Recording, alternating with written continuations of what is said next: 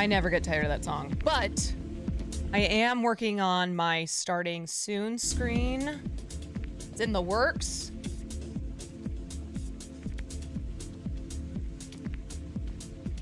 I look tired. I was getting ready for stream and I was about to do my eye makeup and then I just couldn't.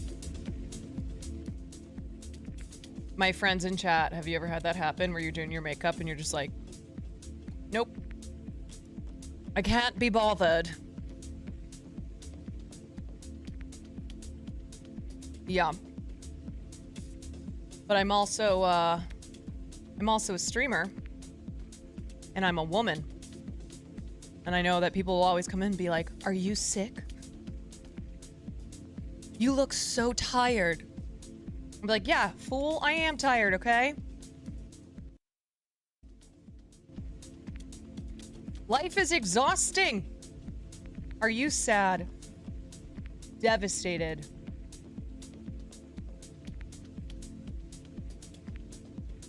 Anyway, I'm working on my starting soon screen. I'm very excited.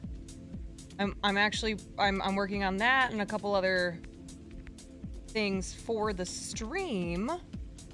It's taken me months. But Matt Stupid Art is a legend and has not given up. Has not given up on me, even when I take 2 weeks to respond. What is Satire? Satire is a clothing company that belongs to a friend of mine and Will's. He's the one who did Will's merch that is the turtleneck that says "Stay Dangerous." His name is Dan. It's supposed to be a play on satire. It's like sad boy stuff. Does Matt make stuff for Will? Yeah, Matt makes stuff for Will, Nessawa. He was working on something for Gremlo. He's all over the place. Hassan.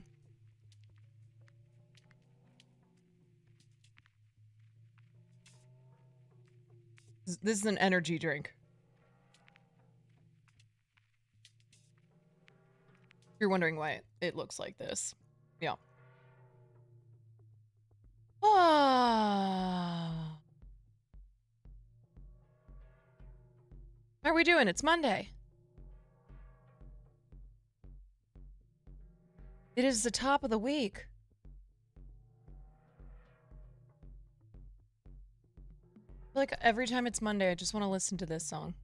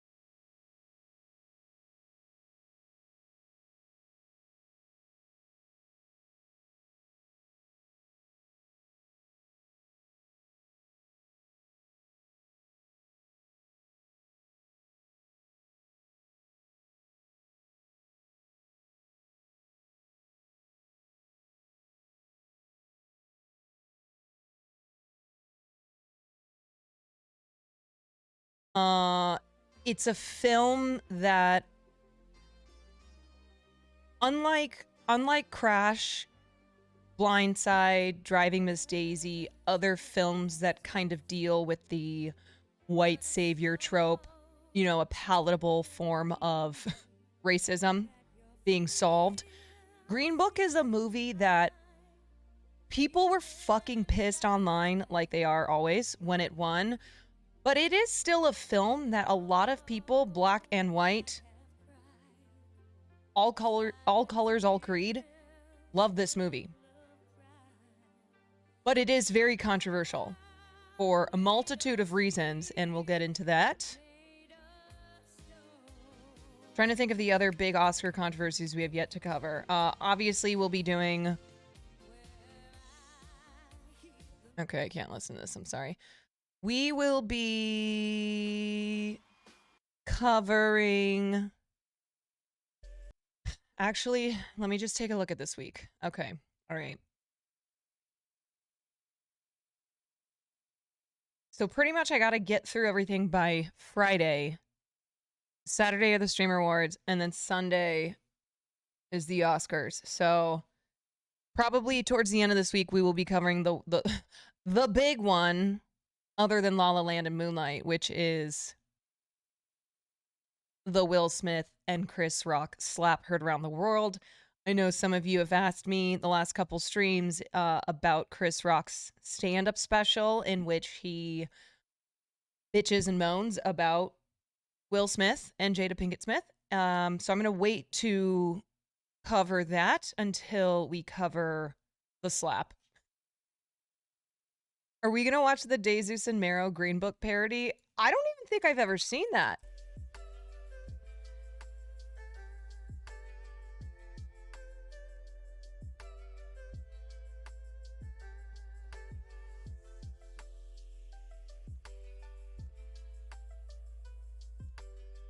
Okay, let me add this to the collection for today.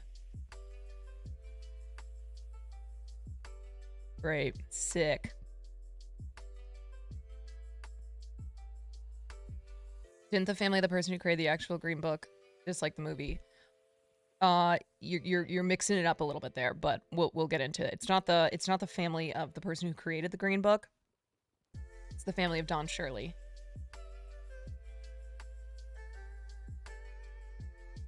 So the person who made the actual Green Book that we know from history from the 50s and 60s was a man named Victor Hugo Green.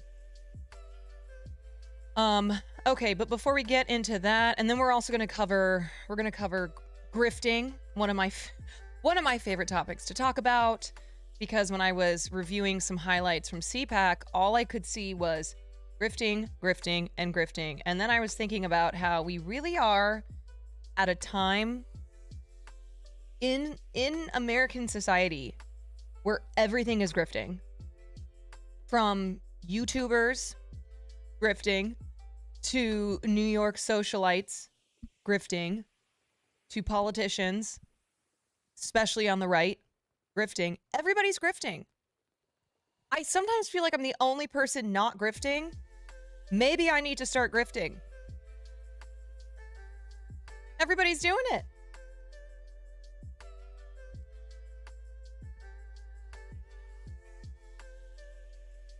No, I haven't really been grifting yet. I mean, I don't know. I'm a streamer now. Does that count as inherently being a grifter? Who's to say? But I haven't actively been grifting. But I look around and everybody's fucking doing it. Every damn day I feel like I see a new story of someone who's just a fucking grifter. Grifting is so hot right now. That is true. Grifting, everybody's doing it. If you're not grifting, what are you even doing? What are you even doing if you're not grifting? Exactly. Okay. Any news in the Twitch world? Oh, Austin Show announced that he's departing from 100 Thieves. And this comes after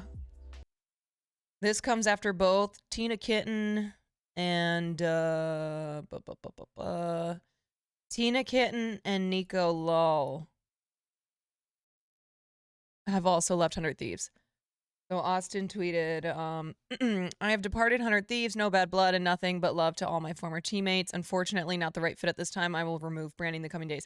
You want to know the crazy thing about this? The crazy thing about both Austin and Tina is that people didn't, Austin and Nico, people didn't even know that they were in 100 Thieves. That is fucking crazy. Name any other org where people would not know that someone was a member of that org. This is not me shitting on 100 Thieves, okay? Obviously, I love 100 Thieves. I have a lot of friends in 100 Thieves. Will's in 100 Thieves. I'm just saying, though, that if people are unaware that creators are part of an org, there's something going on there. Just as far as effectively using creators and content. You know, I think people think Will is in OTK at this point. I didn't know Will was in 100 Thieves till today. Exactly. Will has done so much OTK content in the last couple weeks, with much more to come just in this month alone. And people don't even know what org he's actually in. Denims was saying that they underutilized their talent big time. Yeah, it's unfortunate. I mean, this same thing happened with G4. G4, I don't know if y'all know this. Code Miko was part of G4's talent. Would anybody have ever known that? No.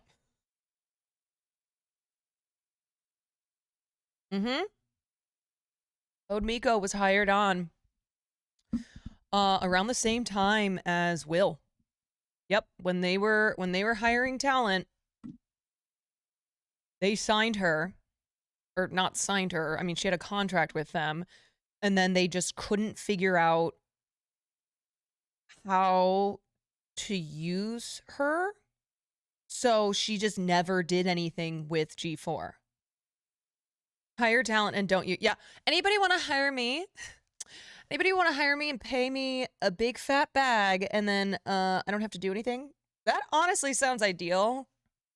As much as I'm trying to advance myself here, you know, get my face and my name and my content out there, I wouldn't mind getting paid a bag and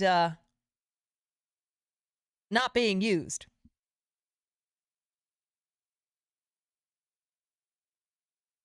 Okay, hold on. I have one hair and something is driving me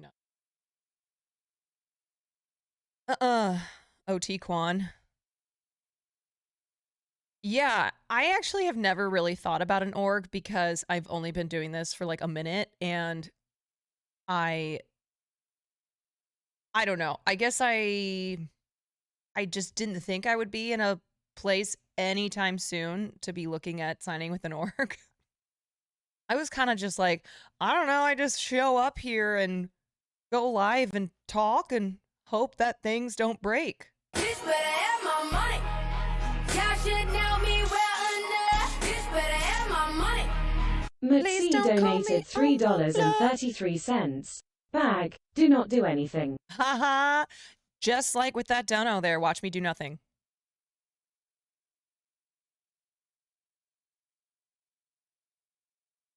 See, it's that easy. Thank you for that dono. For me doing nothing. When did you start streaming? September 2022.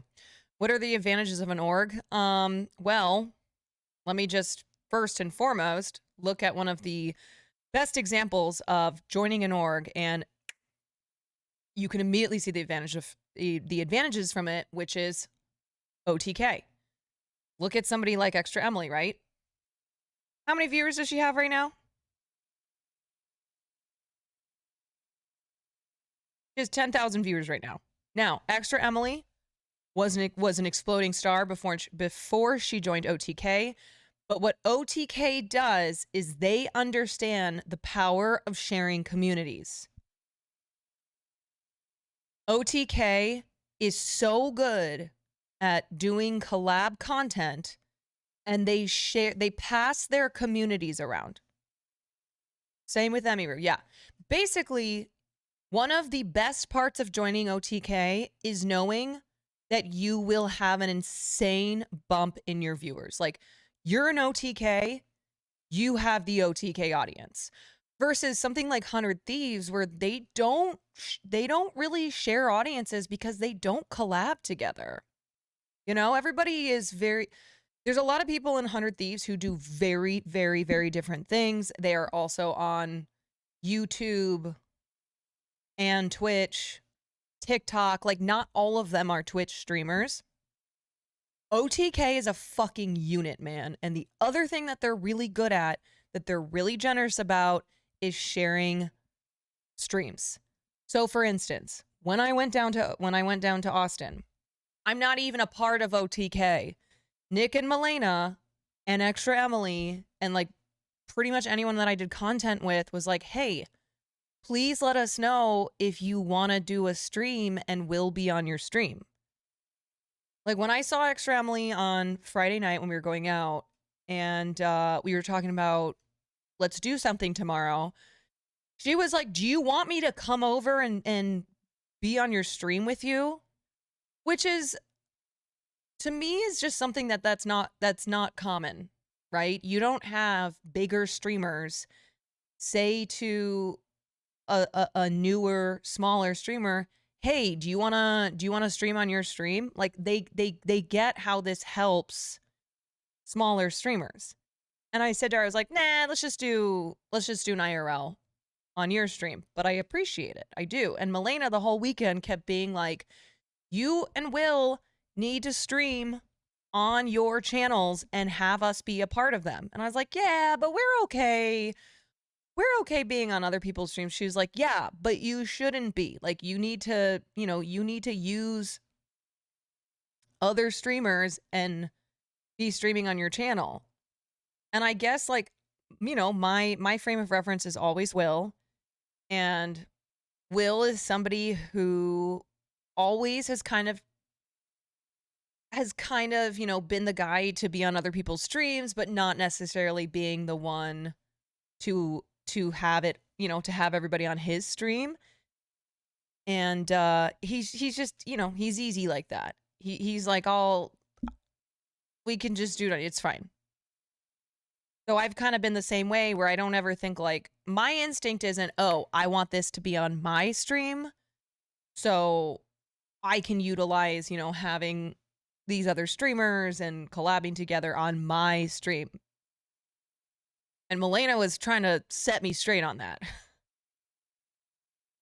Except for the Ren Fair. And the thing about the Ren Fair, he told me, Peach Jars and Seer and all those guys, especially Peach Jars though, they were like, let's put this on your stream. And Will was like, oh, that's, it's okay. We don't have to. Because Will, when they were going to go to the Renaissance Fair, he was like, oh, should we stream this? And they're like, yes, let's do it on your channel. Mm-hmm. And he had 18,000 viewers at his peak. It's amazing. Yeah.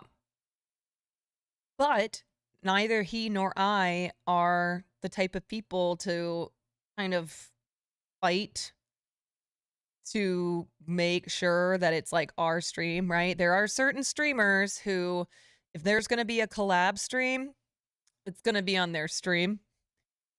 No disrespect. I get it. It's just something where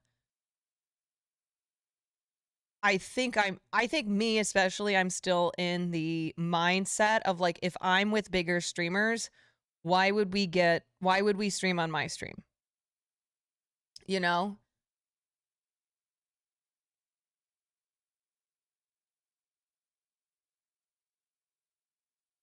She also lent her car during Nick's outfit IRL. She is the best. She is so fucking nice. She said to us, she's like, I wish you had given me more heads up, because I would have made sure that, like, this is the first time we went to Austin a couple weeks ago. She's like, I would have given you a car. I would have said, I was like, oh, it's all good. No worries. And she was like, whatever, I can do to help you guys. Like, please just let me know. It was like, in all fairness, we didn't know we were coming down to Austin until last minute. So next time we come, I will be sure to give you a heads up. But she is an insanely generous person. Mecha Starfighter, thank you for the Prime Gaming. And same with Milena. Like, Milena is very conscious about wanting to make sure that, like, they share they share the love on the streams, right? So she keeps being like, however Nick and I can pay you and Will back. I'm like, you guys do not need to do that. You hosted us. You were so generous to do that, and then and also to have me on your stream. Right? Milena doesn't look at it. Neither Milena or Nick look at it as in like, oh, they owe us for, especially Caroline, for having her on our stream. We did wake up early. That is true. They look at it as like, okay, you guys helped us out. Let us know how we can help you out. Billionaires paying millionaires back. Well, not quite a millionaire yet. I had never even made 6 figures in my life.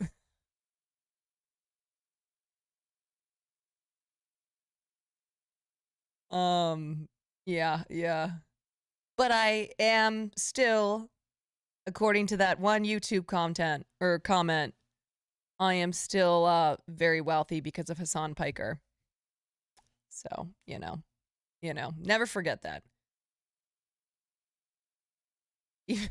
Even when I'm looking at my bank account, I have to remember what I see in front of me is not the truth. Okay? Because the truth is that I am extremely rich. Even if the numbers don't reflect that. Noble Bragg, thank you for the tier 1. Yeah. Have you thought about dating Hassan since he's made you so rich? Why would I date Hassan if he's already made me rich? I already got what I needed.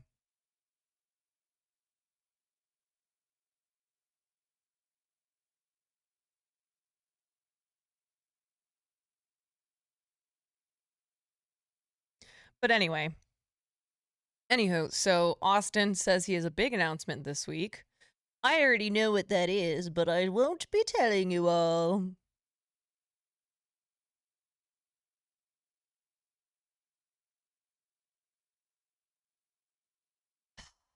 The announcement, actually, I will tell you. We're having a baby. We're having a baby, and then I'm going to give it to Ray to adopt. Because I just saw her tweet that she is going to be adopting. You know what, honestly? If I had a baby, I would just give it to her. I don't think that's really the point of what she was going for, but I think she's like, doing a wonderful thing and adopting a baby who needs a home. I mean, I guess technically that could be my baby, because if I had a baby right now, it'd be out on the streets. I'd be like, okay, well, it's time for you to learn. Sack up. Life's hard. Yeah, people were weird. You guys, here's something that you have to clarify adopting a sibling. Yes. Yes. Here's the thing you have to keep in mind. Of course, the replies were weird. It's Twitter. It's the internet. People were accusing Kaide of faking cancer. There is nothing that people on the internet will not do to be heinous, stupid, awful human beings. Yes. So just always keep that in mind when you see something like this, like Ray tweeting that she and her mom are considering adopting a baby. And you're like, oh, How sweet. Like, what a big decision. And then you see, assholes in the comments. Of course there will be awful people in the comments. They literally accused a 20-year-old girl who is going through chemotherapy because she has cancer of faking cancer for clout. Okay? That is the world that we live in online. People are not normal. I mean, honestly, one of the best tweets of all time that just explains everything is the tweet where the person's like, you can go on Twitter and be like, I love pancakes. And you'll have some motherfucker in the comments being like, well, what about waffles? What's your problem with waffles, asshole? Cancel. Yes, I want to clarify. Ray does not have cancer. Ray tweeted about adopting a baby, which would be her sibling and her mother would raise and she would financially support. Kaide, sadly, has leukemia. Yet you had people on both sides, people, not both sides, people in both situations who were saying horrible things because people will always say horrible things. Truly, you could go online and tweet anything. You could go say anything. Okay? Anything. I just saw a TikTok of this white woman who has alopecia. And she has been searching for ways to do her hair. She has a very rare form of alopecia where her hair, she lost her hair. It's very short and it turned gray. She's darling. She's hilarious. I really love her style of humor because that is a hard thing to deal with as an adult, to develop alopecia and as an adult go, okay, this is my hair situation. How do I fix it? Anyway, she posted a TikTok where she talked about this influencer named like Bald-Headed Queen or something. She praised her and said, I'm going to try out this style for my own hair that she does for her hair, and it looks so gorgeous. She goes, wish me luck. She tries out this style. It does not work. She's very self-deprecating and lovely and hilarious and by no means is being offensive. And yet people took to Twitter to mock this woman. And then even when they found out that she had alopecia, we're like, so she just wants what? Pathetic pity points? It's like, how did we get here? Why are we like this? Oh my God. Okay? This is being online. People are fucking mean because they have nothing else to do. And being online can be awesome, and then so often it can just suck ass. Okay? It is just you know what it is? It's amazing because in real life, I genuinely believe this. People don't act the same way that they do online. People are assholes in real life still, but it's like this hunger, this masturbatory need to just shit on the most innocent things, to be a contrarian.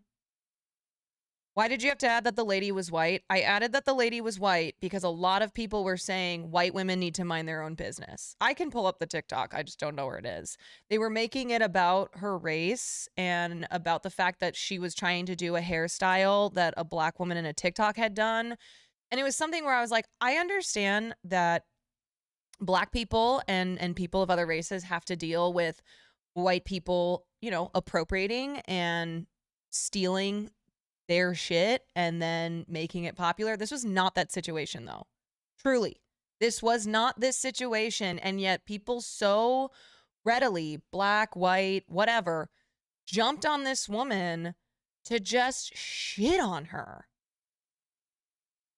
And it really was like, why do we have to be so fucking mean all the time, man? There are situations, of course, where like this type of, gotcha is appropriate. This type of calling out is appropriate, but not in every situation. It was so unnecessary. Exactly.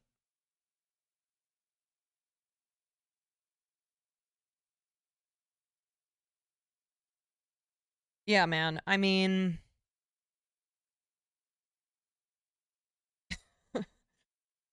it's so anyway. Anywho, it always sucks when I see somebody like Ray, who is so well-intentioned always and so conscious, tweet something like this and then tweet out that she cannot believe the vitriol she's received for this. Like, she genuinely is so surprised to see people react this way. And I don't know. I'm not surprised. I'm really not. I genuinely figure now anything I tweet, doesn't matter what the fuck it is, there are going to be awful people saying awful things. And I don't even know if these people are actually inherently awful or they're just online saying awful things. Like I said, in real life, if we were having a conversation, there's no way they would respond the way that they do online. Some people would. Some people are just horrible. I mean, before you tweet, you have to think of the craziest scenario that people will get angry about. Yes. Like I said, always go back to the I love pancakes tweet. I love pancakes. Well, what about waffles? You fucking dick.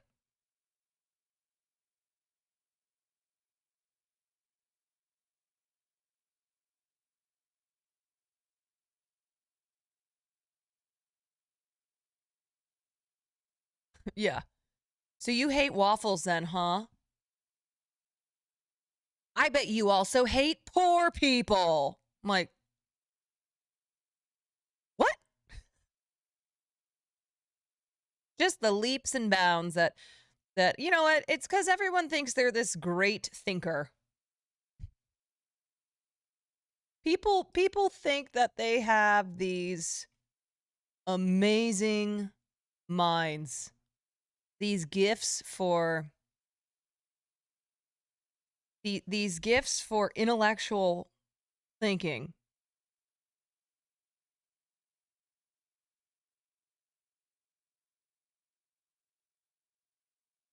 Yeah. So anyway, I mean, listen, I will continue to remain online because it is an important part of what I do now as a content creator. I mean, how would you guys know that I'm going live unless I tweet it 15 minutes before? But it definitely is something where I have reevaluated my relationship with social media and with Twitter in particular. And, it is what it is. Quinfart wave. Undead Houseplant, thank you for the 3 months.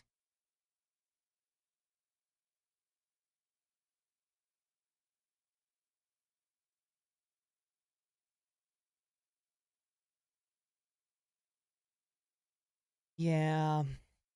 Everybody's got a pulpit now.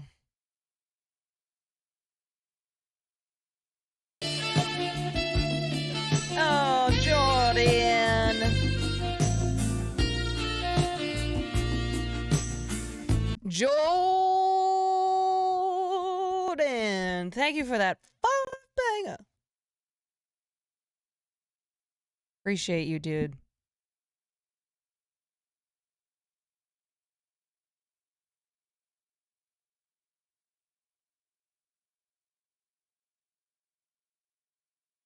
Wait, I came in late. Is there a Twitter war? No, it's not a Twitter war. It's just the responses to Valkyrie's tweet about adopting a baby with her mother, which, yes, and I think she acknowledged the wording was a little confusing. She did acknowledge that, but it was pretty clear from the rest of the tweet, at least to me. We were talking about that, and then I was like, guys, listen, people accused Kaide of lying about having leukemia. They'll do anything, okay? The people will always say horrible things, no matter what it's in response to. Yes, and we've talked about this, the lack of media literacy, right? 100%. Makes people more reactionary and aggro instead of genuinely open to discussions. Yes, yes, yes. Yes, people are afraid of looking dumb, so they double down. And then it's this thing where, like, if you own up to being wrong online, then it's like you're never allowed to say anything ever again. Because people will always post that. Oh, this just got blurry. People will always pull up you doing the correct thing, which is owning up to something if you were incorrect, right? Happens all the time. We can't all be correct about things 100% of the time. You know, a lot of times we are being reactionary. A lot of times we are just reiterating what we saw somebody else say without actually doing any of our own research or critical thinking. So when a situation arises where, you know, you have to put your ego aside and accept that you were incorrect in this situation, if you own up to that, then it's like you will forever have that used against you. So I kind of get why sometimes people won't admit to being wrong, right? Because there's no room for error online at all. It is how it is. Like if I were to retract something that I said, right? Which I'm sure I've said incorrect shit. I were to retract something, especially if it were something particularly bad, right? And I went, okay, I'm sorry. I was misinformed. I fucked up. That was my bad. I swear to you that if I ever like had another controversial opinion or tweeted something that caused this fighting in the comments, somebody would screenshot and be like, you don't know what the fuck you're talking about. You're a stupid bitch. Like, this is just how it goes. So that's why people double down, they triple down, they don't, there's not really an incentive to own up to being wrong. Everybody's just got to be right all the time.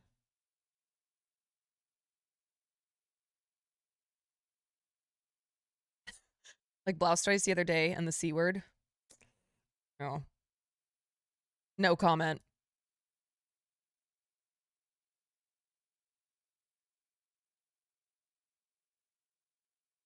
Right-wing grift is just people refusing to be wrong. Yes, 100%. I talked about this yesterday yesterday, whenever I was talking about Michael Knowles, I was like, listen, the reason that people on the right always say, debate me, bro. Debate me, bro. Come on my show, debate me, is because they know that they will always win. Right? Because they just say whatever the fuck they want to say. They make things up. All of the ideas and the ideologies on the right are just made up and based on bullshit facts. Because they don't care. They don't care. And you know, and then these are things that get recycled onto Twitter. And the other problem too, here's the other problem. not a lot of people are equipped with the knowledge and the skill set to accurately debate somebody online. And I'm talking about a lot of people on the left, right? And so what happens is that people on the right, they say something heinous or, just some made up shit, and then people who disagree with them online, but oftentimes it's not necessarily well handled, so nothing good comes from it. I mean, this was one of the problems with when Kanye was saying all of that, all that racist crazy shit he was saying, and when he was going on certain shows like Drink Champs, I think that's the one that he went on, they were not equipped to handle pushing back and refuting the things that he was saying.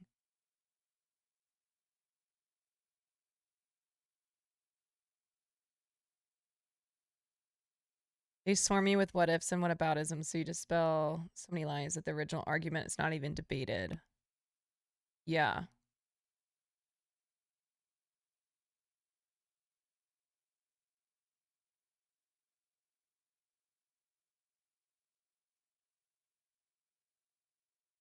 McDonald's or Burger King? McDonald's. McDonald's. Although I will say, Wendy's spicy nugs are where it's at.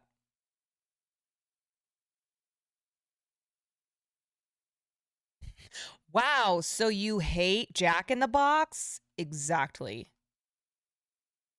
I'm glad you picked up on that. I think the other thing too with being online is that sometimes people who are well-intentioned need to be conscious about stepping aside and letting somebody who's actually who actually is better skilled at handling debating online, refuting, lies and right-wing bullshit talking points. You need to step aside sometimes and let those people handle it. And I think what happens is people know that you can tweet certain things and you'll get a hit tweet out of it. You'll get likes. It's like a shot of dopamine to your system, right? You tweet something to, in response to, I don't know, like Michael Knowles, for instance, or anything that transphobes have been saying. And oftentimes, if it goes viral, which likelihood is good these days, there can be oftentimes, sometimes there are instances where it actually makes things worse when it's somebody who probably shouldn't have been the one to tweet that in the first place. Like, there are people on Twitter who I entrust with the viral tweets, right? Responding to something that someone on, some racist, transphobe, whatever, something that they said. There are certain people online who I always know, okay, they will have a really good response to this, and one that will actually be more beneficial than harmful, versus other people who you can tell, like, the intention is good, but it does kind of seem like maybe they're just doing this for likes, and they're not actually the best person for the job.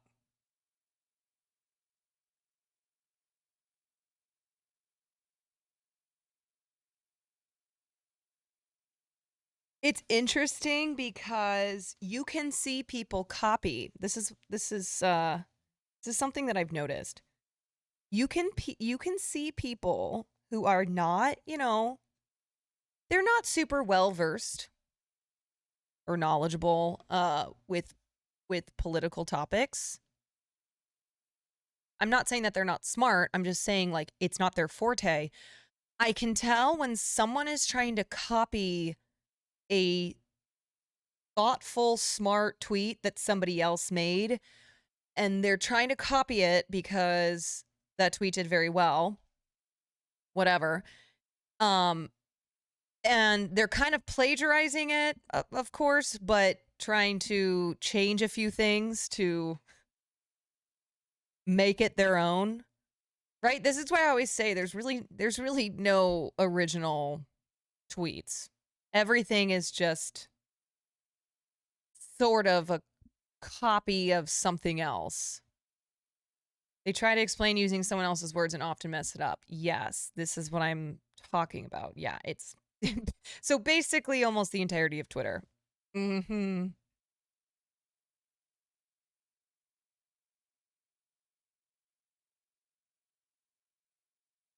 And that's why on certain topics, even if I am like, I need to say something. Okay, everybody's saying something. I need to say something.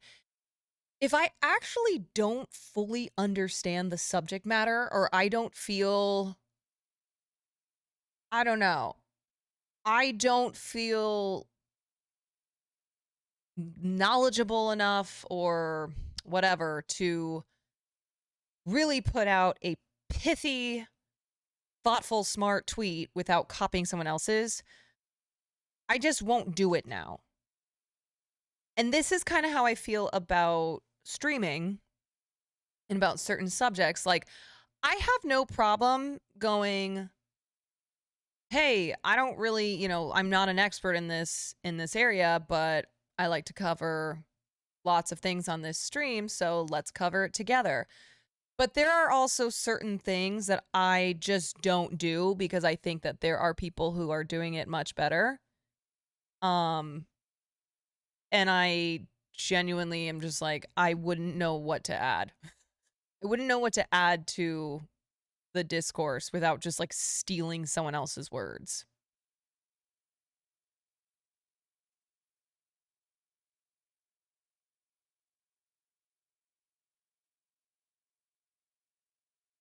Okay, we've got a Swift update.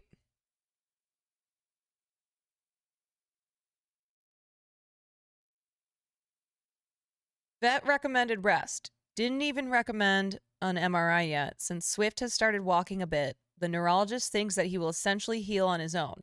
The same you do if you slip a disc. So baby boy is chilling for the next 4 to 6 weeks. If it gets worse, then it's MRI time. This is good news.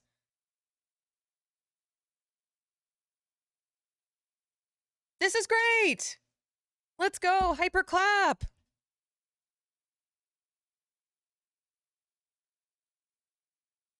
Amazing. It's a Christmas miracle. Little baby. You guys, yesterday I really needed to ask Cutie something, but I started to text her and I'm like, I can't. I don't want to ask her my stupid question. Not when she's dealing with this. I don't want to be like, "Hey, sorry to bug you when you are currently in the middle of, you know, probably feeling extremely devastated and nonstop crying about your precious baby. But can you answer my question? What's your favorite color?" No, I was gonna, so we had to pick seats for the streamer awards. And basically she tweeted out, if you did not pick your seats by Sunday night, she was gonna pick for you. And I just know Will Neff enough, well enough by now to know that he will not do these things. So I was trying to pick our seats for us. It's so stupid. I couldn't.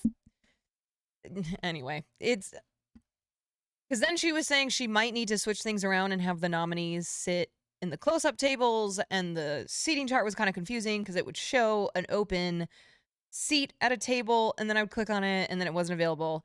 It was dumb, and I was just worried because I wanted to.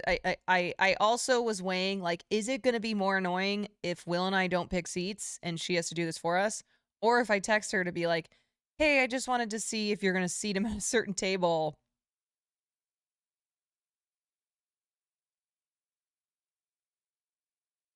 Wait, she seated you two across the floor?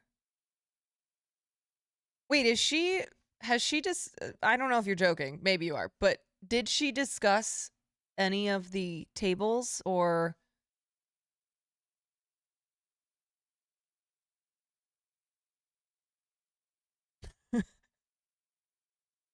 Talked to Melania, she was talking about this earlier. Yeah, I just found a random table with 2 open seats at it. Because I want to make sure that we were sitting next to each other, of course. So I don't know. It was a non thing, and I basically was like, you know what? She's got so much on her plate. I don't want to be annoying. Sure.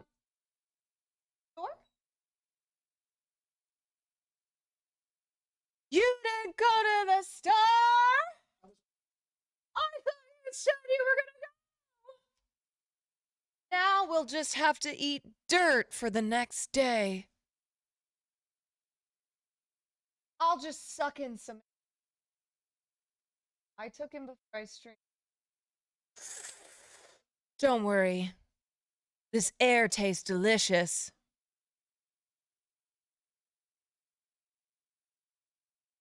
Deadbeat dad. The deadbeat dad continues. I'll just,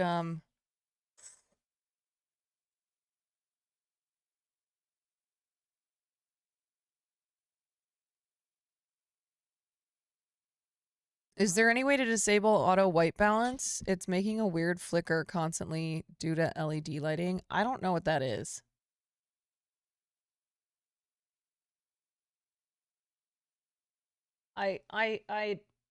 Those are words that I don't know.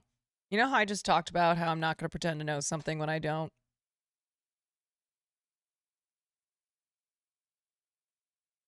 Wow.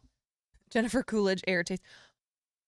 God, this air, it really tastes amazing, you know? Yeah, if you just kind of, you just kind of suck it in. Yeah, you can feel pretty full. The Curdle Shift Escape. Curdle Shift Escape. What's that going to do? Oh, Task Manager? Probably the lamp in the back. Here, I'll do this.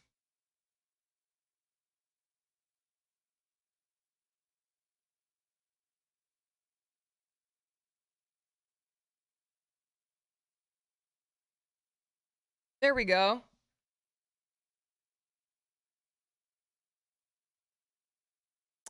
Yeah, I know. I can't help but to say curdle when I when someone types CTRL control, my brain reads it as curdle.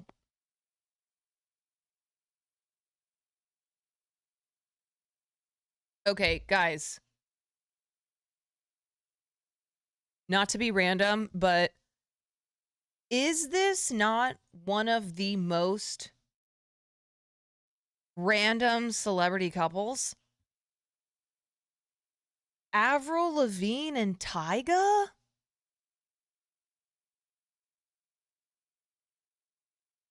What the fuck? Like, how did this happen?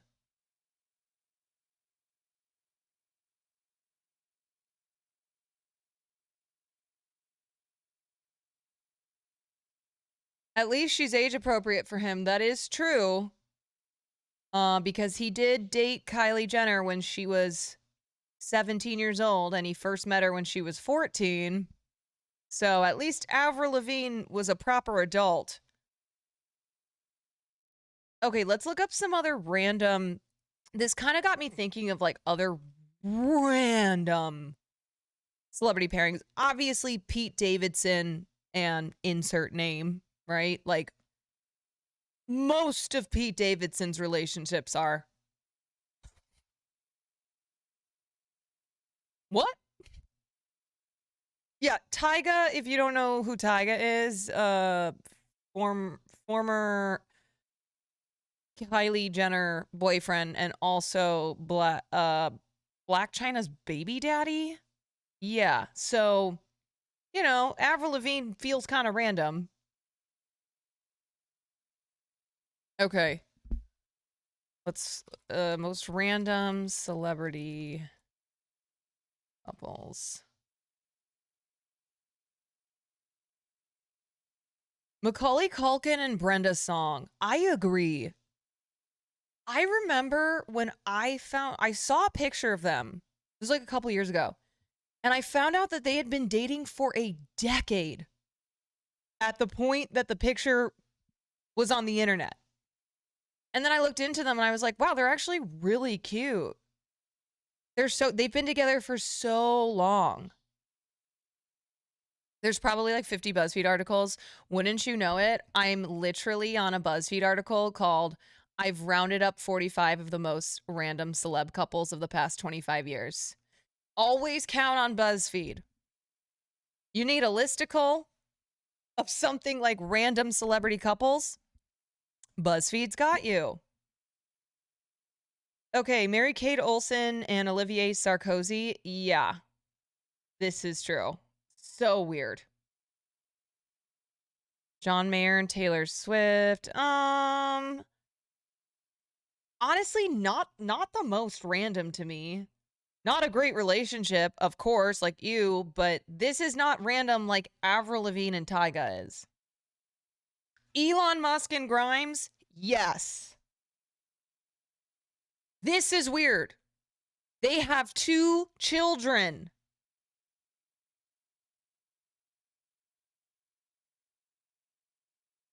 I never understood.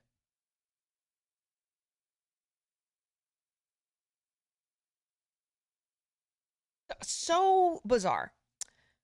Jennifer Aniston and Tate Donovan? No, I don't know. Whatever.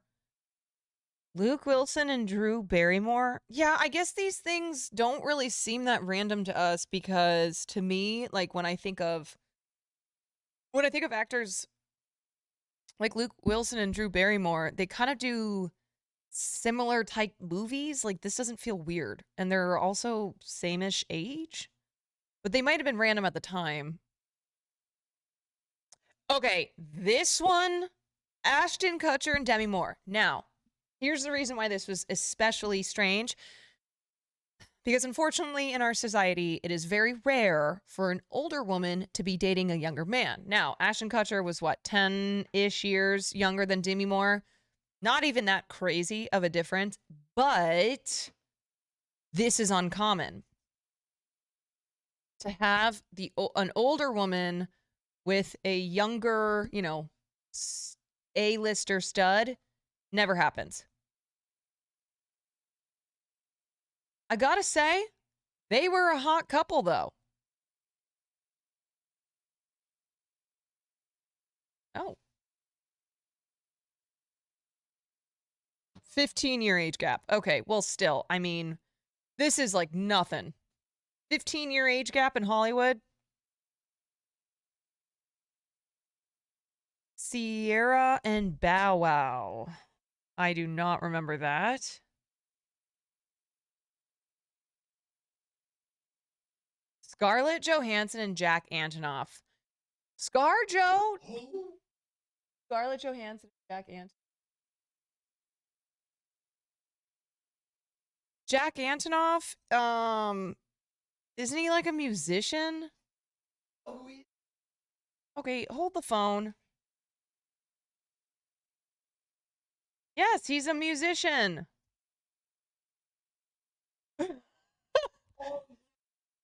He is.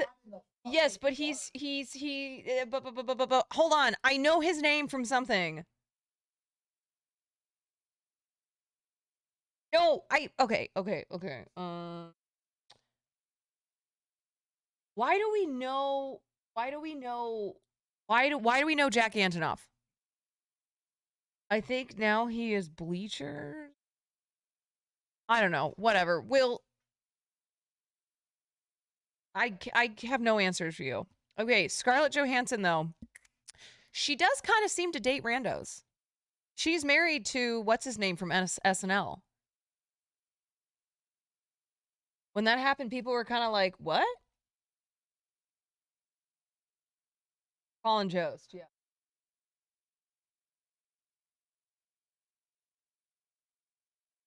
John Mayer and Jessica Simpson, another John Mayer relationship. Why is his head like 5 times the size of hers? 50 Cent and Vivica A. Fox. I feel like I vaguely remember this.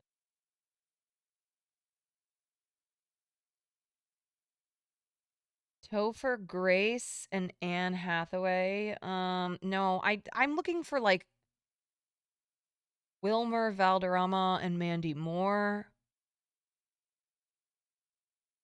I mean, they were both 90s stars.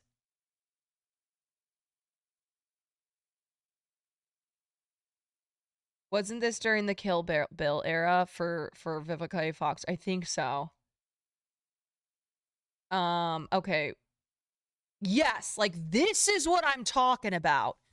Janet Jackson and Matthew McConaughey. That to me is random as fuck. Yeah. Janet Jackson and Matthew McConaughey. This is prime random celebrity couple. Taylor Swift and Tom Hiddleston. Agreed. I think of all Taylor Swift's relationships, her relationship with Tom Hiddleston is the strangest. I don't know who this is. Derek Whibley? Je ne sais pas. Megan Fox and David Gallagher of Seventh Heaven. Okay. I don't remember that. Wait, this guy was Avril Lavigne's husband? Oh, okay. This is Avril's ex. Will Smith, Margot Robbie. Now, remember, that's all allegedly, and it's not a relationship like that was public. That was supposedly an affair that they were having on the set of Focus. Because, of course, Will Smith has been married to Jada Pinkett Smith for, 2.5 decades at this point. So there was a rumor that when they did the movie Focus together, allegedly, Will Smith and Margot Robbie were having an affair. Now, yes, Jada and Will have a open marriage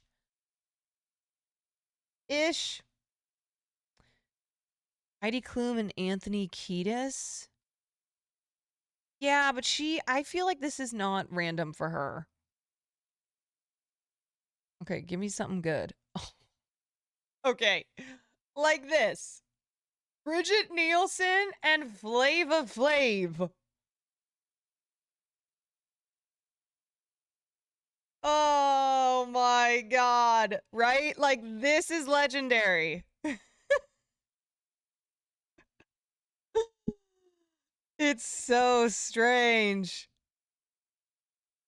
I mean, Flava Flav with really anybody. But my god. Didn't this play out on reality TV? Yeah, I think so. Flavor of Love React arc when? Oh man. I feel like there are so many things in that would be TOS. I don't know. We'd have to check. Hillary Duff and Joel Madden. You know who I always found random was which isn't Cameron Diaz married to one of the Madden brothers? I think she's married to so Nicole Richie is married to one of them, and then Cameron Diaz is married to the other. I always thought Cameron Diaz and the Madden, one of the Maddens, is so random.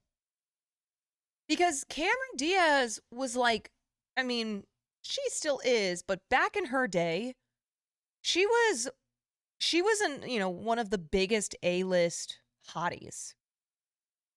And it just felt kind of random that she was dating Joel Madden or whichever Madden. Benji. Yeah. Jessica Biel and Chris Evans. No, here's what's stranger. Chris Evans and Jenny Slate. Personally, I liked it. But the Jenny Slate Chris Evans relationship was one that had people up in arms. They couldn't believe that Captain America would date someone who they did not deem a supermodel. They were like, Chris Evans should be with a supermodel. Jenny Slate is amazing.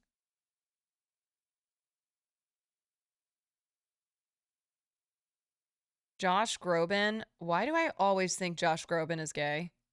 And January Jones. Josh Groban is somebody who I have to remind myself he is not part of the LGBTQIA. You know Josh Groban.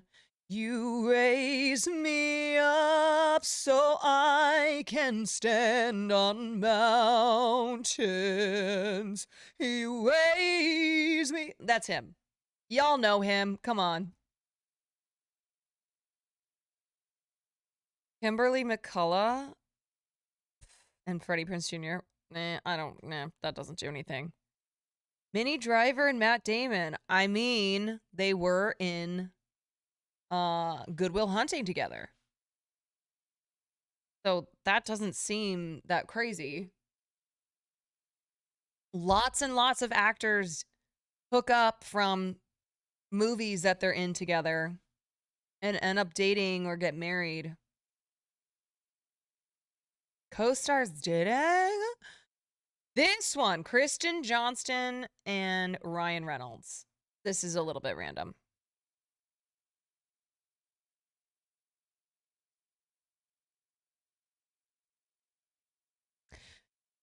Oh my God. I fucking forgot about Kim K and Nick Cannon. Also, Nick Cannon and Mariah Carey.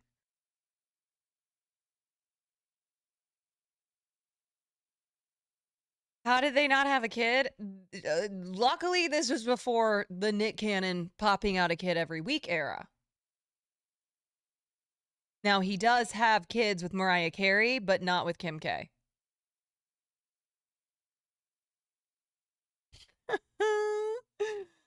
Oh, Kimberly. Aubrey Plaza and Michael Cera. I mean, I guess both of their thing is like,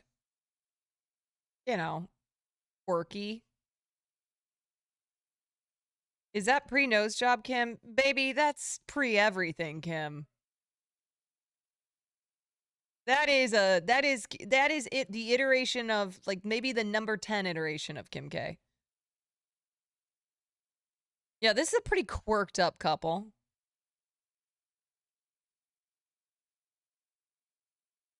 Okay, Cameron Diaz and Alex Rodriguez. Nah, not. I feel like that's not that random. Carmen Electra and Fred Durst. Yes. This one was strange. I mean, it is kind of her vibe, but she is... during this... Carmen Electra, during the primetime Carmen Electra era, was so fucking hot. It is very MTV though. Yeah. Oh, I mean, Joe Jonas has dated like a million people.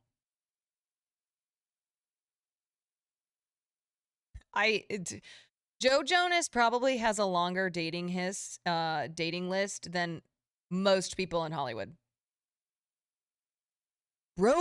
Oh, you guys. Okay. Yes. Yes. I remember when I found this out because one night a couple years ago, this was when Brody Jenner and his wife, there were like all these cheating rumors that he had cheated on her and then she hooked up on a boat with Miley Cyrus. There was all this shit going on. One night I see Brody Jenner come into the club with Avril Lavigne. And I'm a huge Avril Lavigne fan. First concert I ever went to when I was a kid. And I turned to one of my friends who was working with me and I'm like, that seems random. And she goes, no. They used to date. I think they're hooking up again. And that was how I found out about the history of Brody Jenner and Avril Lavigne and punk princess Avril Lavigne. Laura Dern and Billy Bob Thornton. I don't remember this. I do remember Billy Bob Thornton and Angelina Jolie because who could forget? Justin Bartha and Ashley Olsen. Ellie Goulding and Skrillex. Honestly, it kind of makes sense. Zoe Kravitz and Penn Badgley. Yeah, that's a little weird. So I don't remember this. Hey, I mean, I'm trying to remember if this was before or after Blake Lively. They both look like they need sleep. This was certainly before Zoe Kravitz had all the fat sucked out of her face. Common and Serena Williams. I remember this. Listen, Common knew what was up.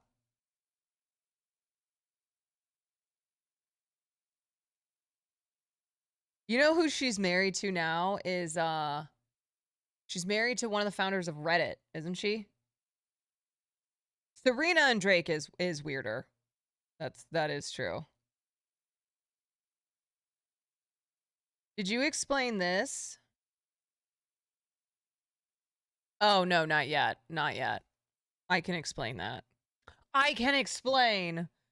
Michael Sheen and Rachel McAdams. I have always had this feeling that Michael Sheen is secretly a baddie.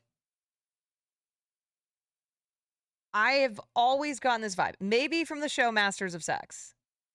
But he kind of gives me this vibe that he pulls babes. Yeah. He dated Kate Beckinsale. He dated Rachel McAdams. There's just something about him that gives me that energy. He fucks for sure. That's what I'm saying. That is what I'm saying.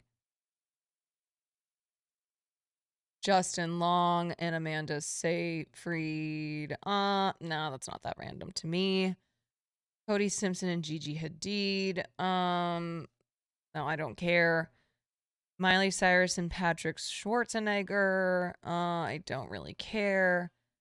Jared Leto and Cam Diaz. I mean, based on what we know of her dating history, I guess it's not that random. Kind of seems to be her type. Like emo white dude. Steve-O and Kat Von D.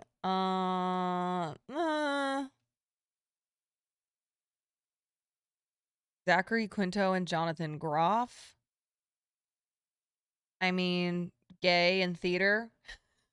I don't know. That's not random. That makes fucking sense. Sophia Richie and Justin Bieber. No, I would like to put in instead Sophia Richie and Scott Disick. Because Sophia Richie was like 18 years old and Scott Disick was in his 40s. All right? Sophia Richie and Justin Bieber, it's not weird to me. Sophia Richie, 18 years old, And Scott Disick, fresh off his divorce from Kourtney Kardashian, yeah, he's a fucking creep.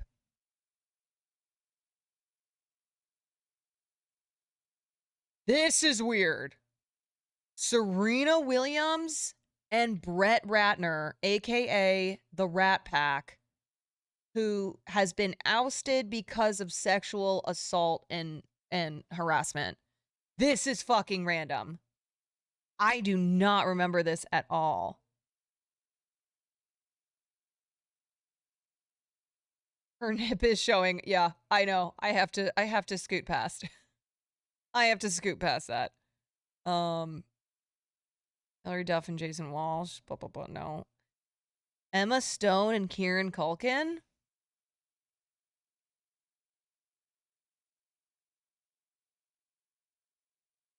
Yeah, I guess that's weird.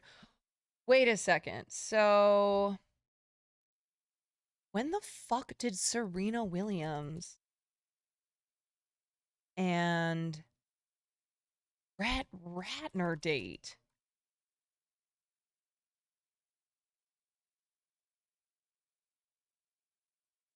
They dated from March 2004 to August 2005. Okay, let's see.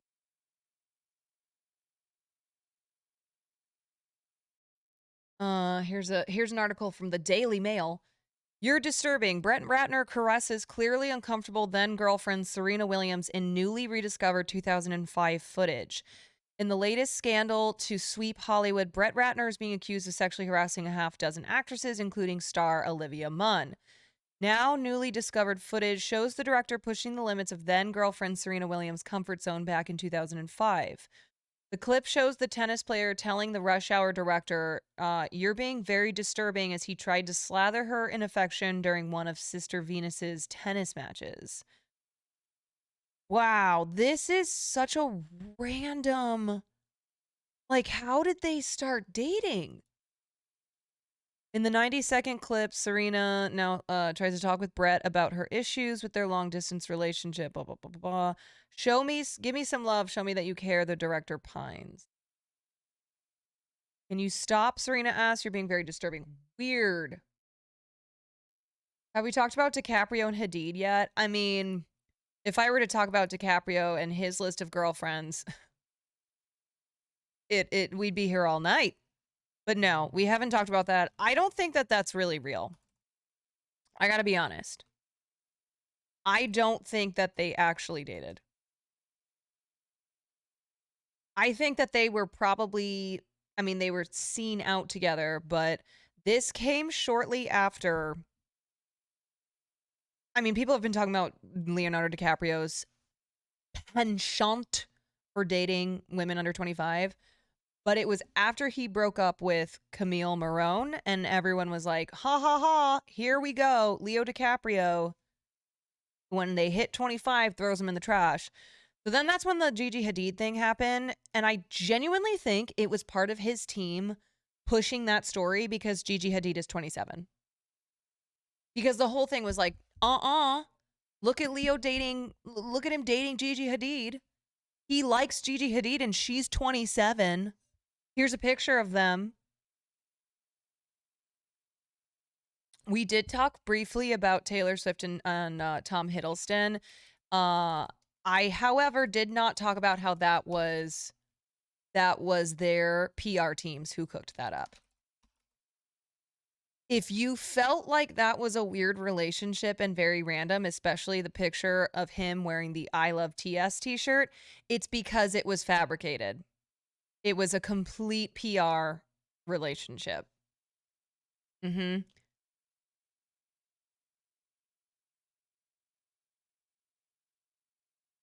Wow, old washed up Gigi Hadid at 27. You know it.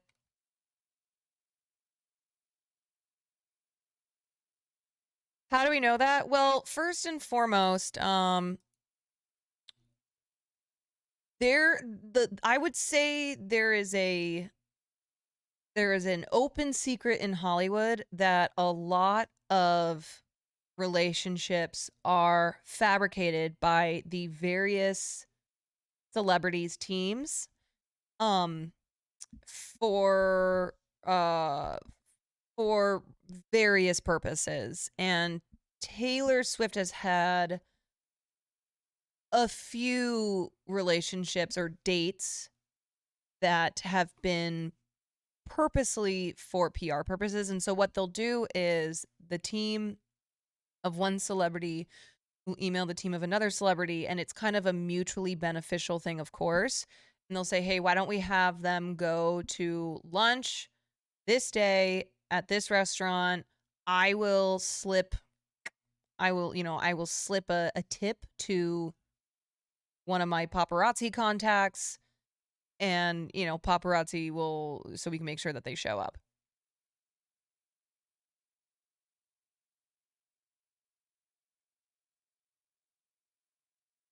Do you have the Spike Lee reaction to Green Book winning? Yes, we're gonna get into Green Book in just a sec. There's like no evidence that Leo and Gigi. Yeah, a lot of these things are just, a picture is snapped and then the celebrity, one or both of the celebrities in question, their team will push out this narrative for one reason or another. I mean, you guys, the Kardashians literally have their own they have their private paparazzi. They have their own paparazzi, and that is why so often when you see pictures of the Kardashian Jenners, they are almost perfectly curated paparazzi pics, because Kris Jenner literally has her own paparazzi team on standby. So that's why you look at most paparazzi pics of the Kardashians and Jenners, and they look like prepared for them.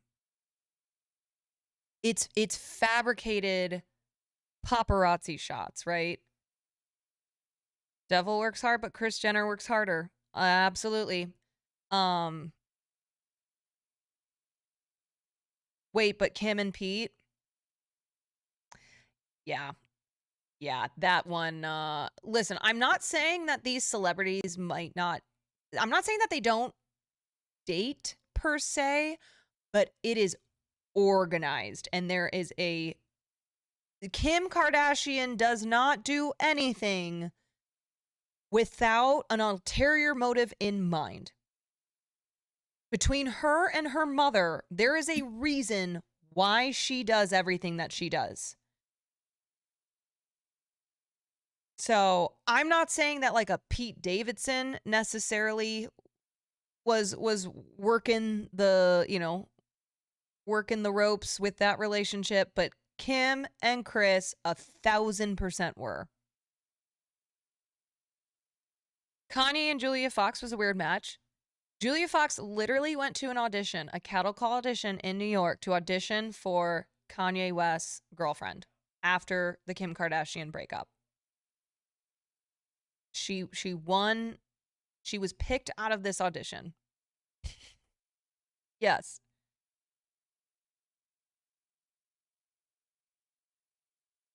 Pete is Hollywood PR's boyfriend. Absolutely. Absolutely. I mean,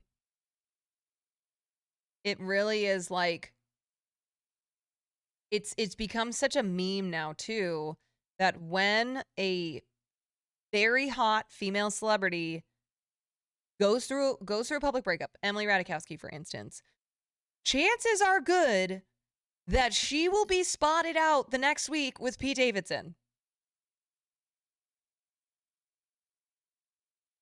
Didn't she say she dated him to make sure Kim would have peace? I gotta be real. Julia Fox is very entertaining. She does some things that are crazy and weird, and I do admire her for that. Everything that she said around that relationship is just fake. It's bullshit. It was not a real relationship. She didn't date Kanye West to give Kim Kardashian peace. No. It was not a real relationship.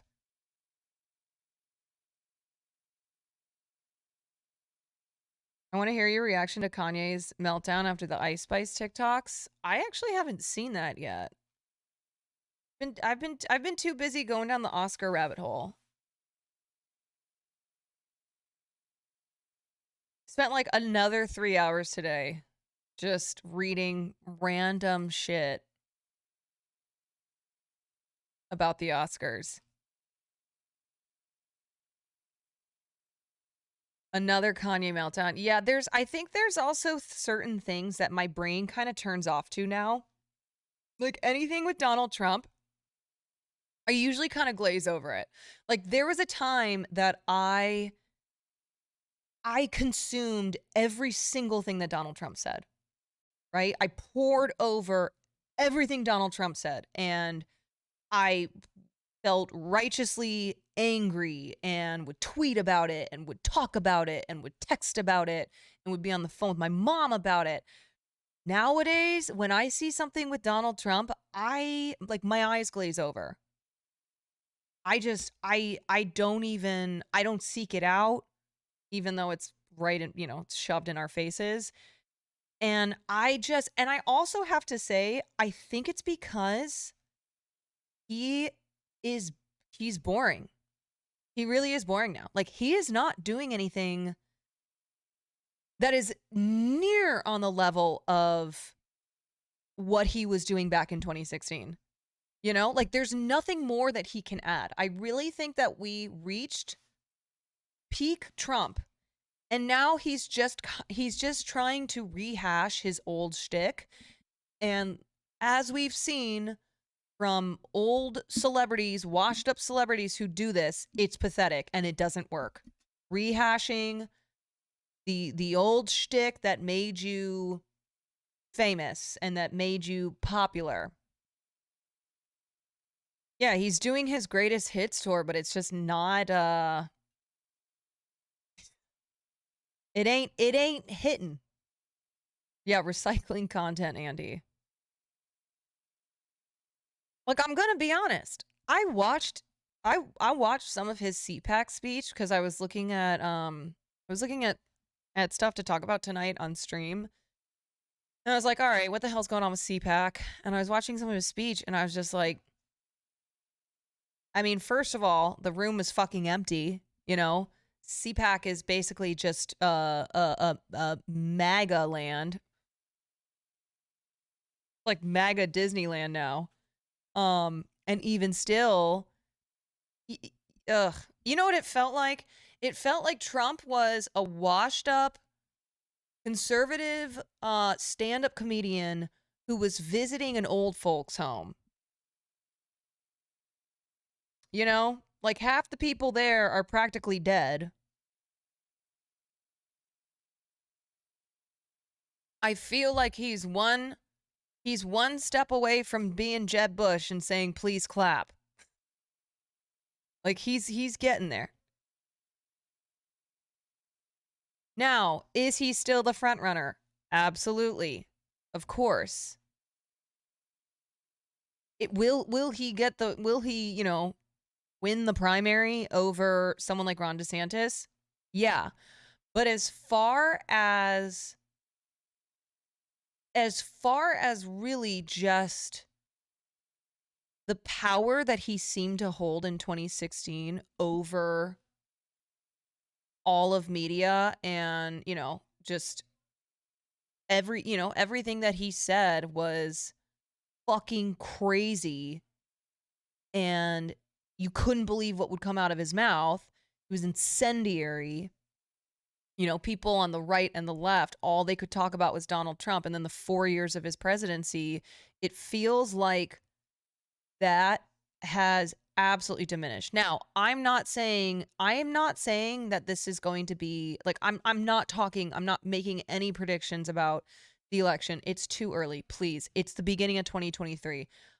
I'm sparing us all. All I'm saying is that when I have seen him speak, or when I see him, when he's trending online, it's usually bad and very pathetic. I mean, his whole NFT thing, like, this is what I'm talking about. They're all just so caught up in grifting now, and it's so it's so obvious too. Like I was watching Kimberly Guilfoyle and Don Trump Jr. at CPAC, and like all they're doing is grifting. Talking about My Pillow because they make money from it. Like it's so fucking tacky and lame, and it just, I don't know. It's so boring.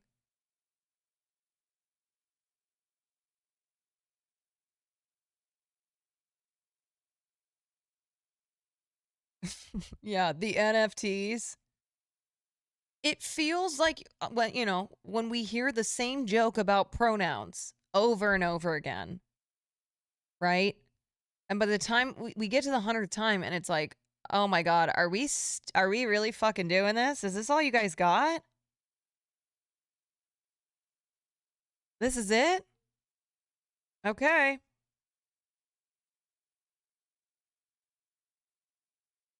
All right. You know, and they're doing it in front of a room of like 20 old white people with blinged out jackets that say MAGA.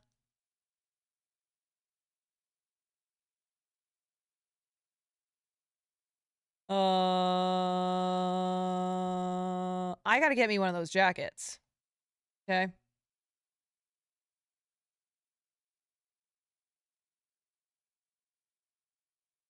My pronouns are kiss my ass. But anyway, we'll watch some some highlights from CPAC later. But before that, we are going to get into the Oscar controversy of the night of tonight's stream, which is Green Book. But I have to pee. So hold, please.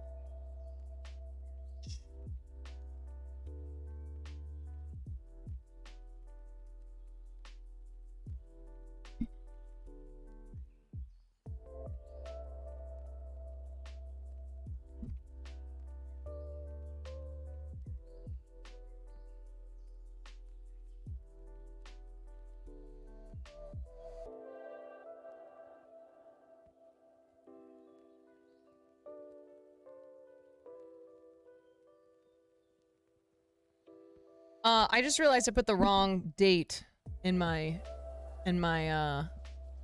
stream heading. I was thinking of 2017, which was La La Land and Moonlight, because we covered that yesterday. Green Book won in 2019. So, let's talk about what happened. All right, let me turn this off.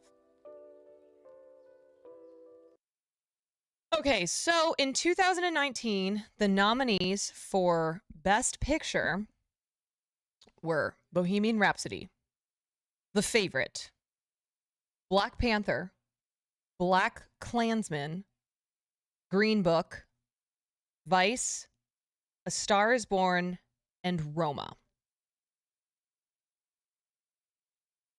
If it were up to me, I would have picked The Favorite. Favorite should have won.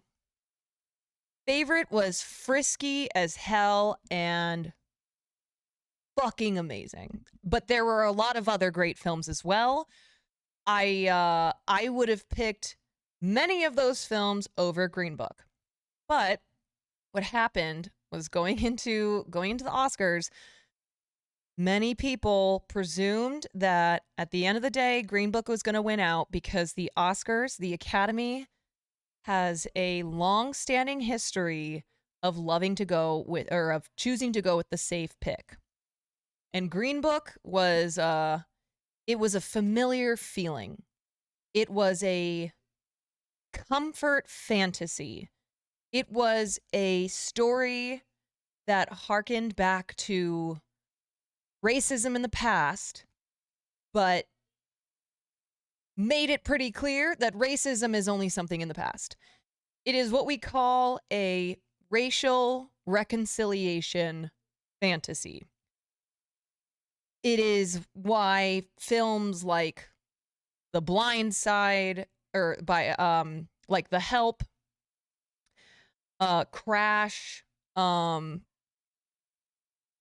Miss Daisy, these are all films that deal with a comfortable, palatable look at racism. Oftentimes they are period pieces, which again gives off this impression that racism is something that happened in the past, in the 50s, in the 60s, but it's not really something that exists today.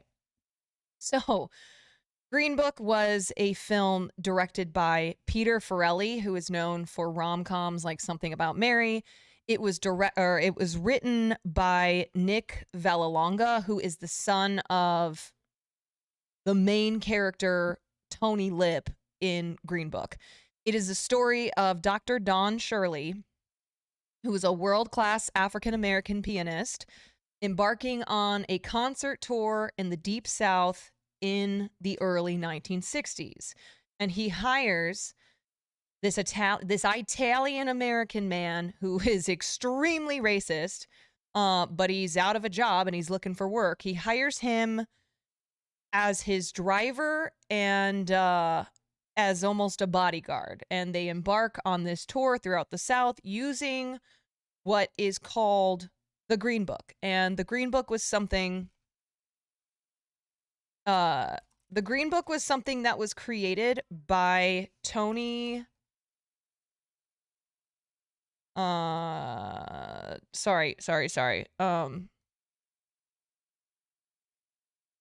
I am blanking on his Victor Hugo Green. Victor Hugo Green created the Green Book as a guide to allow African Americans to safely take road trips throughout the South. And it was a book that dictated gas stations, restaurants, and other places that, you would need to stop at on a road trip that were safe for Black people to go to. So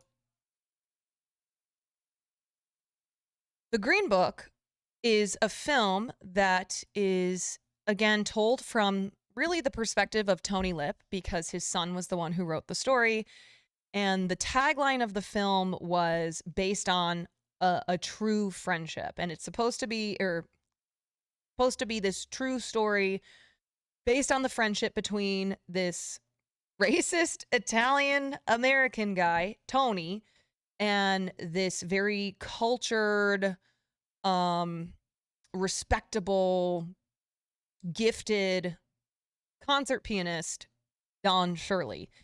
And throughout their road trip, the two learn the meaning of friendship, and Tony teaches Don how to be Black and do things like eat fried chicken, and Don teaches Tony that he can have Black friends.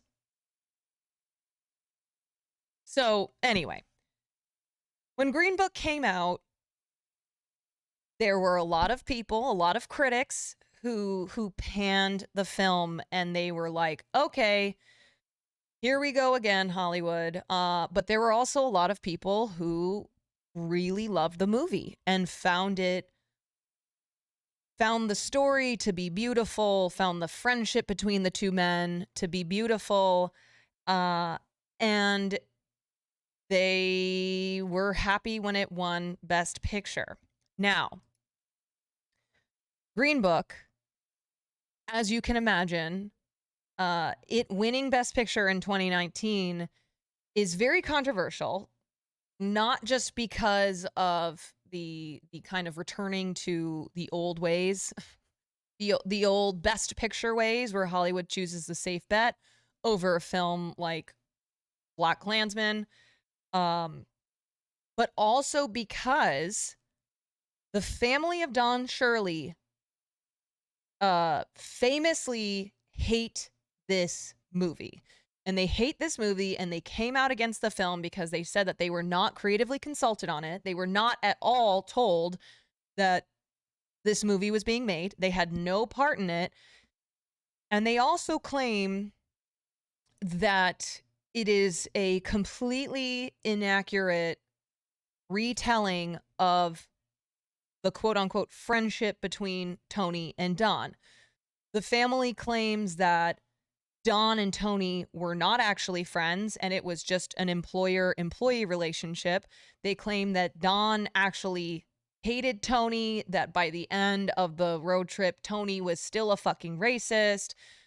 They basically said that the film was made on a bed of lies and did a disservice to Don. And also the film, it explores Don's character as somebody who is estranged from his family and who is estranged from the Black community in general, and it did not sit well with Don Shirley's family. Tony, or Nick Vallelonga, who is the son of Tony Lip, he fought back against this, as did, Mahershala Ali, who played Don Shirley, and as have people who have done a deep dive on the controversy of Green Book. And Nick Vallelonga claims that Don Shirley was estranged from his family. He specifically, when Nick was gathering stories and starting to think about turning his father and Don's story into a movie one day, Don Shirley specifically said, "Only consult me and Tony. Do not talk to my family. I want them to have no part of this story being told, and also do not make this movie until I'm dead." This is according to Nick Vallelonga, to refute the anger that Don Shirley's family has had. So people who are fans of Green Book, either because they were a part of making this film or because they are, the historians who have done their research on this controversy, they claim that Don Shirley's family, some of whom never even saw the film, which is true, were upset about this movie because they did not receive any, they didn't receive a financial cut from it. All right, so this is a long-standing fight. Okay, so let's take a look at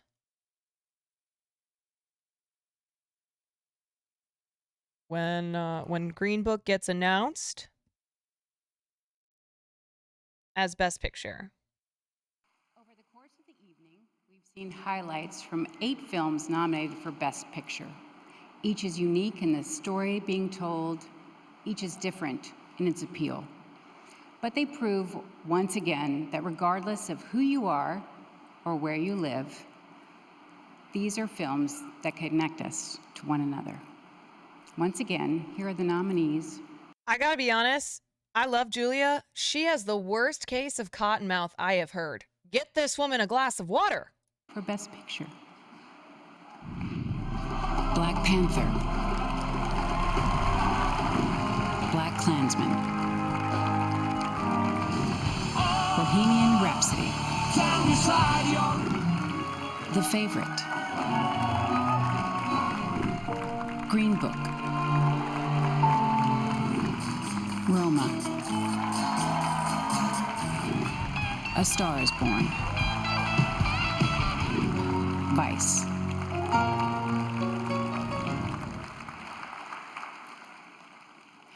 Oh, and the Oscar goes to Green Book.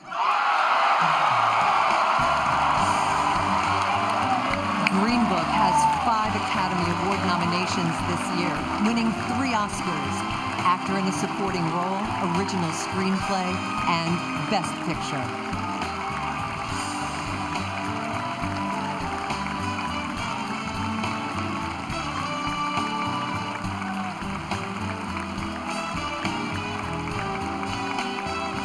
So there's something very telling when you look at everybody who's up on stage.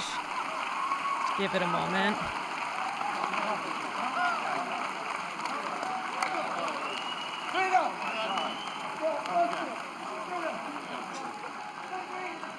Aloha. And thank you to the members of the Academy. Okay, so there's always something a little off when a movie about race relations in the South, especially, right, is being told by a team of white people.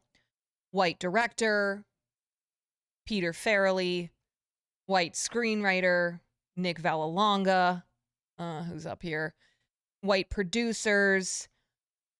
You know, there's always a bit of a red flag when a film that deals with racism and race relations wins an award like Best Picture and the majority of people up on stage are white. So, you know, just keep that in mind, right? You can understand why it might not be the best depiction and the most honest depiction, even though it's supposedly based on this true story, to get to the heart of race relations and systemic racism when it's being told by white people. It's such a privilege. This is like a dream. We need to start by thanking our friends at Participant Media who have been with us all along the way. Thanks for their belief. Yeah. We can't overlook Universal and E1 and Lionsgate and Cinetics. Especially white people who were born in like 1961. And Angelotti, and I personally want to thank Christina and Maddie and all the Burks and all the Simpkins. We made this film with love, and we made it with tenderness, and we made it with respect, and it was all done under the direction of Pete Farrelly. Pete's been an honor and a privilege. Yeah, we're gonna get into Pete Farrelly in a second. Thank you very much. You know, he's right. The whole story is about love. It's about loving each other despite our differences and finding out the truth about who we are. We're the same people. And this doesn't start, by the way, without Viggo Mortensen. Well, right? Actually, we gotta stop there for a second because this is a big problem that he says it doesn't start without Viggo Mortensen, because in reality, this doesn't start without Victor Hugo Green, who is the actual creator of the Green Book, which is an interesting history to tell, right? Like the history of the actual Green Book and the stories that, you know, are from that time period are interesting. So it feels already off the bat, starting off by thanking Viggo Mortensen rather than the literal creator of the Green Book or Don Shirley. It just feels wrong. Right there, we have no movie. All these awards are because Viggo and Mahershala and Linda, but it started with Viggo. And I give you this, my friend. Also, you may have noticed I didn't get to thank a lot of people before, so I'm going to jump in. I want to thank Steven Spielberg, Ron Meyer, Brian and Aileen Roberts, Octavia Spencer, Chris Bowers, Donna Langley, Jeff Small, Tom Wolfe, and Manish Ravel, Ellen Dumichel, Bill Kirby, who was the first writer I ever knew, Betsy Hyman, Tim Galvin, Kwame Parker. I want to thank Cordo Wilford. I wrote because of you. And I want to thank my sister Kathy. She died a week before we started shooting this, but she never left my side. Hey, thanks very much for this, for the Academy, but I just want to dedicate this to our great, oh, you can't hear me? I want to dedicate it to our great friend, Carrie Fisher.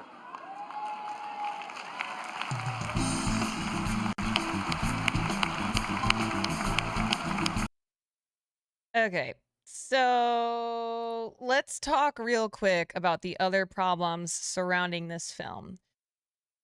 So during the award season, it came out first that Peter Farrelly, the director of this film, has a history in the past, was known for his sexual pranks.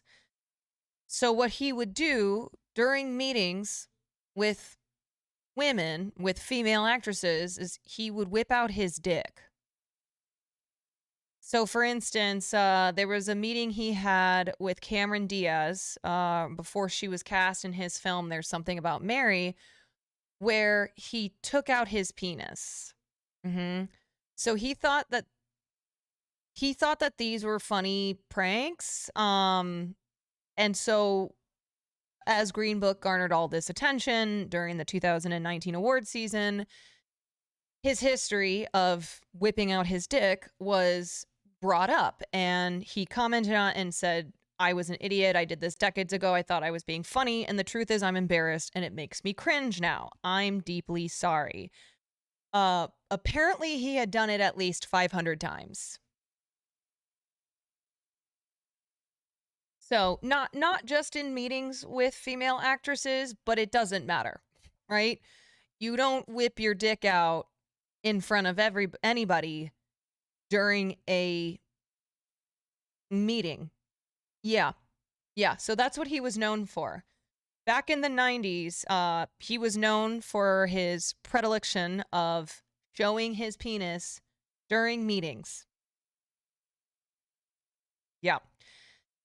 The other thing that happened was Nick Vallelonga, who is the son of Tony Lip, the protagonist in Green Book, who goes on this journey of racism redemption, right? Tony Vallelonga in 2015 retweeted Donald Trump's false claim that in New Jersey, quote, thousands of people were cheering the destruction of the World Trade Center. So in 2015, Donald Trump took to Twitter and lied per usual and tweeted that thousands of Muslims, thousands of people were cheering when the World Trade Center was destroyed. Nick Vallelonga retweeted this and wrote in reply to him, 100% correct. Muslims in Jersey City cheering when the towers went down. I saw it, as you did, possibly on local CBS News. So yikes, right? Because keep in mind, yes, this was in 2015. This was 4 years before Green Book. Mahershala Ali is Muslim. Yeah. And also, this is the son of a man whose great story he decided to tell. And that is because that story was about finding a way through racism by befriending a black man. So it's bad. It's not a good look that you have the writer of the Green Book who has championed his father's story and this message of, you know, loving one another despite your skin color, because that's how you That's how you end racism. This guy tweeted something that was extremely Islamophobic. So, La La Land producer Jordan Horowitz responded to this tweet back when it happened, and he tweeted, "Mahershala Ali is a Muslim and a beautiful, generous, and kind man. This is all just too disgusting." Nick Vallelonga ended up deleting his Twitter account, and later he apologized and said that he basically was like, I understand the optics of how bad this looks. Like during what was it? During like a press tour or something, when Green Book was on the road during award season, they brought up this tweet, especially because Mahershala is Muslim and he is in this film. And Nick Vallelonga was like, yeah, it was bad. I'm sorry. I understand that like this this is in kind of direct contrast to what my father believed, but this is not who I am. I am my father's son. And it's like, well, I don't doubt that you are your father's son. It makes me doubt whether or not your father's racism was really fixed. That's what I doubt. And that's what other people doubt, because movies are not real life. Right? Movies are not real life. They're not Crash, where they end in a hug, where people come together and people of all colors, and they hug each other, and then things end, or racism ends. It's not like Green Book, where by the end of the story, the two are besties, and Tony Lip is no longer racist.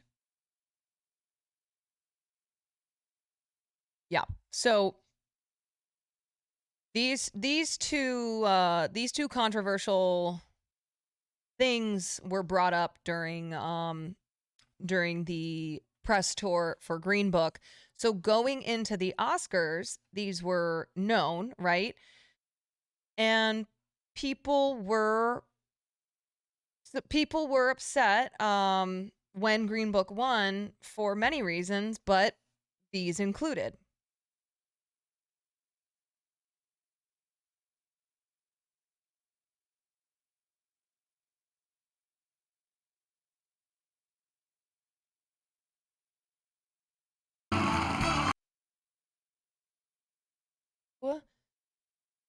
All right, so here's the other thing about the 2019 Oscars.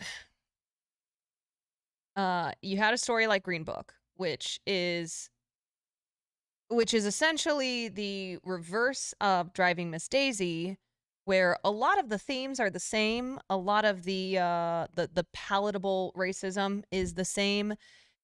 It's just that instead you switched who was in the driver's seat. This time you had a poor, racist white dude driving a wealthy black man.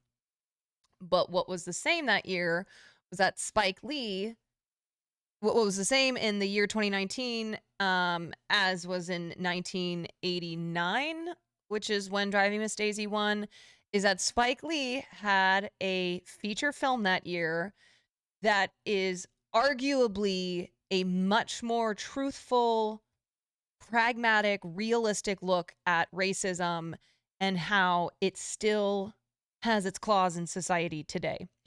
So in 1999, Spike Lee's film Do the Right Thing. Let me just make sure that's 1989. So it was the 1990 Oscars, but Do the Right Thing came out in 1989. So at the 1990 Oscars, unfortunately, Do the Right Thing was snubbed and didn't even get a Best Picture nomination. And here's Kim Basinger at the 1990 Oscars calling it out. We've got 5 great films here. And they're great for one reason, because they tell the truth. But there is one film missing from this list that deserves to be on it, because ironically, it might tell the biggest truth of all. And that's Do the Right Thing. Yes. Yes. Yes. Okay, so on to business. So this was a very important moment because Kim Basinger, you know, Kim Basinger told it like it was, which was that Do the Right Thing, which is still probably one of the most honest looks at racism, a film that is the most honest look at racism that we have today, was not given a Best Picture nomination, and instead, Driving Miss Daisy won Best Picture that year. So, Do the Right Thing is also considered, is by and far considered Spike Lee's best film. So fast forward to 2019, and Spike Lee has Black Klansman up for Best Picture. He loses again to what is arguably Driving Miss Daisy, but just the roles are reversed. So here is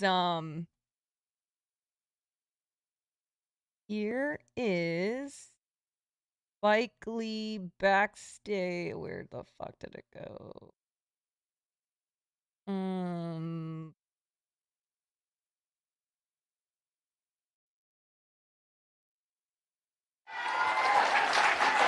So supposedly when Green Book was called out by Julia Roberts as the Best Picture, Spike Lee got up and tried to leave the Oscars, and they blocked him from leaving, and he had to go back to his seat.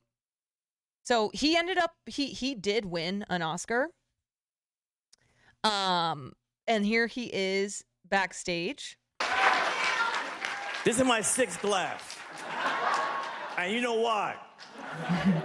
We're going to start with 63, and then I'll go back to 248. Just give me a second to get a mic to them.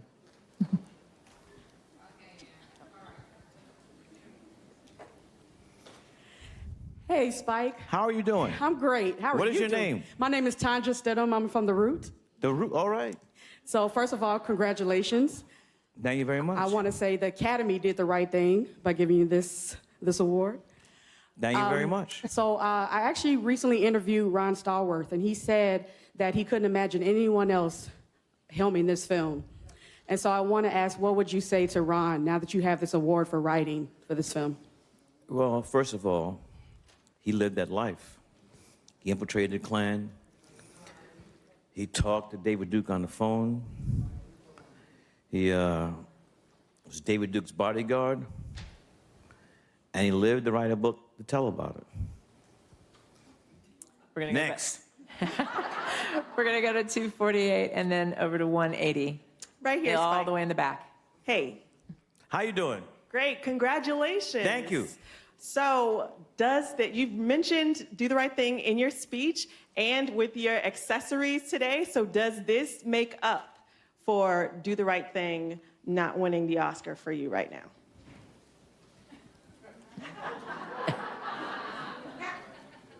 I'm snake bit. I mean, every time somebody's driving somebody, I lose.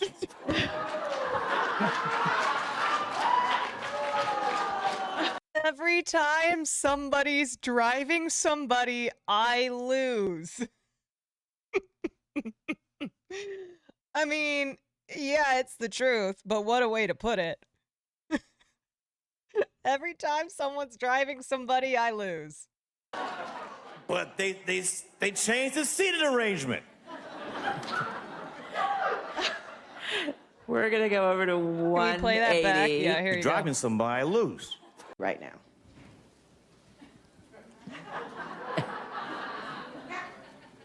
I'm snake bit. I mean, every time somebody's driving somebody, I lose.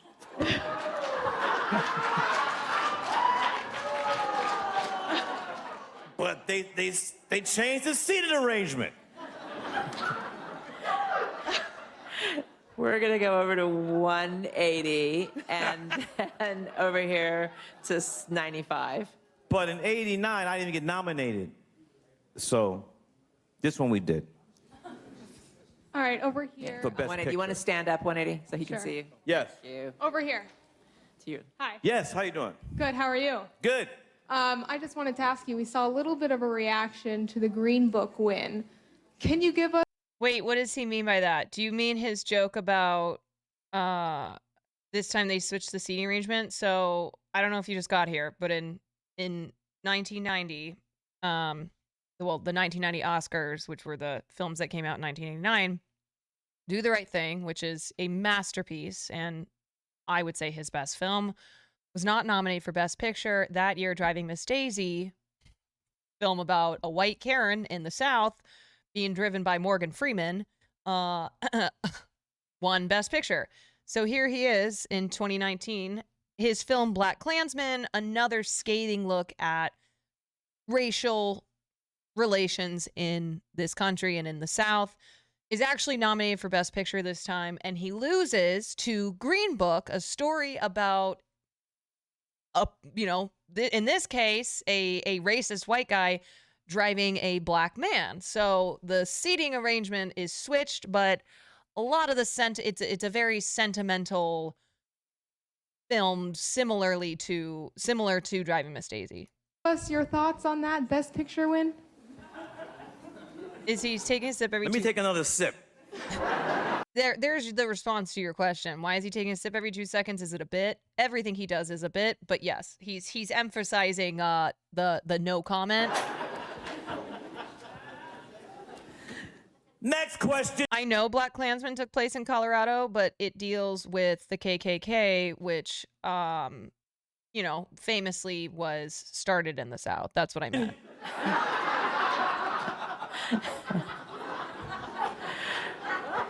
We're going to come down here Wait then. a minute. What reaction did you see? What did I do?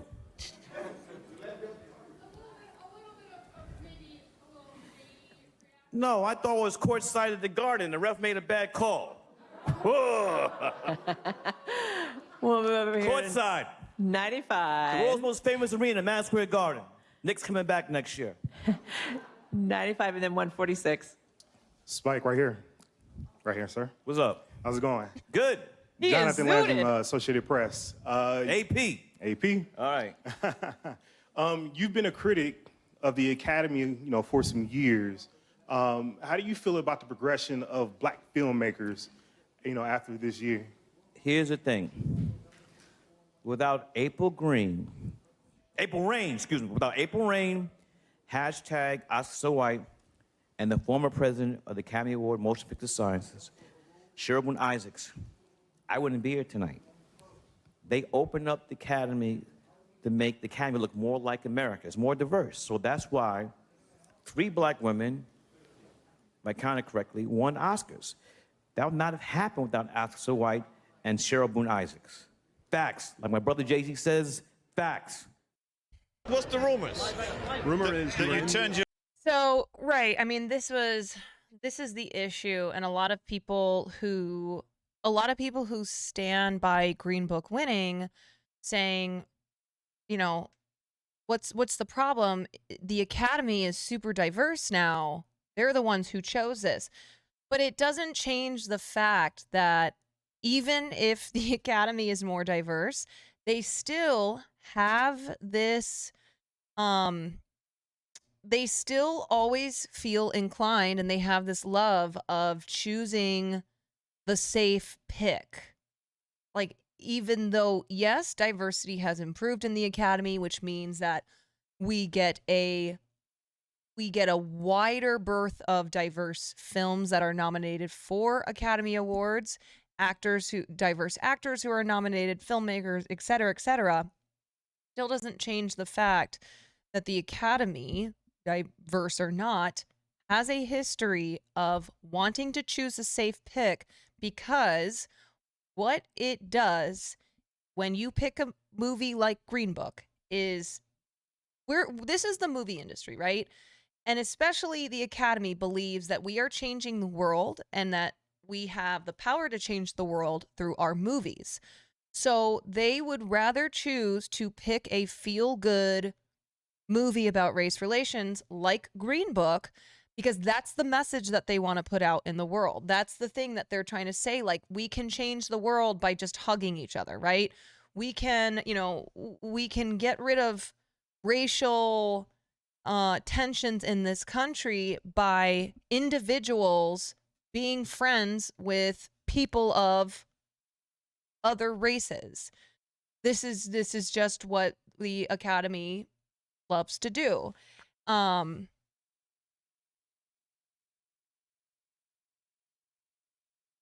Moonlight was one step forward, then Green Book was two steps back. Yeah, this happens though, and it's something that's also reflective of society and not just of Hollywood, right? Every time a step forward is taken, two steps backwards are taken the next time, right? This year, you didn't have a single Black actor nominated for any main acting category aside from Brian Tyree Hill, who received a supporting actor nom. No actors of color in the lead actor category, and no Black actresses in the best actress category. So, it's like we take steps forward and then we go backwards as well. And the reason why Green Book was not a surprising win to anybody who's been paying attention for the last 95 years is because Green Book is the type of film that the Academy loves to honor and to choose as their best picture of the year. Best picture means the best film, the most important film, right? That was made that year. It's supposed to be a representation of the film industry at large. So them choosing something like Green Book over, the more radical and less chummy Black Klansman sends the message from Hollywood to the rest of America, like, see, racism can be solved if as individuals we look inside our hearts and make that decision to stop being racist. TBH, I don't think Green Book or Black Klansman deserved it. I'm going to be honest. I wouldn't have picked Black Klansman either. I'm just trying to illustrate why something like Green Book was chosen over something like Black Klansman or any other film that was spicier, Something like The Favorite, or something like Roma, which was a very intimate portrait of of a person who we typically don't see on our screens. I personally would have picked The Favorite, like I said. That's me. You're back, and then when you were asked what you thought about Green Book winning, you apparently said, next question. No, I said, let me take another sip of champagne. That's what I said. Look, the Academy voters didn't seem fit that, we were worthy of the Best Picture.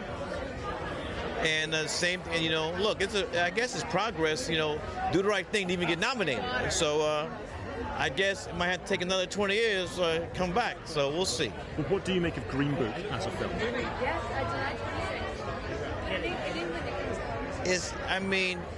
It seems very similar to Driverless Daisy. Thank you so much. They just changed the driving positions. That was the same year as Do the Right Thing, wasn't it? Yes, it was. Do the Right Thing did not get nominated for Best Picture. Daniello got nominated for Best Supporting Actor, lost out to Denzel for Glory, and had Best Screenplay nomination, lost out to Dead Poets Society. Is there something about Green Book that offends you? This is what I'm trying to get to. Offend? Are you British? Yes. Are you British? I am. Let me give you a British answer. It wasn't my cup of tea. Fucking my cup of tea. Are you British? Are you British? All right, let me give you a British answer. Now, listen. I want to be clear about something, okay? If you're sitting here and you're like, I enjoyed Green Book. I thought it was a beautiful film. I don't like the comparisons to Crash or Driving Miss Daisy, which are not good movies, especially Crash or something like The Help or The Blind Side. I understand that, okay? Green Book was very well done. It was an adequate film. It was something that they did what they set out to do, and the performances were great, et cetera, et cetera, et cetera. There are a lot of people who really loved Green Book, whether they were white or black or whatever race, okay?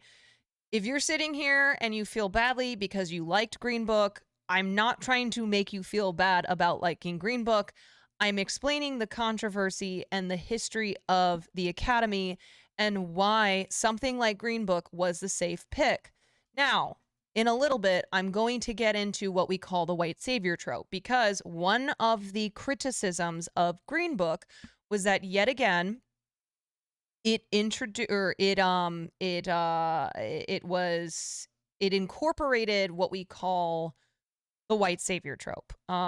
Now it's a little bit trickier. It's not as white savior tropey as The Blind Side or The Help, but you can argue and you can see why there's white savior trope qualities in the film.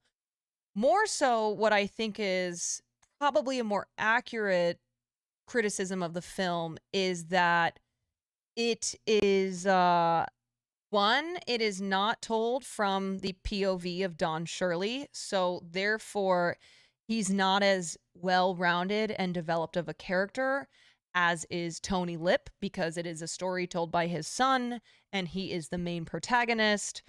So I think that that is a valid criticism.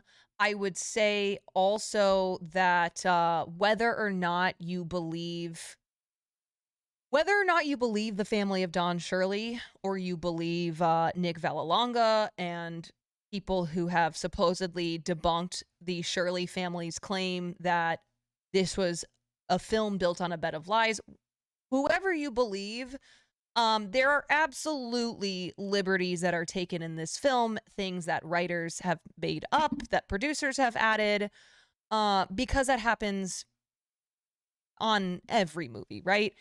And you have to be very careful, though, about taking certain liberties in a film like this that is supposed to be dealing with themes of racism,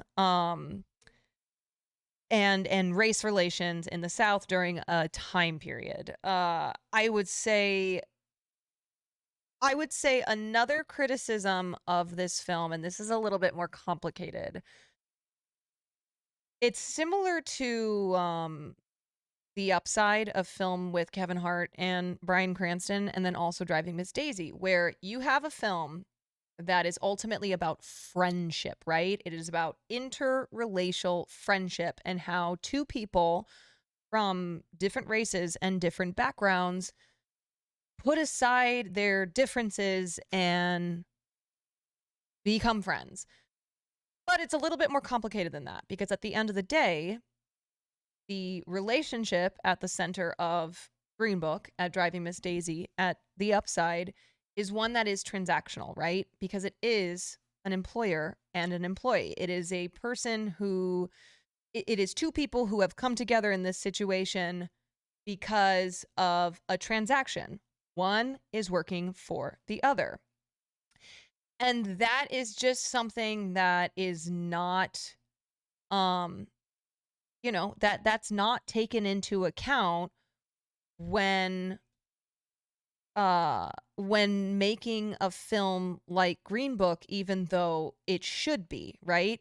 Because that does change things. When a relationship is transactional, that does add an extra layer to things.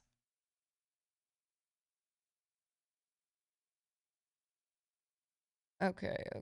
So let's take a look at. Let's take a look at. We looked at Spike Lee.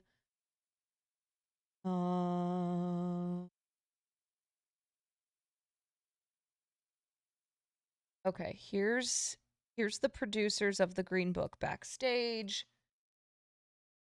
Like I said, it's always a little it's always something when you have a movie like Green Book about race win Best Picture and all of the producers are white men who were born in the 60s. Donald Shirley was omitted from the thank you speech. That you had anything that you wanted to say about Donald Shirley. Aren't all relationships transactional when you really get down to it? Yes and no. I mean literally transactional, as in one person is paying the other person money for them to work for them. And also, I'm wondering if the controversy surrounding the storytelling and the lens through which the story was told will change the way that you tell stories in the future. You get nervous up there. Don Shirley, obviously, we all thanked him. Mahershala gave him a great thank you. Don, if you're discussing the Don Shirley family thing, that falls on me, but Don Shirley himself told me to not speak to anyone. He told me the story that he wanted to tell. He protected his private life and all the things, other things about him, miraculous things about him. He's an amazing man. He told me, if you're going to tell the story, you tell it from your father, me, no one else. Don't speak to anyone else. That's how you have to make it. And also, he told me, don't make it till after I pass away. So I just kept my word to that man. I wish I could have reached out to Don Shirley's family. I didn't even know they really existed until after we were making the film, and we contacted his estate for music. And then the filmmakers, we invited them all to screenings and discussions. But I personally was not allowed to speak to his family per Don Shirley's wishes. I'm an Italian from New York. They call that a stand-up guy. I kept my word to the man, and that's the reason for that. So, but Don Shirley and my father together had an amazing story together and went on the road and changed each other. And I think that comes out, that's why the film is what it is. It's because of the both of them. We're going to 138 and then over here to 14. Hi, everyone. Lieven Trio from Belgium. Congratulations. Thank you. It was a very open race this year, Best Picture. It was very hard to say who was going to win. Did you honestly expect you could win, and how big did you think your chances were of winning? Yeah, of course we were nominated, so we thought we could win, but we didn't expect it, honestly. I mean, I never really, honestly, I kind of block it out. It's like if I watch a football game and I need my team to score, I just leave the room, and they will. If I'm watching them, they won't. So I just kind of thought about everything but when. By the way, this is the guy who showed his penis about 500 times throughout the 90s during meetings. So, in case you just wanted to put a face to the name. This thing, and it worked. Going to 14, and then we'll go to. I just want to say one thing.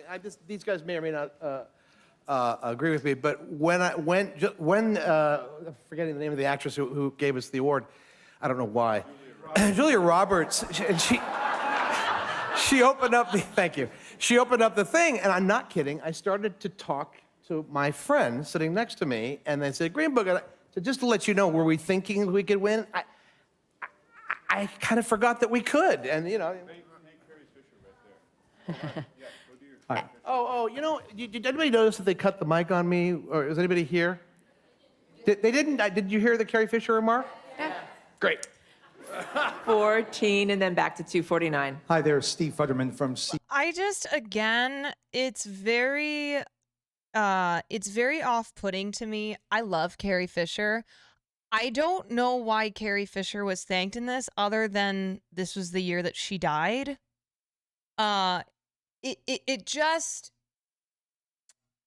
It's so hard to continue to, or it's so hard to defend this film when, again, they didn't get up there and think to thank the actual Black man who made the Green Book. Right? Because I think at the end of the day, they weren't actually interested in the history of the Green Book and why it was so important, because they didn't care about actually addressing systemic racism, particularly in the South during the time period that this film took place in, and how it still is, you know, in existence today. The Max Power, thank you for the 5 months, right?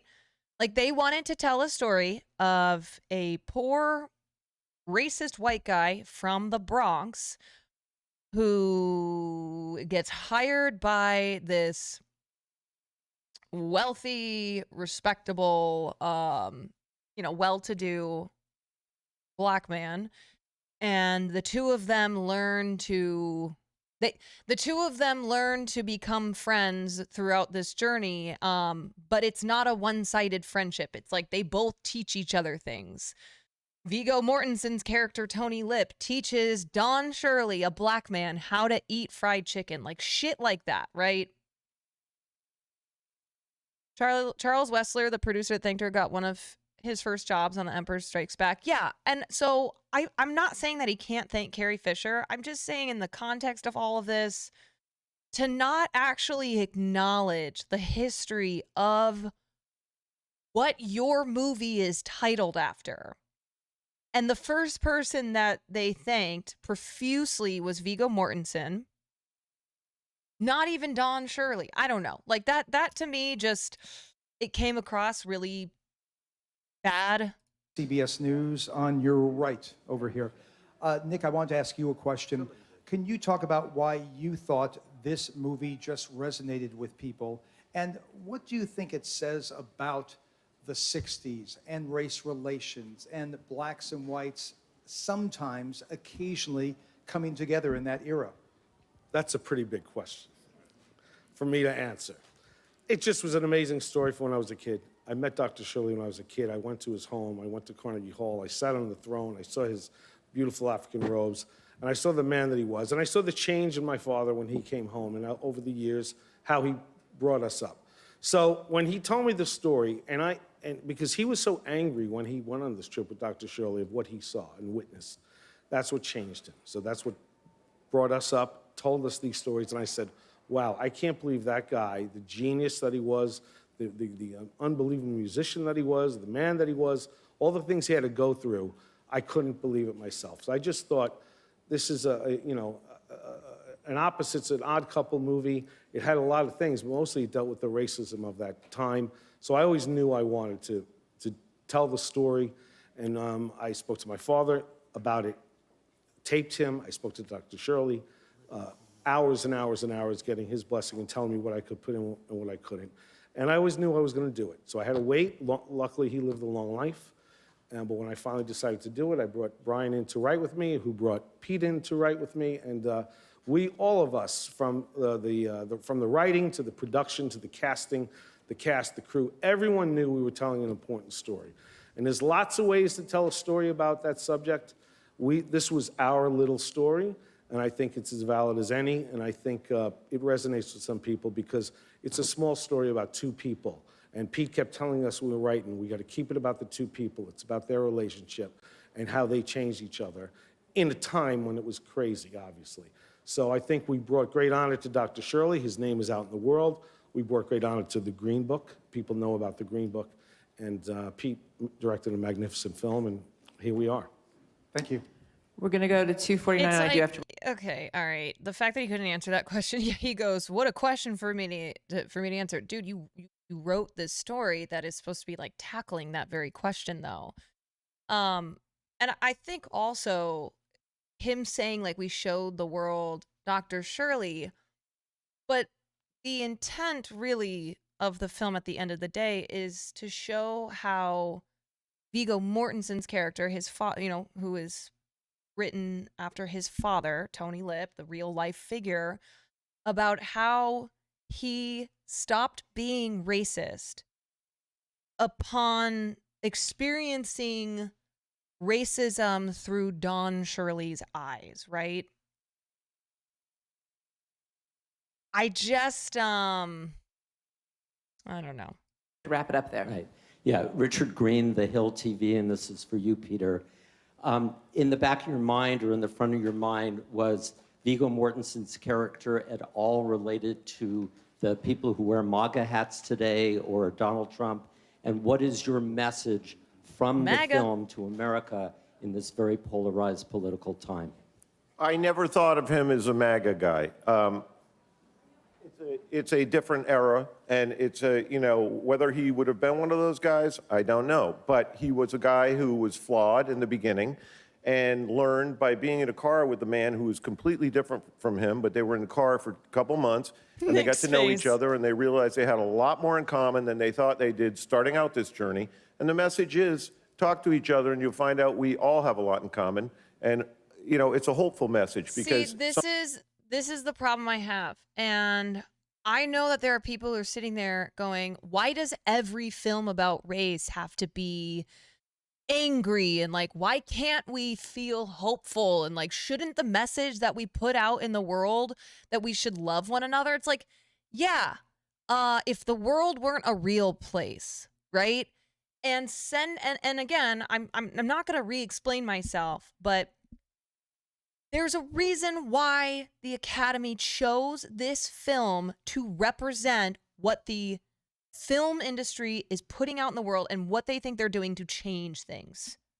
Okay?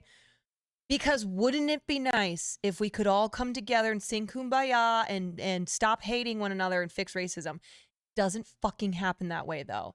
And to continually have these period piece type films that examine race relations and pretend like this was something that, oh, it was really bad in the 50s, you know, when they were lynching black people, when they couldn't drink from the same fucking water fountains as white people, it's just so, it's so untrue. And it is not being honest about how what happened in the 50s is still around today, just in a different form.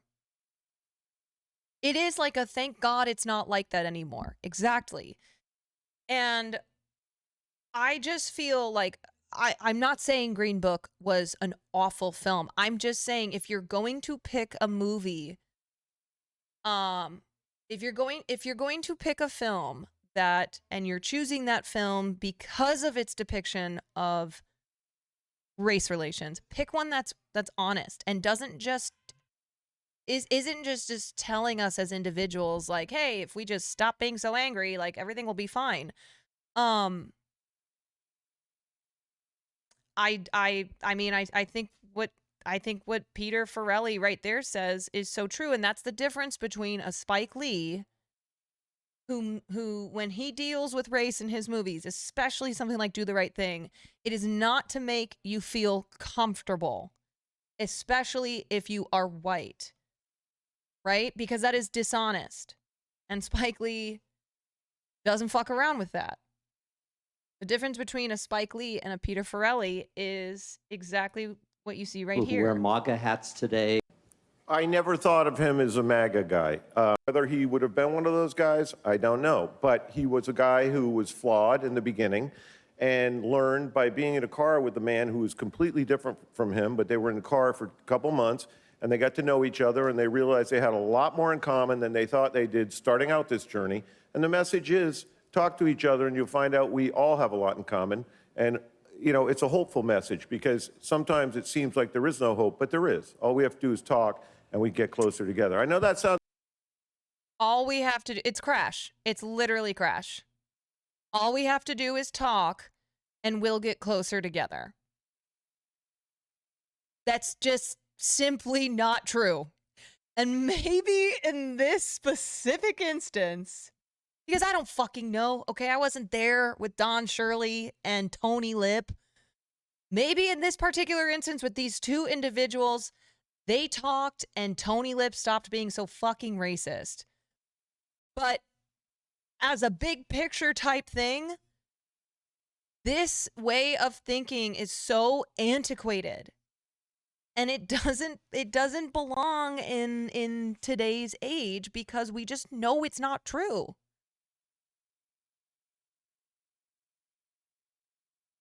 Talking does not fix systemic racism. Sounds corny and like, you know, Pollyanna-ish, but it's the truth. The only way to solve problems is to talk. Thank you so much, gentlemen, and congratulations. Thank you very much. Thank you. Imagine you're on a road trip. Yeah, they changed each other. Tony stopped being racist and Don learned to eat fried chicken, which, okay. Yeah, it's giving centrist. I mean, it really is. It is. Yeah. I mean, you know, that is white Hollywood's. I think that kind of sums up white Hollywood's view on racism is all we have to do is talk and hold hands and hug. And we can end this, right? I mean, it's giving fight song. It's giving Hillary Clinton the fight song campaign, right? It's giving Imagine. It's giving all the celebrities singing Imagine. If we just come together and sing this song by the Beatles, we will fix all of the issues that everyone is experiencing during this pandemic.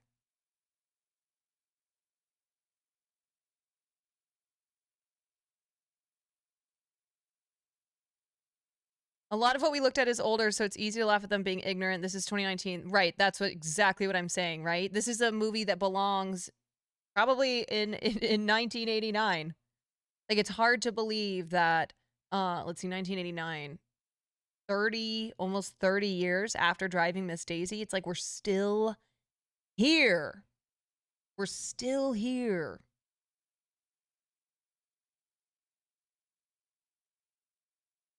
Okay, let me, do I want to do this little real story of the Green Book, or maybe we'll look at, Let a stand-up guy. I kept my word.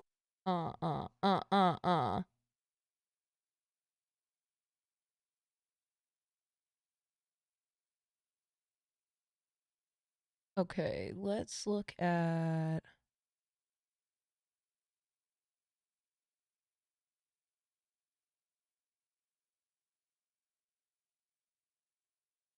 okay, and there's something else that happened too that I'll just address quickly. So during the press tour for Green Book, Viggo Mortensen used the N-word at a Green Book screening. Now, of course, context is always important to consider. But, you know, it's a pretty general rule of thumb that if you are not black, it doesn't matter the context that you're using the N-word, you call it the N-word, right? You don't use the actual word. Context, disregarded, whatever. So during a panel in Los Angeles where they were discussing the film, Viggo Mortensen was talking about race in America today, and he was trying to say that even though people don't say the N-word anymore, which is not true. Okay, we'll get to that. There is still racism, I think he was trying to say. So the quote is,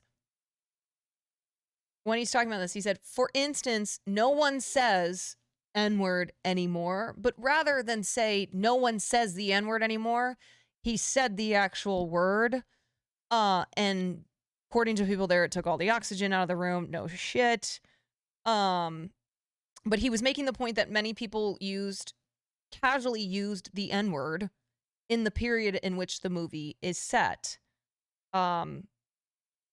Yeah, I mean, okay, like, we know that this was the 1960s. They were literally lynching black people and like murdering little black boys. We know that people said the N-word.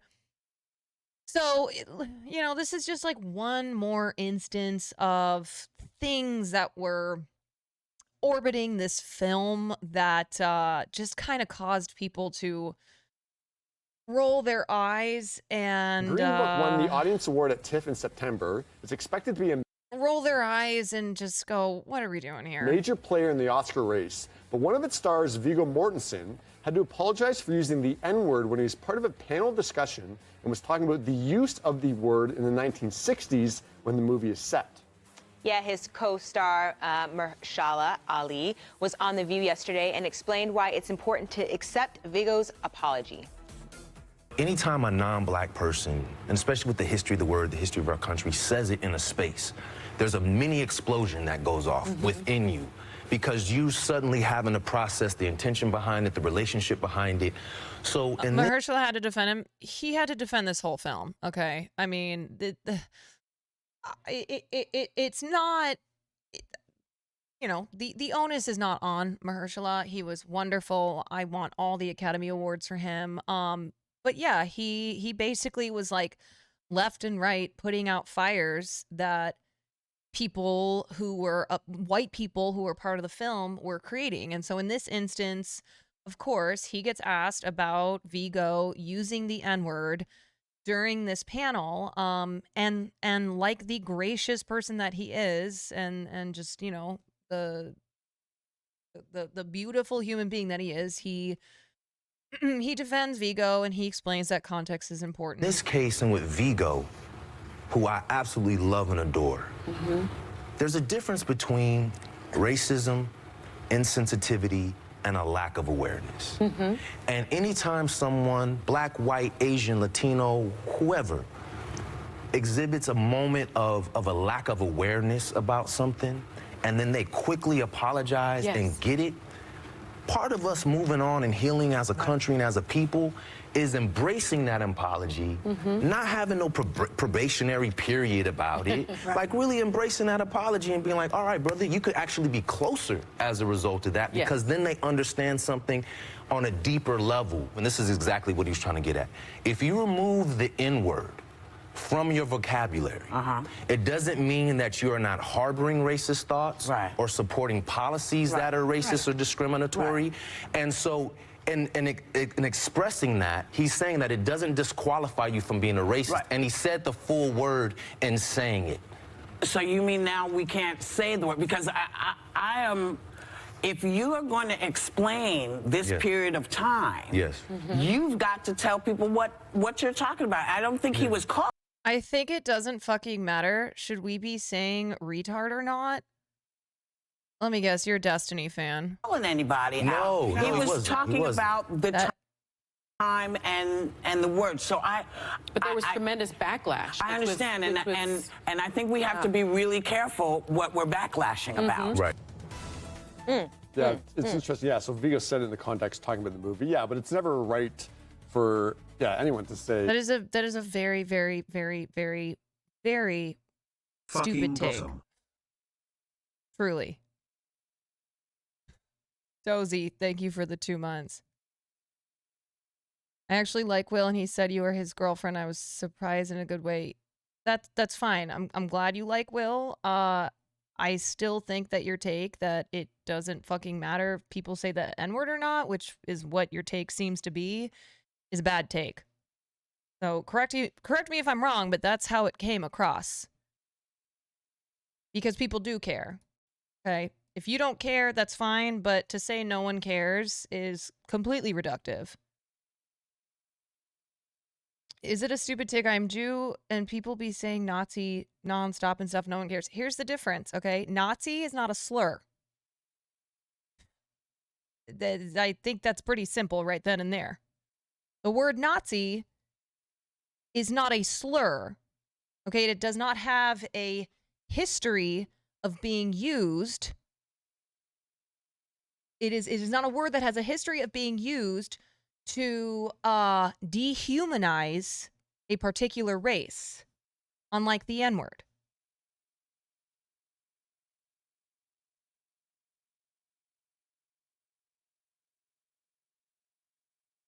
Deaf people care.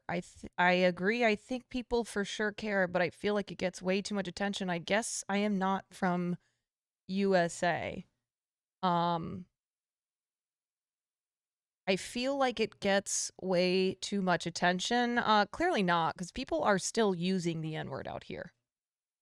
Only folks in the USA really care. The rest of the world does not care. Right, okay, but we're talking about the history of Black Americans. The key word there is American. We're talking about the history of the racist history of this particular country, of the United States of America, and how the N-word, which is an American word that was used to dehumanize Black people in this country. Okay, so I know you're not from the United States, so it doesn't apply to you, but you can, I really, please urge you, everybody, okay, to never say the phrase "no one cares" just because it doesn't specifically apply to you.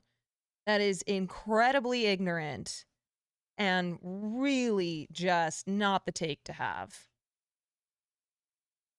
Should they be okay saying black folk? It's clear to me that you do not understand the difference between a white person using the N-word and then saying black folk. Like right then and there, you don't understand the history of the word, so there's really no debating. So, I guess that's the end.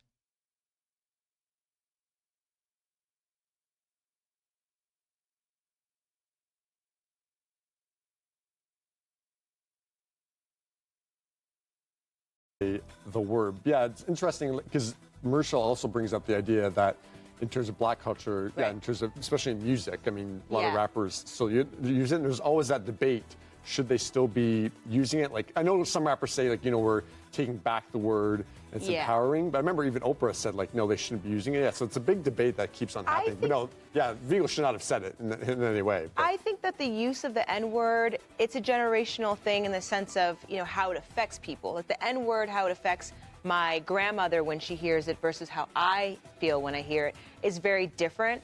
I also think that, you know, you can say the N-word in one way and then you can say it in a slang way in hip-hop. I need to be clear. She's talking about black people using the N-word. Okay? Nobody other than black people can use the N-word. End of story. The end. They joke about the N-word pass that black people give to white people. Okay? But what she's referring to is black people, and this is a debate within the black community between black people who think that the N-word should just be completely eliminated because of the racist history of this word, and then other black people who use the word and are trying to reclaim it. And reclaim it from white people who has historically have used this word to dehumanize them. Pop. Right. I'm a little weird with that word because it really comes down to the intention of the word. If you're using it as, you know, an insult, just with like any other word like that, for, you know, a lot of different, it is taking anyway, use it in any other, we're taking that word. This is actually, I'm going to be honest, not a particularly insightful debate or conversation about the use of the N-word. I just wanted to pull up that video because Mahershala, it showed Mahershala apologizing on behalf of, or accepting the apology that Viggo Mortensen put forward. Okay. Next.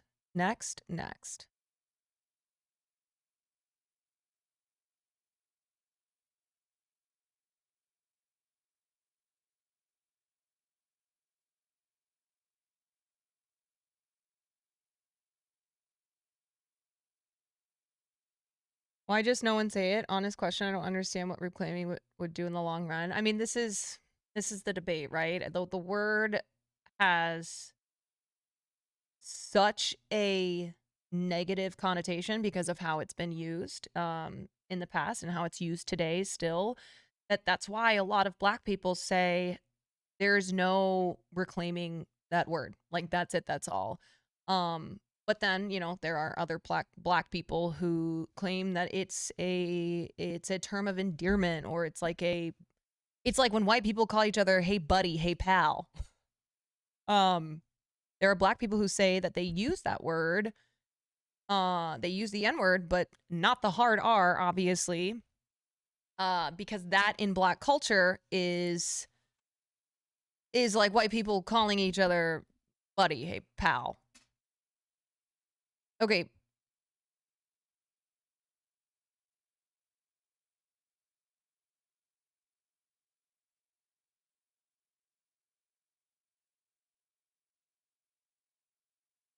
All right, Vasabop, you have to chill out. I'm very giving.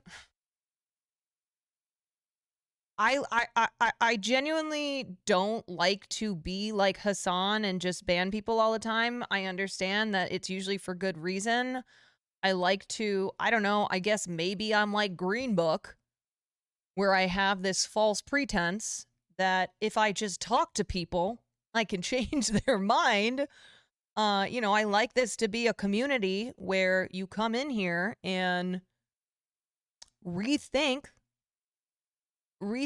your problematic views. Guy could use a Pepsi. Can't change a debate, pervert. I know. I don't. Some people are. I understand that. I know. I know. All right. Well, I'm not spending any more time on this. So, Dan, any mods, you guys can handle it. Do whatever you want. You see, clap. That's permission. Do you know what I'm saying though? That like there always is a part of me. I know people come in here to be debate lords, but I know that sometimes like if you just explain to them so simply, and I'm not screaming, right? Why that is an incorrect view. I do believe that there are some people who, and it's happened before, that someone comes in, they go, oh, okay, I see. Like, there really have been some people who come in here and realize, like, why what they said was really ignorant or wrong. But you're right, it did get to a point that it was just debate pervy.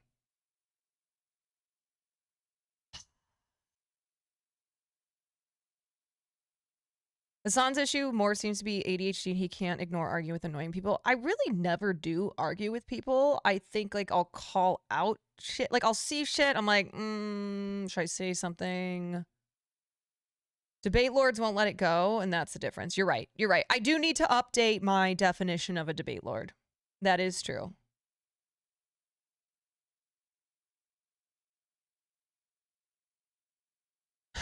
I'm just asking questions. Oh, yeah. Listen, like I said, I just try to pull a green book myself, and as we all know, that shit don't work.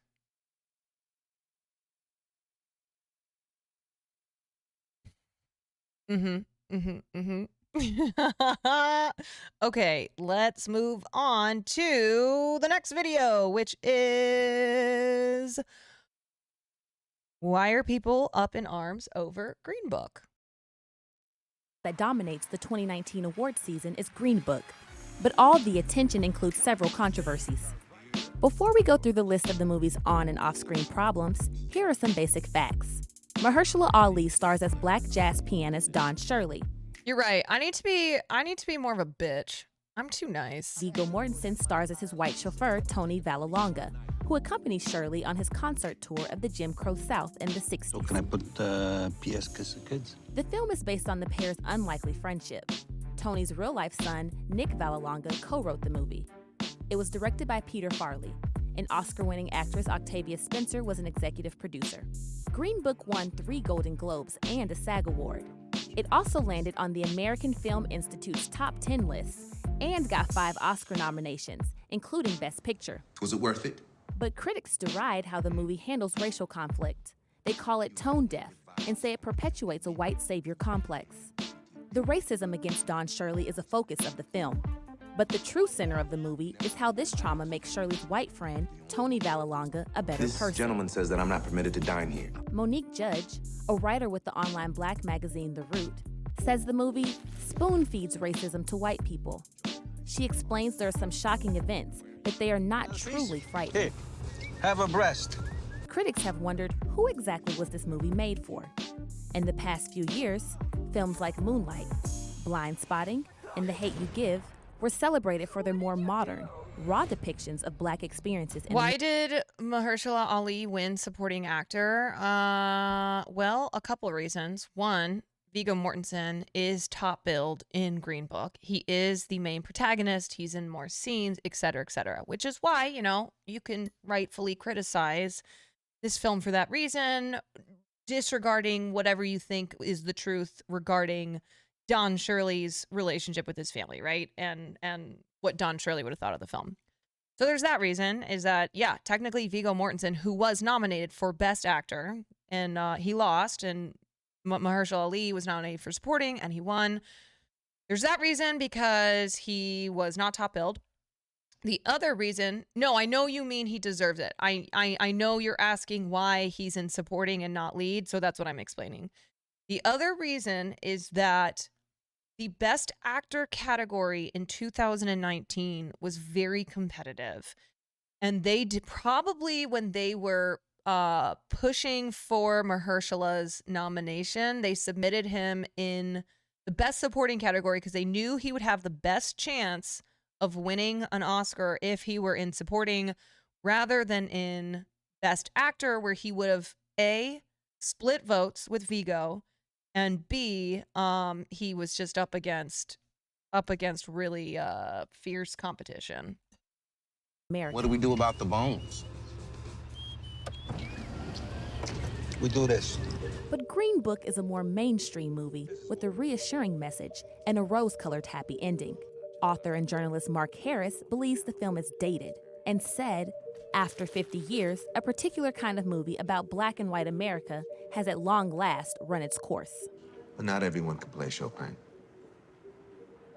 No, Rami Not like Malek I can. won. Not Don Brad Shirley's Pitt. family called the film inaccurate and said Nick Vallelonga wrote the screenplay without consulting them. Shirley's brother Maurice said his family is boycotting the film. He called it about money and white privilege. There were also several missteps while promoting the film. Viggo Mortensen used the N-word at a screening in Los Angeles.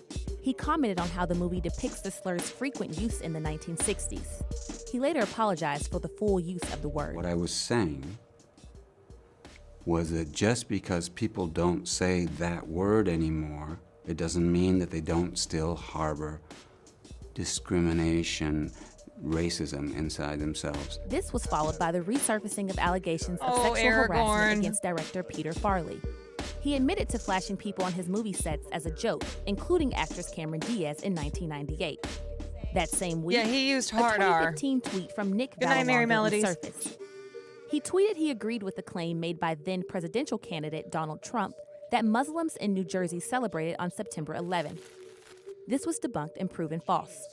Vallelonga later apologized in a statement to the Washington Post. Have you ever considered becoming a food critic? Not all critics shared his taste for the movie.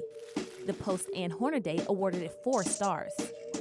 Film critic Oramide Tinubu said it pushes past generic storytelling. You never win with violence, Tony. You only win when you maintain your dignity. Dignity always prevails. Mahershala Ali's character in his performance is one of the few non-controversial aspects of the film.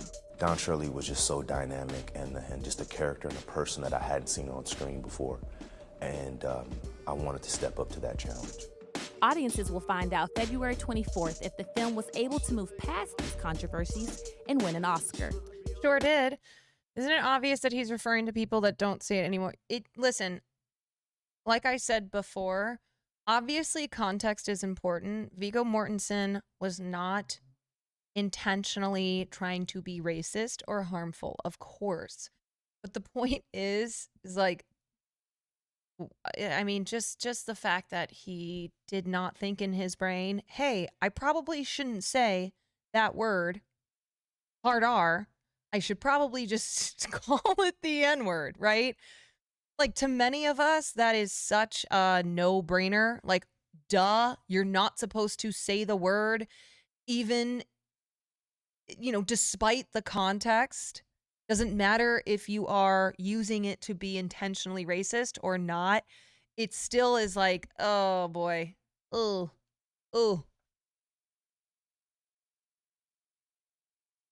Yeah. It's why we say the N-word. I want to give him the benefit of the doubt. Yeah, but I think giving him the benefit of the doubt is realizing like, oh, of course he wasn't trying to be racist. Like, you look at it in the context, but simultaneously going, yeah, still the instinct should be not to use that word. Damn. Will's already rating me? That was a quick stream. He must be Tai-Tai. Hi, everybody. You happy to have your leader back? He said he's tired. Yeah, I don't even know why. He wanted to stream to see you all. I told him to rest. That it's hard work out here being a deadbeat dad. It's exhausting. It's exhausting.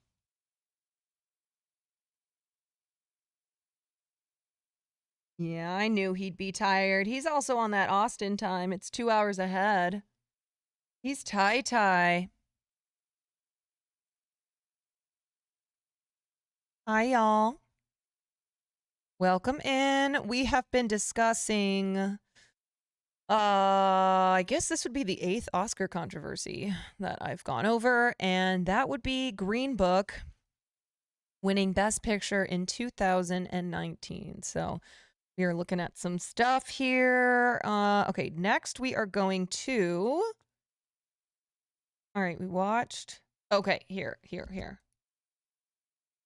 This is a quick little interview with... This is a quick interview with Mahershala and Viggo Mortensen, and they are responding to the criticism of Green Book being white savior tropey.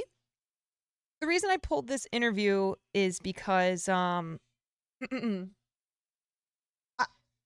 think it's interesting that Mahershala answers the question but doesn't really answer it. It's kind of a non-answer because I do think it is a little bit hard to defend this film from veering into white savior trope world because it is a story ultimately about Tony Lip.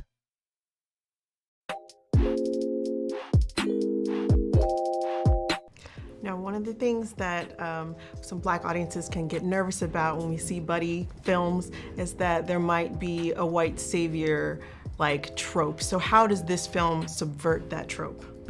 Don Shirley goes down south because he chooses to go. He hires him as a choice. He's empowered to actually, at any point during the trip, he could essentially eject and go back north or travel anywhere else overseas. So he's not necessarily in need of Tony Lip in the way in which that we may think of needing that character usually. Also, when you go back in time, when you go back pre-civil rights, usually we go back and we have African Americans in a situation where they have very little power, very little say, very little voice. And I feel like there are several points throughout this story that that show you that Doc Shirley is fairly empowered throughout the journey, and if anything is definitely empowered in that car between the two of them. And so it doesn't. I don't think that there could be other things to complain about, like for sure, and we would have to embrace those and listen. But that element is not. I don't think you have like a white savior situation in this film.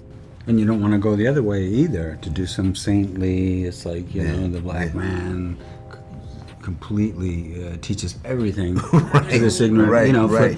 Has to be some reciprocity.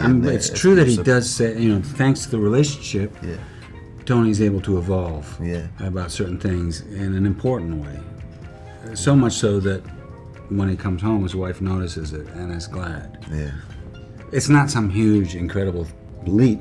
They still are who they are, each of them, but they do that for each other, and it's a lot. Right, but is the question, and listen, I know I'm beating a dead horse here, but you know how you have racist or homophobic or, you know, bigoted family members, and let's say like maybe someone of you in chat are LGBTQIA. And the whole idea is like your family member is a bigot, but they love you. It's like an individual thing, right? Rather than having actually fully fixed their problematic, bigoted views on LGBTQIA people as a whole, right? It's like, oh, they love you. But it doesn't necessarily mean that they are cured of their bigotry. I'm not knowledgeable about this. What's a white savior trope? We'll get into white savior trope in just a minute, but listen, Mahershala Ali has a very difficult job here in that he is playing the role of Don Shirley in the film, and he has to basically he basically is the one having to do all the PR on this film as the black man in this movie. It is an extremely difficult job because of how deeply criticized this film was. So of course, the black man promoting the movie is going to have to respond to the criticism. And it's a tough thing to do. I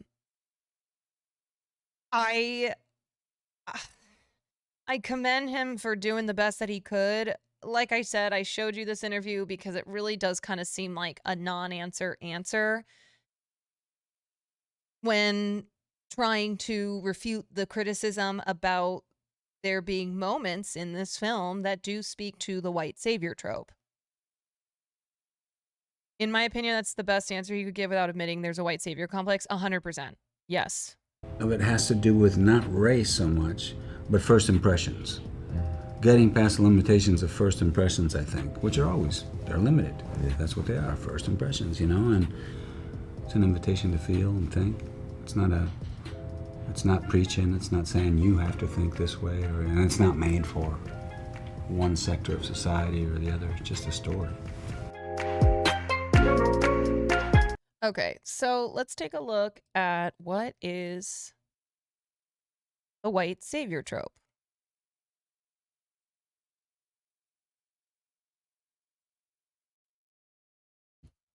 AKA The Blind Side.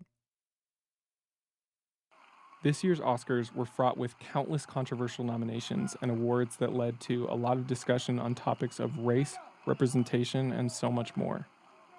This sparked a revival of an age-old discussion about heroes, heroism, and white privilege. For those unfamiliar with what happened in this year's Oscars, Green Book, the movie about a working-class Italian-American bouncer becoming the driver of an African-American classical pianist on a tour of venues through the 1960s American South, was awarded Best Picture of the Year for 2018. After the Oscars, a few people cried out in opposition to this award, calling the picture out for its white heroism and tokenization of black suffering. The white savior archetype has been around in some... I like The Blind Side. Am I racist? What the fuck? No, you're not racist. You're not racist.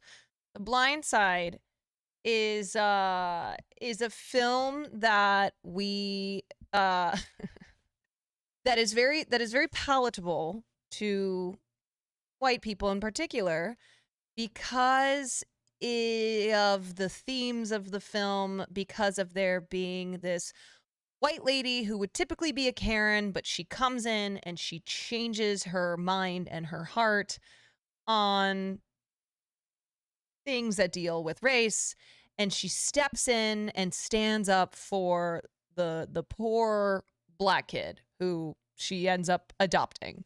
It's not, no, you are not racist. We're discussing this trope. Oh Nola gifted a tier 1 sub to Vinny Smooth. Thank you, Oh Nola. They have given 4 gift subs in the channel. It's a trope that is found in films that deal with race, but don't make us feel complicit.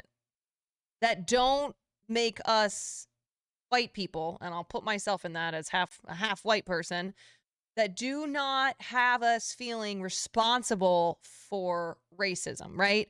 It doesn't really take a look at systemic racism. It doesn't really care about looking at the factors that lead to the racist things that happen in the movie. It typically is something that looks at racism as like this thing, it happened, and now it's done. It also views racism as something that we can solve, as if we as individuals, come together and stop being angry. Form for a long time, as far back as the 700s. Essentially, white savior narratives are stories of white protagonists saving a member or a community of another race from their own condition that they couldn't escape from on their own. This ideology grew along with the spread of Christianity and was evidenced in the Crusades and later the mass colonizations of Africa, Asia, and the Americas. In their time, these stories were created as a means to inspire the people to believe that it was their divine destiny and the will of God to crusade against and destroy opposers of the faith, and to save these other races by asserting their religion and culture upon them. In more modern times, white savior stories have created a different archetype and all follow a similar narrative plot structure. We're typically introduced to a white protagonist who is going about their life when they're introduced to a person of color who's living a life strikingly different from their own. Funkadelic, that's true. In some cases, the two parties even speak a different language. The protagonist learns that this person of color is up against unsurmountable challenges, most commonly related to the fact that they're different. Then, for the first time, the protagonist experiences some extreme injustice firsthand, realizing that it's the protagonist's own people causing the injustice. The protagonist wrestles with their identity and with whom they ally. They decide that they're going to be the champion of the person of color, and eventually they will be the means by which the person of color is liberated from their suffering. So many of these movies follow this exact narrative. Many of them, however, are based on actual true stories, but these films heavily minimize the role of the person of color, and they flat out get things wrong from the true stories on which they're based. Thank you, Backseat In reference to Helper. Green Book, Dr. Shirley, the wildly brilliant musical genius with multiple doctorates and a champion of race, takes the narrative backseat to the protagonist, his driver. For instance, Maurice Shirley, the brother of the real Dr. Shirley, said of Dr. Shirley's relationship with Tony, the driver in the film, "There was no friendship relationship between Dr. Shirley and Tony. In fact, Dr. Shirley could not stand him. He fired Tony." Or Carol Shirley Kimball, his niece, saying, "The thing that bothers our family is that the focus of the film is all about a white man who is an extreme racist and who was still a racist at the end." Now, taking liberties with the facts of the true story is bad, but it's not terrible. So why are these movies problematic? The first problem is that they allow you as the viewer to look at the racism or injustice in the movie and say, "I'm really glad those days are over," or "those Boom. people are terrible," and you feel a little better about how you aren't racist. They allow you to witness the injustice, wrestle with it, and overcome it, leaving the movie feeling like you've done something just by watching the movie. Although there have been many incredible white advocates for civil rights, the white savior stories that get praised and awarded minimize the incredibly powerful stories of people of color suffering and people of color's achievement. So, what's the proper way to tell these important stories where white people have helped people of color in their situation? Number one, it's to at least try and get the details right. Number two, it's to have the people of color as the protagonist. White saviors take up most of the screen time in a story about the oppression of people of color. And typically, people of color in movies only get roles that acknowledge obvious elements of race. Another race-related film from last year was the movie If Beale Street Could Talk, based on the book by James Baldwin. This movie tells the powerful story of a black couple in 1970s Harlem, in which Alonzo is seen to be wrongfully convicted and jailed for a crime he didn't commit. In an effort to solve this injustice, the heroes of the story get help from a white lawyer named Hayward. Hayward plays his role. Hayward definitely helps them, and he isn't understated or overstated as a character. And his role remains true to the original story. The movie doesn't leave you feeling like racism was solved in 90 minutes, or that these problems don't exist anymore. It brings you close to the problems, it makes them your own, and allows you to almost empathize with the people it's affecting. Hopefully, it makes you a little more introspective of your own situation and what privileges you may or may not enjoy. When the reality of America today is one where racial inequalities are still a daily thing, maybe we should reevaluate the narratives we're telling and who we're telling them about. Yep. I mean, that is a very good look at this issue, and a very good analysis of why this is a problem. I have another white savior video. Maybe I'll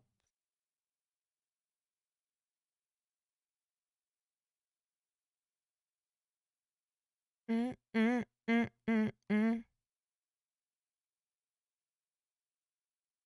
mean, I feel like that one was pretty succinct. Got the message across. White Savior, the movie trailer, have that Not pulled. to get on that bus. What do they choose to do? They choose to go out and sell drugs. They choose to.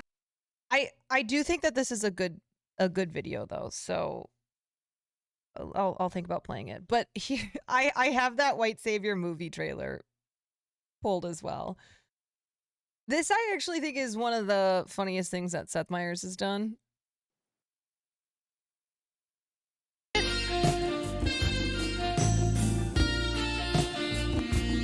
Thank you, Speed Razor. Appreciate you, buddy. Thank you for that 5-banger. Amber Ruffin's so funny, man. Honestly, this is so goddamn accurate. Okay, let's watch Dazus and Marrow's version of Green Book. It is so spot on, right? And the thing is like when we watch a sketch that the Late Show did, and we cringe at our own, I don't know, limited viewing of films that use this trope, it's not something that like we should immediately go, oh, all of those movies that are listed are bad movies. Now, some of them are bad, but some of them are good movies. They just use this trope, right? Like some of those movies are better than others. It's just that what I talk about with looking at films, especially ones that we love and that were made during a particular period of the film industry, it's always important to look back on things with a socially conscious lens, right? This is what I talked about whenever we watched any of the pop culture detective videos where people would be like, oh no, I can't believe this movie. I'm like, yeah, it doesn't mean that you have to hate that film. It just means that you need to be aware of the trope that's being used and why it is not the best trope. That's all that I am setting out to do here. I'm not trying to make you feel badly about yourselves or like the movies that you and I and many of us love and look back on fondly. It's yes, aware. Be aware. It's just looking back on films that we love and looking at them through through a critical lens and understanding, oh, I understand why this is a trope that is often repeated throughout films, especially of this genre. You know, just awareness and understanding and looking through a critical lens. We did it. We did it, Joe. We did it. Okay. All right. I have to go pee again. I have to go pee. Okay, maybe I'll just start this video. Tonight I saved your ass. So show a little This is kind of a longer explainer video, but it's great. appreciation, maybe. In June 2020, while all eyes were on the movement for Black Lives following the police killings of George Floyd, Breonna Taylor, and others, this particular historical conjuncture holds possibilities for change that we've never before experienced in this country. The Help, a story about a white woman writing a book to confront racism, became one of the most streamed movies on Netflix, even reaching #1 in the U.S. You is kind, you is smart, you is important. The 2011 film's resurgence in popularity was met with a strong backlash because The Help is widely considered a white savior narrative. In other words, a story about people of color that centers on the benevolent actions of a white character. Any civil rights movie, there's two heroes. There's the black hero and the white person that's equally as important. Looking at the white savior character on screen over the decades, we can see a common profile. They're a strong-willed, often optimistic non-traditionalist who courageously risks being ostracized by their more prejudiced community in order to help a person of color. Believe it or not, there are real racists in this town. If the wrong person caught you with anything like that, oh, you'd be in serious trouble. They frequently star in a period piece, where this character appears ahead of the curve and stands in contrast to blatantly racist peers in their era. You really think you can keep 700 unions So, real quickly to interrupt, this is kind of my problem with Elvis. I think this video was definitely made, obviously, before Elvis came out, but one of my issues with Elvis is how concerned Baz Luhrmann is with painting Elvis as this white bastion of the civil rights movement, when in reality, Elvis never spoke out about the civil rights movement.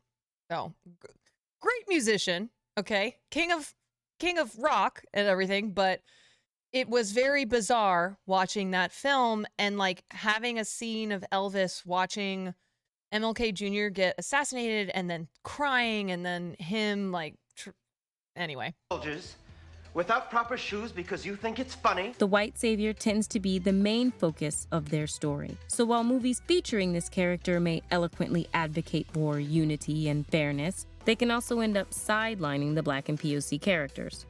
But you cannot hold Carl Lee Haley responsible for my shortcomings. Perhaps most jarringly, the white savior features in feel-good movies with happy endings, We just thought our kids could play together. which almost comfort viewers with a false sense that the ongoing, complex problem of racism is essentially solved by the end of a 2-hour movie. Well, come on. Make some room. Get this man a plate. As well-intentioned as many of them may be, the sheer ubiquity of these narratives, which are overwhelmingly created by white writers and directors and frequently recognized by awards, detracts from other stories grounded in Black perspectives and their first-hand experience of racism. I'd like to write something from the point of view of the help. So what makes this trope so persistent? Here's our take on the dangers of the white savior trope and how we can shift our narratives and conversations to become more anti-racist ourselves. It's not enough in 2020 to be not racist. Not racist meaning I am passive when it comes to racism. If you see it, you have to speak on it and call it out.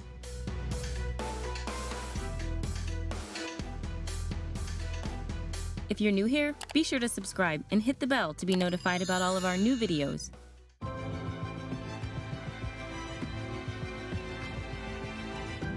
The white savior complex in Western history can be traced as far back as the beginning of European imperialism, which was largely justified by the idea that white people were civilizing indigenous populations who were amoral by nature. Do you think we'll meet some savages? If we do, we shall be sure to give them a proper English greeting. The popularity of this trope on film really took off during the 1950s and 60s during the rise of the American Civil Rights Movement. While calls for change were being led in the streets by Black activists, For we shall be victorious in our quest. the mainstream films produced in this era explored how white men related to these tensions. And this reflected the prevailing assumption among studios that white audiences would not be able to relate to stories about race unless they could see them through the eyes of a white person. If you shouldn't be defending him, then why are you doing it? For a number of reasons.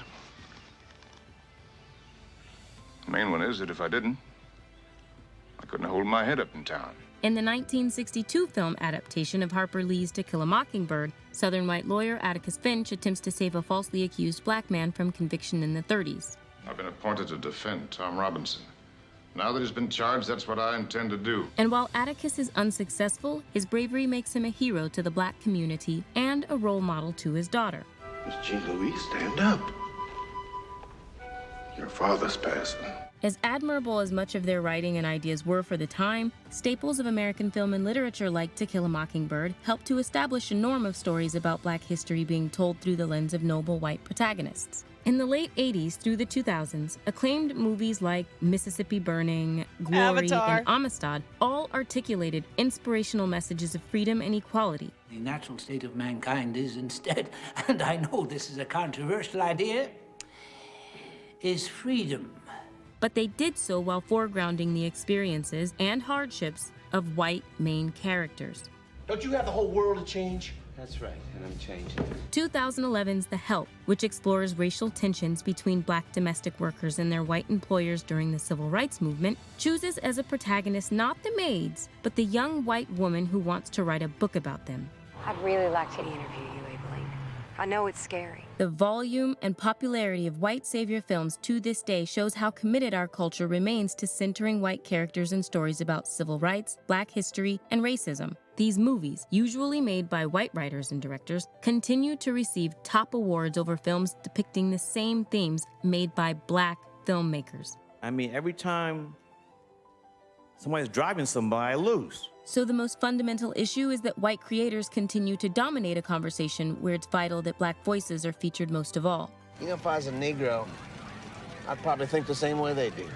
If you were a Negro, nobody would give a damn what you thought. Meanwhile, these movies can frequently lack three-dimensionality in their portraits of Black and POC characters. I love me some fried chicken. While the white protagonists often get love stories and complex character development, the non-white characters tend to be reduced to their negative experiences.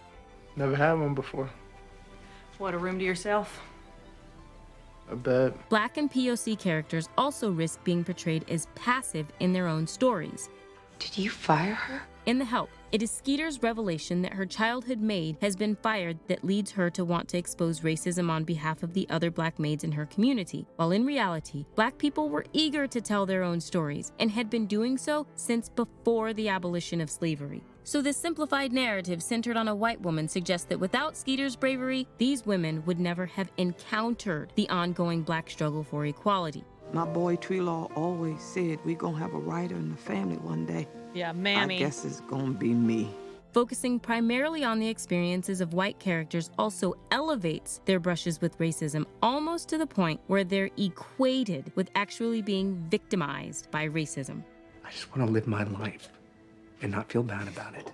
Well, I'm not trying to make you feel bad. Of course, it's important to note that the white savior trope is not limited to stories about Americans or Black people. Shungmani tu tanko obochimi yayelo. Nitaku napishnielo. The British film Lawrence of Arabia, released the same year as To Kill a Mockingbird, similarly centers a white male protagonist in a story of Arabic people's struggle for independence. They hope to gain their freedom. They're going to get it, Mr. Bentley. I'm going to give it to them. In Indiana Jones and the Temple of Doom, Indiana is the only person capable of finding the missing children and a sacred stolen stone of an Indian village. You could have kept it. What for? They'd just put it in a museum. It'd be another rock collecting dust. In Gran Torino, Clint Eastwood's Walt Kowalski becomes the savior of the Asian family who lives next door, while his unapologetic racism What the hell did I have to move into this neighborhood for? is dismissed as a forgivable personality quirk, or even played for laughs. How you doing, Martin, you crazy Italian prick? You see, kid? Now that's how guys talk to one another. They do? Even in movies based on true stories, filmmakers often engage in significant historical omissions or rewrites in order to frame the material around a heroic arc for a white character. 2007's Freedom Writers recast the Latina Erin Gruwell as a white woman. White people always wanting their respect like they deserve it for free. More recently, 2016's Hidden Figures invents a scene in which a fictional white boss, who's a composite of real NASA executives, courageously tears down a women's bathroom sign. Here at NASA, we all pay the same color. When the film's director, Theodore Melfi, justified this addition by saying, "There needs to be white people doing the right thing," his words revealed that the assumption under Kevin Costner really is always out here saving us people of color. Okay, guys, I just want to stop for a second and reiterate something. And yes, it's what Sky Eva just said. You guys can enjoy these movies and also acknowledge that they center white people, and movies that don't aren't given the same recognition. Bada bing, bada boom. That's exactly what I've been saying, okay? You're not supposed to sit here and go, "Oh, but Lawrence of Arabia was based on a true story," or, I like this movie, or it's a good movie. That's fine, and that's true, okay? That's not the point of this video or this conversation that we're having. I'm trying to emphasize how the reason that we have these stories throughout the history of the film industry is because the people who've made these stories are white, all right? So they tell these stories from the perspective of the white person, which means that the white person is the one who is the protagonist, who is stepping in and saving the day, who gets to be three-dimensional, who gets to, be imperfect and have, whatever. Like they are a fully realized human being because they are written and made by white people and they are made for white audiences, okay? That is just the truth of this trope and how so many movies throughout the history of the film industry have been made that deal with race and with race relations, and you know, it's just the plain honest truth. So it's like the harmless peeping Tom video we watched. Yes, exactly. Where I am not saying that you can't love some of these films, or that, you know, I'm not saying that films like The Green Book or Lawrence of Arabia aren't based on real stories. I'm just saying that it's important to realize why these stories, fictional or not, are always told from a white person's perspective, who then, as the protagonist, ends up saving the day.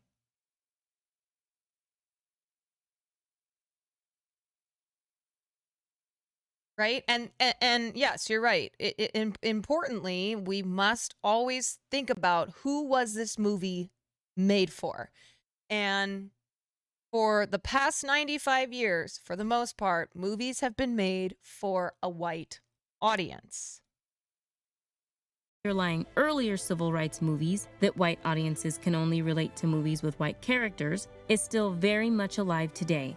Some of the people white savior films are based on have even criticized them for being misleading or oversimplified. Abilene Cooper, a black woman who worked for the family of the author of The Help, is suing the author for using and distorting her likeness without her permission in a way she says is embarrassing. And the real-life family of Dr. Don Shirley has condemned Green Book's portrayal of him as completely estranged from both his family and black culture. Who is this? Who? On the radio. Well, Richard. To a degree that the movie even suggests he requires the help of his white driver to connect with his blackness at all. I live on the streets. You sit on a throne. So yeah, my world is way more blacker than yours. Most fundamentally, Green Book reduces Shirley's life to supporting material for a narrative about a racist driver, when the life story of this queer black composer would by all accounts have made for a remarkable and more unusual movie on its own. He holds doctorates in psychology, in music, and in the liturgical arts. And he has performed at the White House twice in the past 14 months.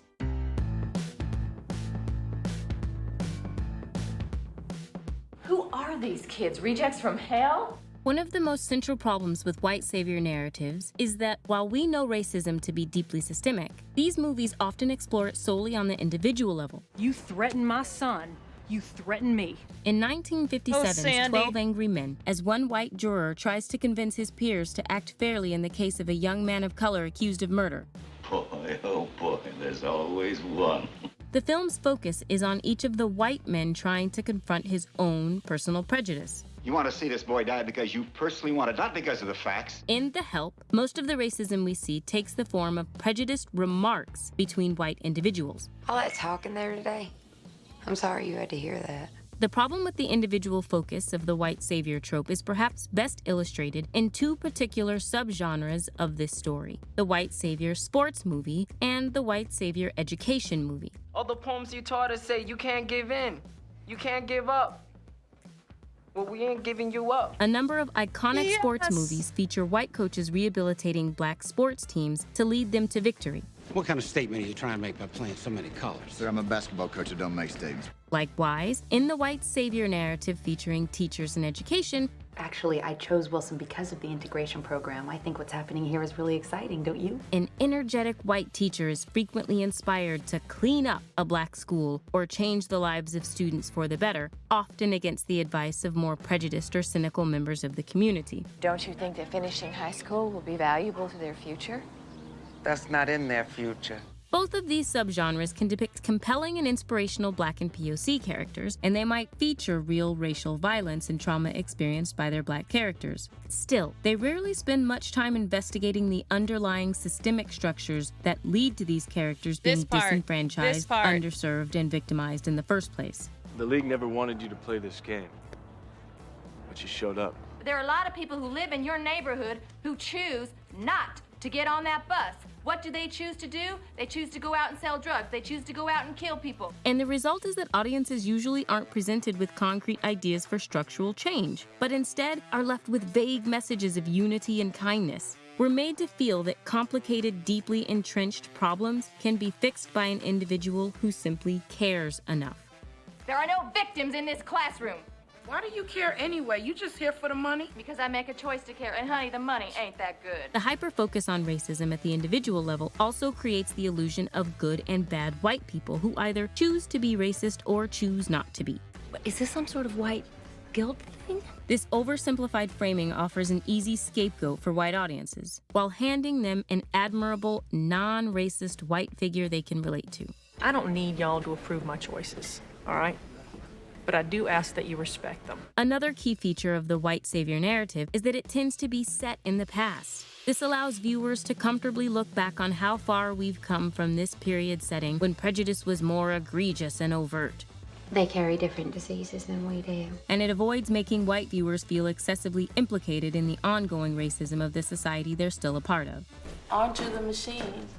You're saying I'm the machine? Yeah, you white, you part of the school. Writer Teju Cole, who coined the term white savior industrial complex to describe white-centered intervention in the African continent, describes white saviorism as a big emotional moment that validates privilege. In other words, the myth of the white savior is that in showing compassion to a non-white person, white people can absolve themselves of their privilege. Let's get the f out of here.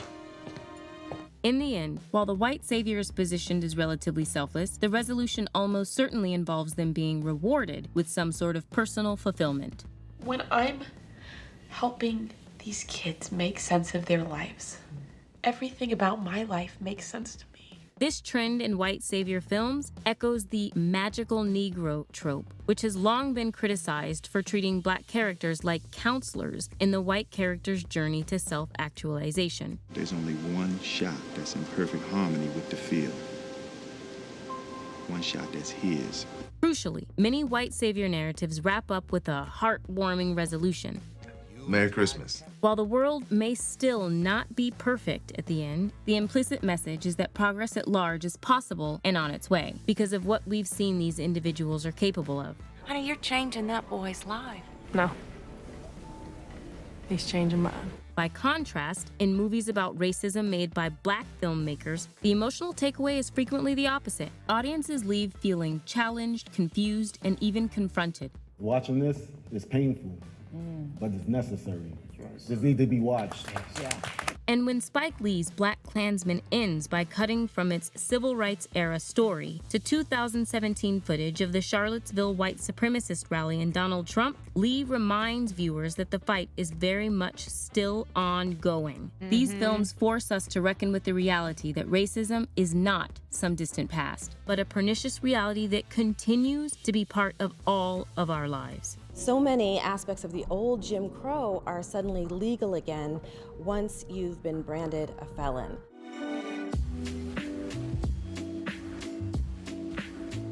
Tellingly, the hallmarks of the white savior narrative, a central white character, interracial reconciliation, or an employer-employee relationship that blossoms into a friendship, white women always want to be friends with their maid, rarely feature in the work of black and POC filmmakers. On the contrary, it's striking that in films made by black creators, white characters are very often on the sidelines. In Spike Lee's Malcolm X, they're either grotesque villains, distractions, or simply irrelevant. I wanted to ask you, what can a white person like myself, who isn't prejudiced, what can I do to help you and Simply irrelevant.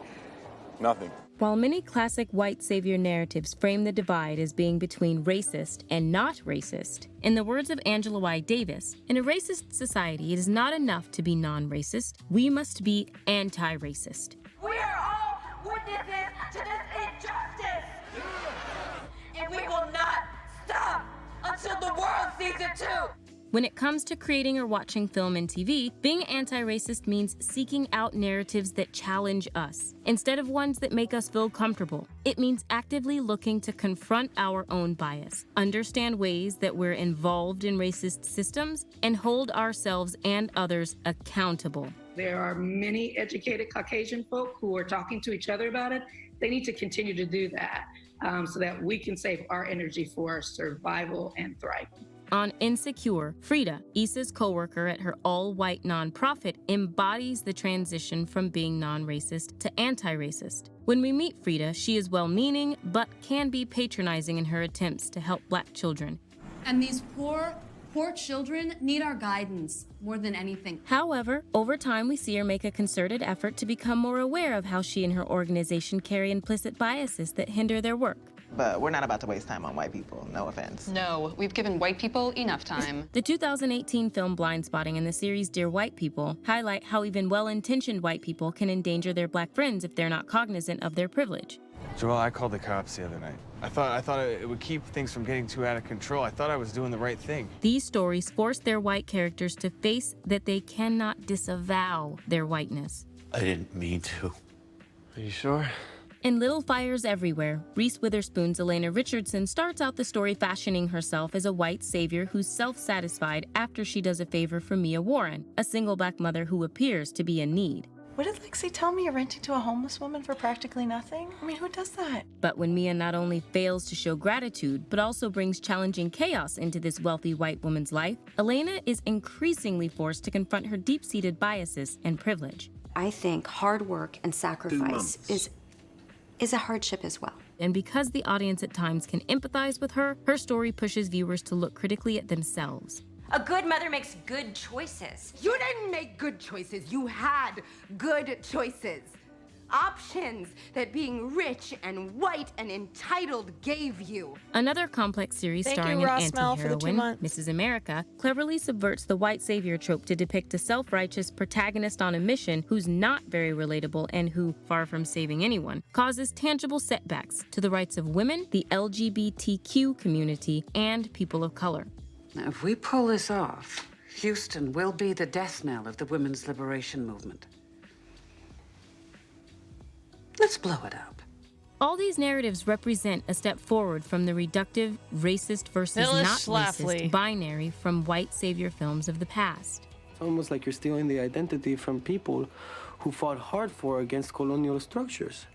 So in a way, it's almost like you are the colonists. Meanwhile, as more Black and POC filmmakers have gained a platform to reach large audiences, films like Black Panther, Get Out, and Sorry to Bother You have been able to show Black people grappling with how best to exist in a racist society, sometimes clashing with each other in their views on this complex question. It's about 2 billion people all over the world that looks like us, but their lives are a lot harder.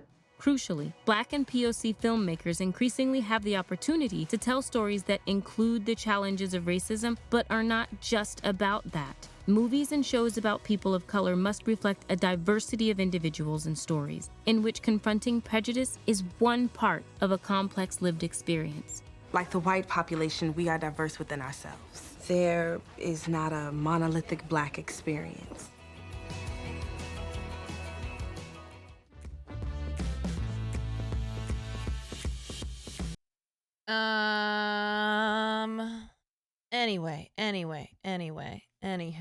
Anywho, I think you guys get the idea there. Okay. And if you don't, after both those videos, I don't know what to tell you. After everything I've said, here, I'll link the video. There's that one, and then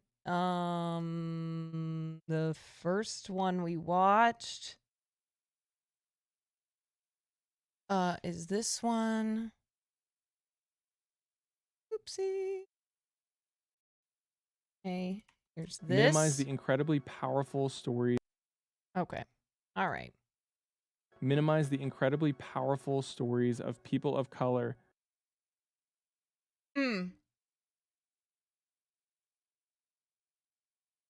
Yeah. So critical thinking when we watch film, whether films that come out from this point on or films that have already come out. This is our job as viewers, right?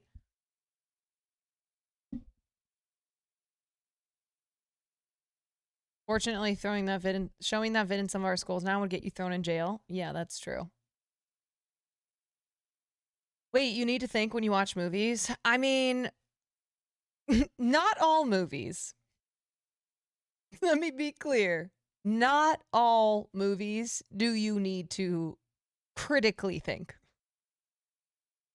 There are movies that exist for you to just enjoy and turn your brain off. No thinking. Exactly. Thank you, Augustin TTV. Have a good night.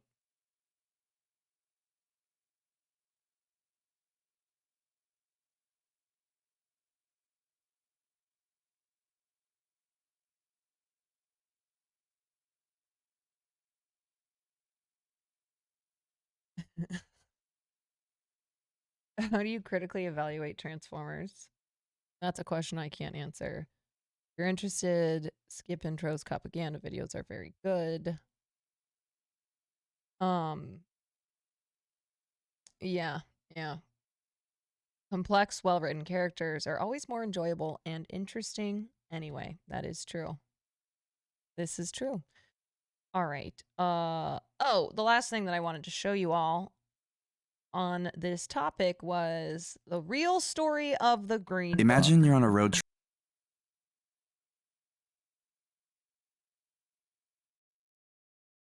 Here's a quick video that will explain what, in fact, was the Green Book. And no, it is not just a movie directed by Peter Farrelly that won the Oscar in 2019. It is actually based on something that was very real and very important during the civil rights era and pre-civil rights era. Trip with your family. The year is 1954 and you're black. Segregation is law in the South and basically practiced everywhere else in America. You're traveling down the famed Route 66 and you've just reached Albuquerque, New Mexico for the first time. There's not another town for miles and you want to pull over and sleep for the night. There are over 100 motels to choose from, but less than 8 will take you in. Picking the wrong one could lead to a humiliating encounter, or worse, a violent one. But there was actually a way to know where you'd be welcome. It was in the Green Book.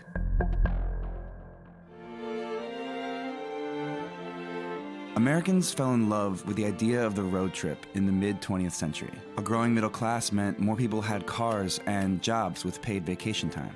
And a newly built interstate highway system meant the country was accessible to a big part of the population for the first time.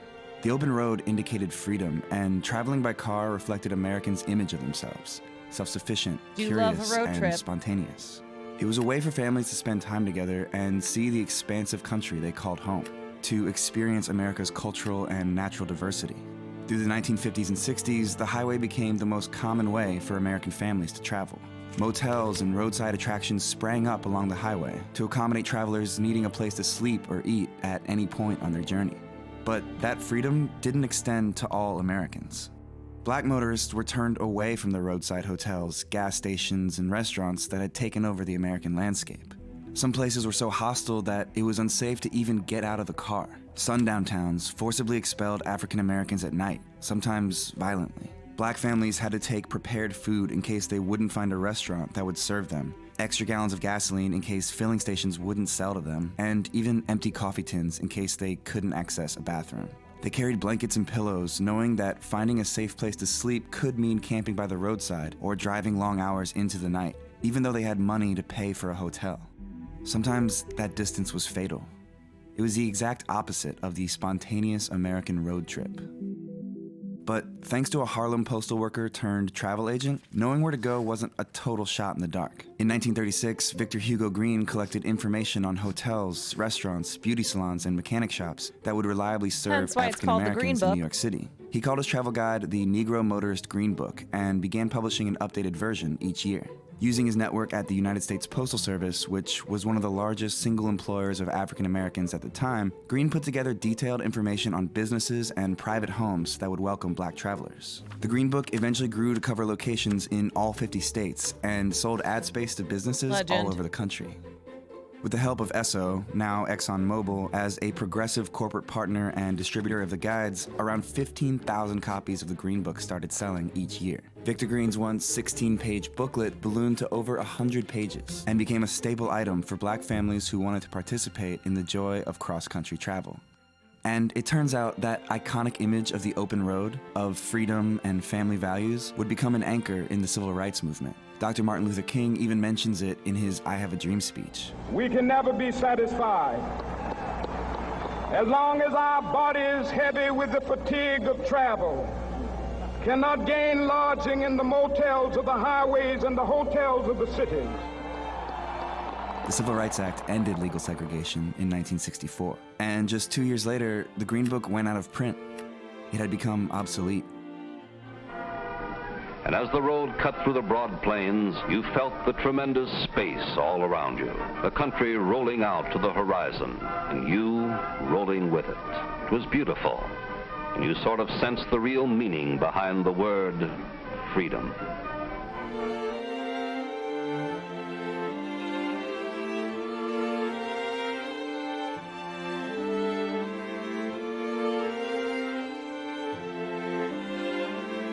Yeah, that's why, you know, it's really disappointing that The winner is green.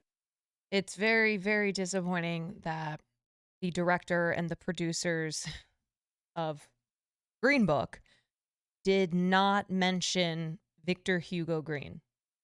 You know? The guy who actually created the Green Book and subsequently saved lives. Really. I mean, that is not a dramatic statement to say that Victor Hugo Green, through his creation of the Green Book, saved, you know, we don't know how many, but lives of Black Americans who were traveling through the South.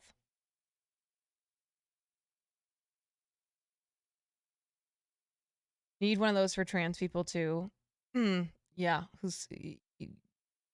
we need the Green Book for the trans community, indeed.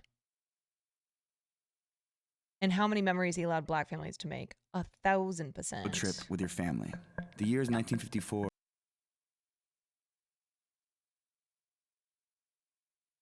All right, so that I think concludes the Oscar controversy of the evening. 2019's Green Book winning Best Picture. The end. I gotta think about what's next. What's next in between here and me covering the slap? Good night, Positive 2F. You should put this series on YouTube. Listen, I did say that I am.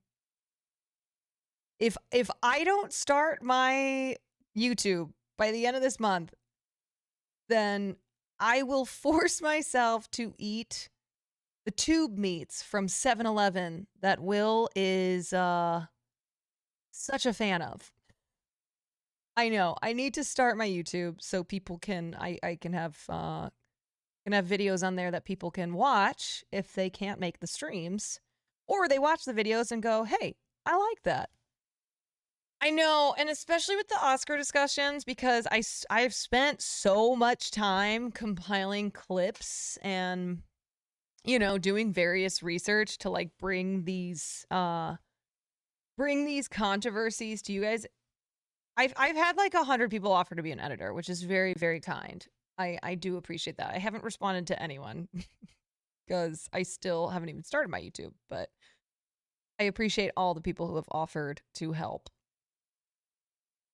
It's been a great series and so informative. It should be on YouTube. Thanks. I mean, you know, it's one of those things where it's very interesting being on Twitch because so much of what I do is take other people's videos that I have found and then bring them to you and then offer my own commentary. So it's kind of one of those things where I always feel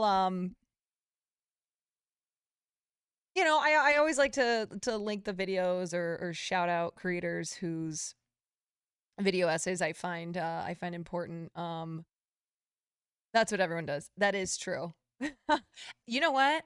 At least actually, I'm not going to finish that sentence. But yeah, because I do think that I think that people are visual learners. So showing you video essays on this content is really helpful to understand the material other than me just sitting here and talking for 4 hours straight without showing other people's perspectives and having something visually to look at.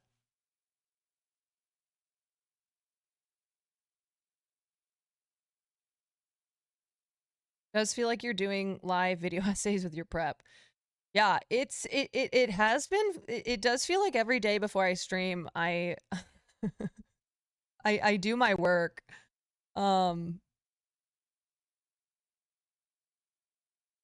It's needed though. Like we've been all together is content creation too. That is true.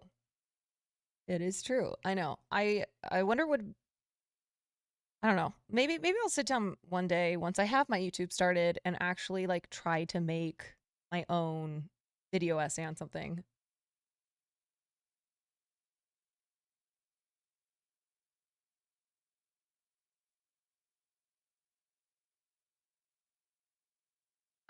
Hey, can I ask you an honest question? I promise it's in good faith. How do you feel about Asian women talk about being fetishized by white men and hate that they're hyper sexualized in movies, but at the same time, Asian female authors / movie writers write love stories. It's always exclusively Asian female and white male. Isn't it hypocritical? Well, that's not entirely true.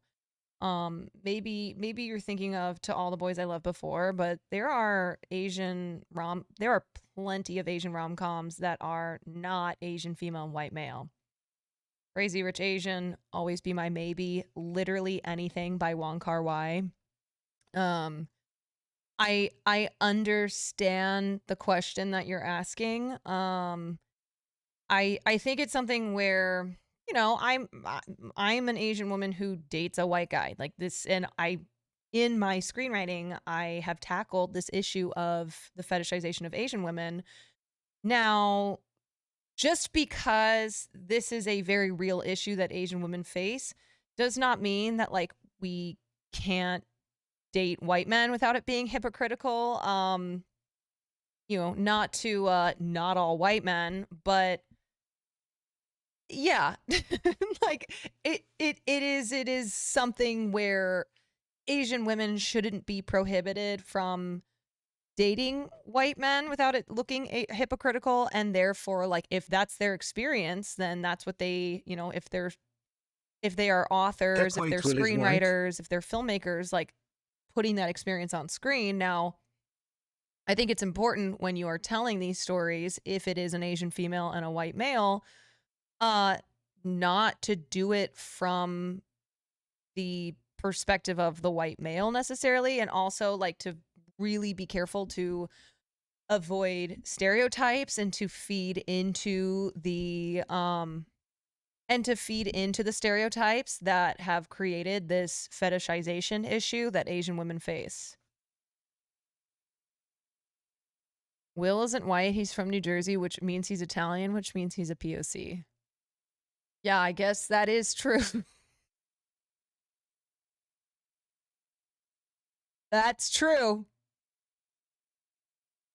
You should date who you want to date, regardless of the race. I think it's important to interrogate your preferences and how they're influenced by the general culture. Absolutely. Here's the thing. I grew up in the Midwest. I grew up believing that white people were the superior exemplifiers of beauty, right? Everything that was shoved in my face at a young age told me that white people were superior. And when it came to, when it came to preferences, I always, for one reason or another, picked a white guy because, one, where I grew up in the Midwest, there were mainly white men. Like seriously, my pool of people to pick from for romantic partners was very limited. And it's something where when I moved to California was the first time really that I dated non-white men. Now I did end up with Will Neff, but that's because he's Will Neff.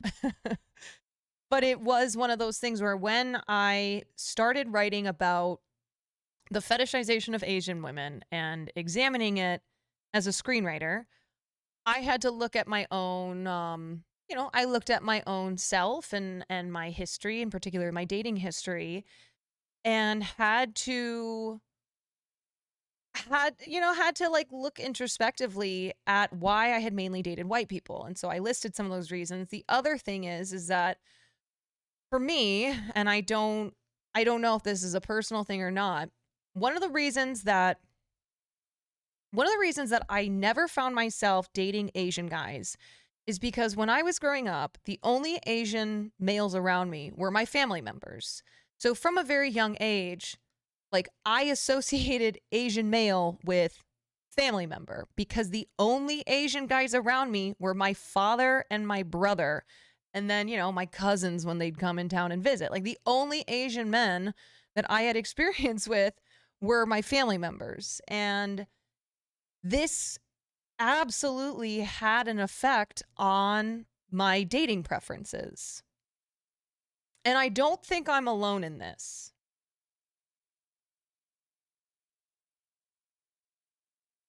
And it was something that I really did a lot of soul searching on because I, of course, am very, very conscious about, about this subject and I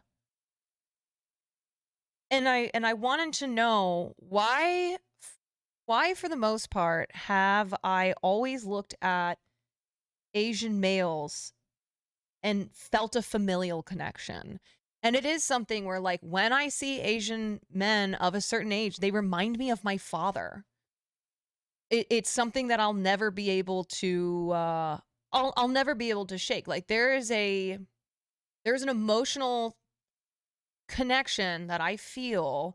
There is something within my heart that always, that always sparks whenever I see an Asian man who's close in age to my dad. And same with like when I first moved to LA, and it was one of my first times being around Asian people who were not foreign exchange students on my college campus. And there were so many, I would meet Asian men who I just saw my brother in them. So it was hard. It was hard to look at them sexually and romantically because of that reason.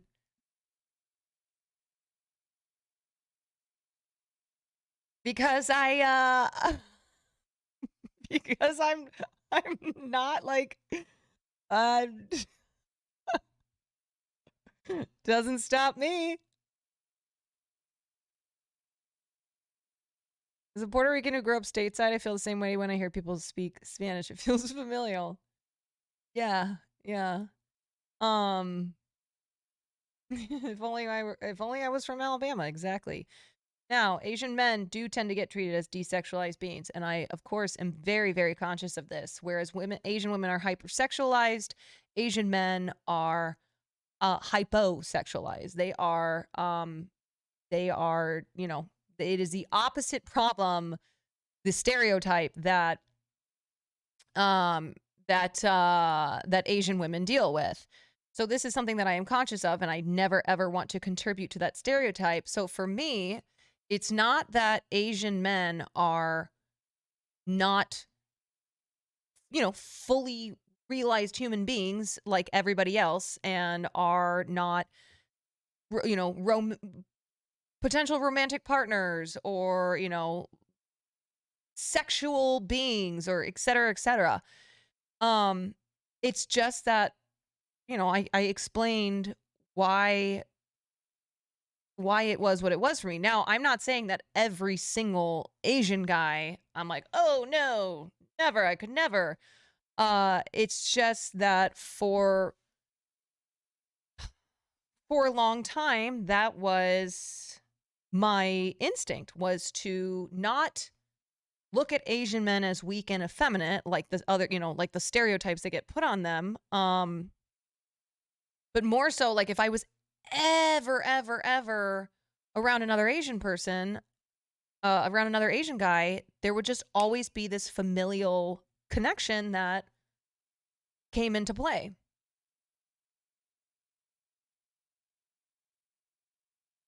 Because when I was growing up, it was so rare. It was so rare that I would be around other Asians who were not my family members. I think that's an experience that not everybody shares.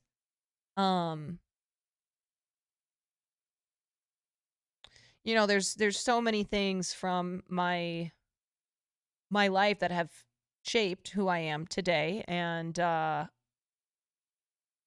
me growing up in a primarily white community where my family was really the only Asian family around, totally shaped so many things about my life, for good and for bad.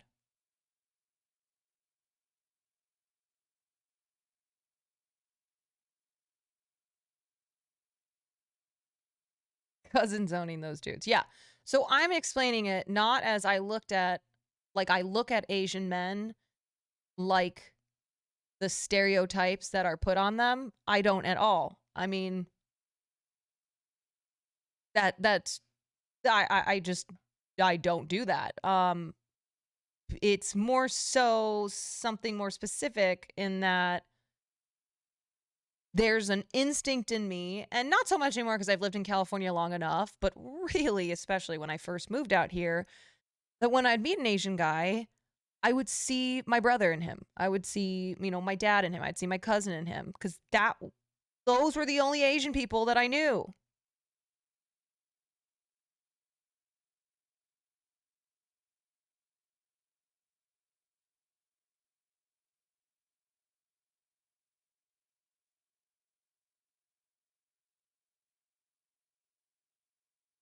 Anyway, that's kind of a long-winded answer to that initial question. Oonola gifted a tier 1 sub to Only Facts. Thank you, Oonola, They have for given that 5 gifted. gift subs in the channel. I feel you there. I grew up in a small town, being the only Mexican kid in the town, moving and seeing more Hispanic Latino people. It was odd. I still have never dated a Hispanic person. Not that I'm not attracted, but more to what you're saying. They remind me of my cousins. Exactly. Yeah. So if you're a person of color who, or you're somebody who just grew up and you were in the minority, maybe that can explain your dating preferences. Like, if this is something that you've been examining and maybe you feel bad about the fact that you're like, am I not attracted to Hispanic people, or am I not attracted to Black people, or this and that? I don't think that's true. I don't think one person should ever say they're not attracted to an entire race of people, right?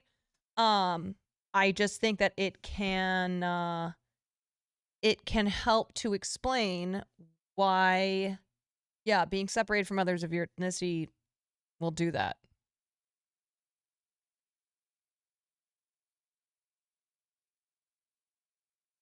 Did you not see cousins from the mother's side? No, of course I did, but I was surrounded by white people. So it didn't matter that my cousins were white.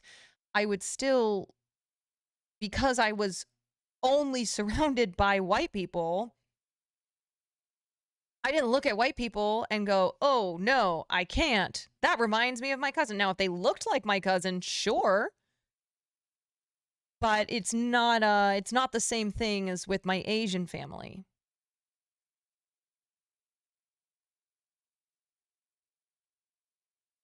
Do you think it's a study fact that we develop an attraction or familiarity to the race most present in one's life, especially growing up? Yeah, I'm not a psychologist. I ain't no big city psychologist, but I do feel like there is absolutely truth to that.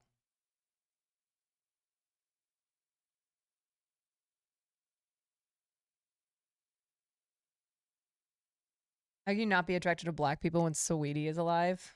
Good God. True. Steven Yeun walks in the room. Yeah, like I think Steven Yeun is a babe. You guys know I'm obsessed. Keanu Reeves. Now he's very mixed race, but I'm, you know, whatever. There are many, many, many, many attractive Asian men, just like there are in every race.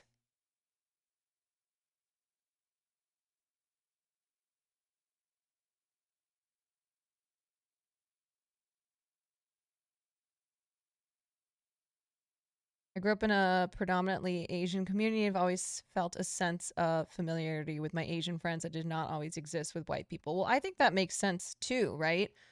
I don't think that you I think that that's a little bit I think that's a little bit of a separate thing, and I also don't think that my experience, what I just explained, is a hard and fast rule, right? I will say that I feel this innate connection to Asians, even though I didn't grow up around them, especially Asian women, because I know that we share experiences. I know we have a shared understanding of certain things, and we can relate on a level that I just never could with the white people in my life.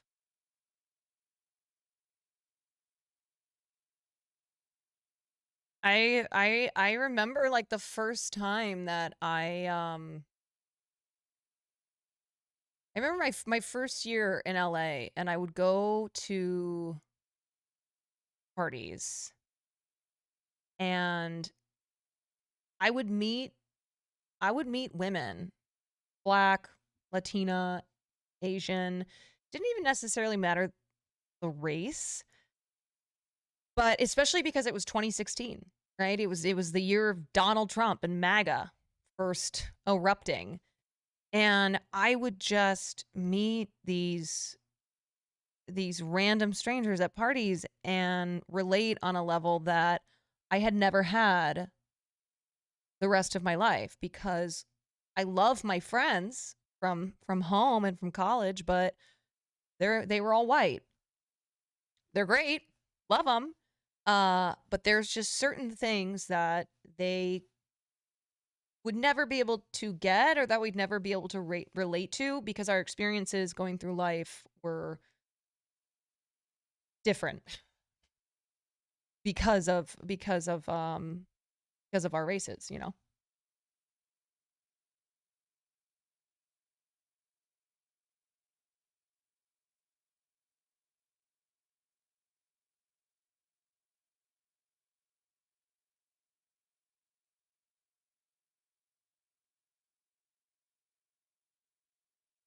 As a mixed Black and white man, I tend to be more drawn to white women in a dating context, since my hometown was almost completely white and that's all I knew during my childhood. Yeah, and also like think about the people who were on magazines and in movies who were seen as romantic love interests, right?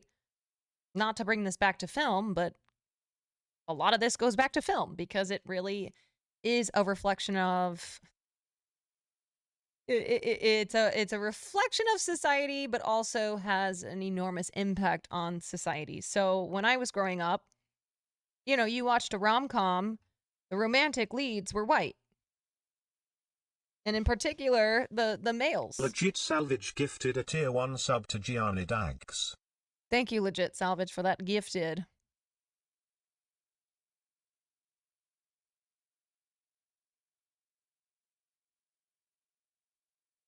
Ah, shit. Chat is now psychoanalyzing itself. I know. What have I done? Everybody's sitting here being like, I need to look introspectively.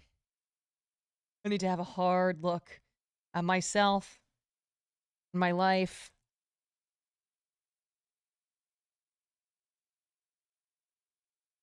Who am I? Listen, guys, this is what life is all about, okay? You're never gonna have all the answers.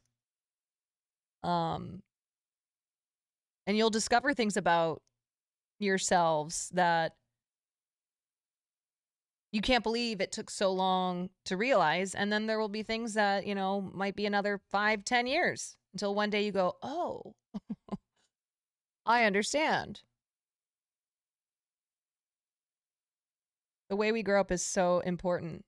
It is. I never realized how much internalized racism I had until later in life. Yeah, I mean, you know, nature versus nurture, right? Like, the beginning of our lives sets us on a course, sets us on a path that sometimes we have no control over. It's just a matter of how we were raised, where we were raised. Now there's things that we can change if we don't if we don't like those things. You know, that's what they talk about in therapy, doing the work, right? And then there's other things that I don't know. You can try to change, and then I think you have to be. I think you have to give yourself grace. You have to have like understanding and compassion for yourself, and there are certain things about who we are that we won't be able to change. And I can't tell you what those things are. I don't even necessarily know those things about myself. Just it's just how it is.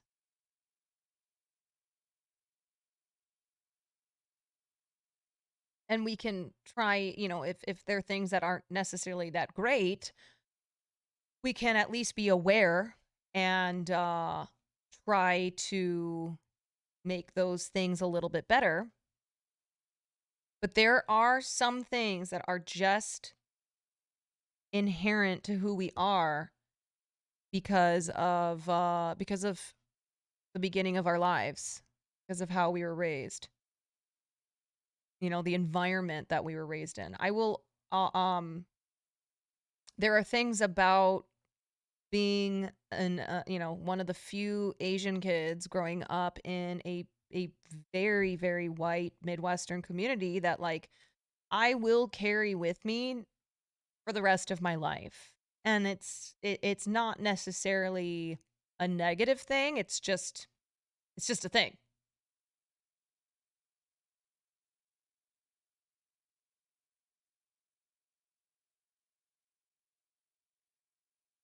I just heard Farley hit his bell. Okay. Well, listen, you guys, think amongst yourselves. I will be back in 1 second, and then we're gonna take a look at a few more things.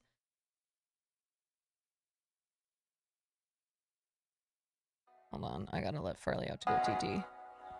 Okay, BRB.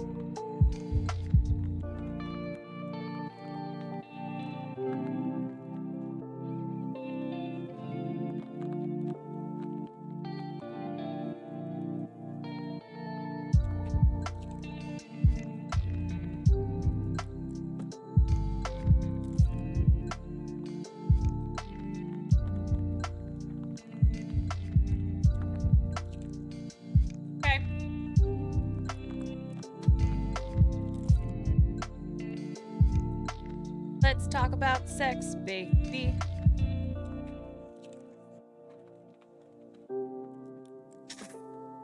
Okay. Good morning from the EU. Good morning. Guten Tag. All right. Let's look at a couple highlights from CPAC. As I mentioned earlier, For years, the CPAC has really just turned into MAGA land. Historically, CPAC has always been a convention where members of the Republican Party, all people to the right, gotten together and really duked it out. You know, it was a place for the various factions of the Republican Party to come together and like fight. And now it's just turned into Donald Trump, right? Ever since Donald Trump became president, it has really just become, like I said, MAGA land. And frankly, this year's CPAC was pretty boring. And it's just MAGA folk who are saying the same old shtick and also grifting. The Conservative Political Action Conference, or CPAC, has been one of the premier Really like your approach to socio-political topics. Thank you for streaming. Thank you. conservative gatherings in the country. If you wanted to be taken seriously in Republican politics, going to CPAC was basically a requirement. This year, though, the conference feels more like an infomercial. Instead of supporting woke companies who hate you and use your money to further their political agenda. So go to Kim's Metals, it's kind of catchy, she looks terrible. to learn more. That's kimsmetals.com. That was Kimberly Guilfoyle doing a special live from CPAC version for show. You may know Guilfoyle as Donald Trump Jr.'s fiancée. You may know her as a former Fox News personality. You might even know her from her $60,000 fee for a 2.5-minute speech on January 6th. At CPAC, Guilfoyle used her time to promote Mike Lindell's pillows. There they are, right there. And to urge retirees to invest their retirement funds in precious metals. through her promotional KimsMetals.com. Hold on. Let's go visit this website. KimsMetals.com. Kims, did I spell that right? KimsMetals.com. Okay. Stop. You're one step away from getting your free half-ounce silver Ronald Reagan coin. Pfft. Well, I gotta get me one of those. A half-ounce silver Ronald Reagan coin? Sign me up. Please. Okay. KimsMetals.com.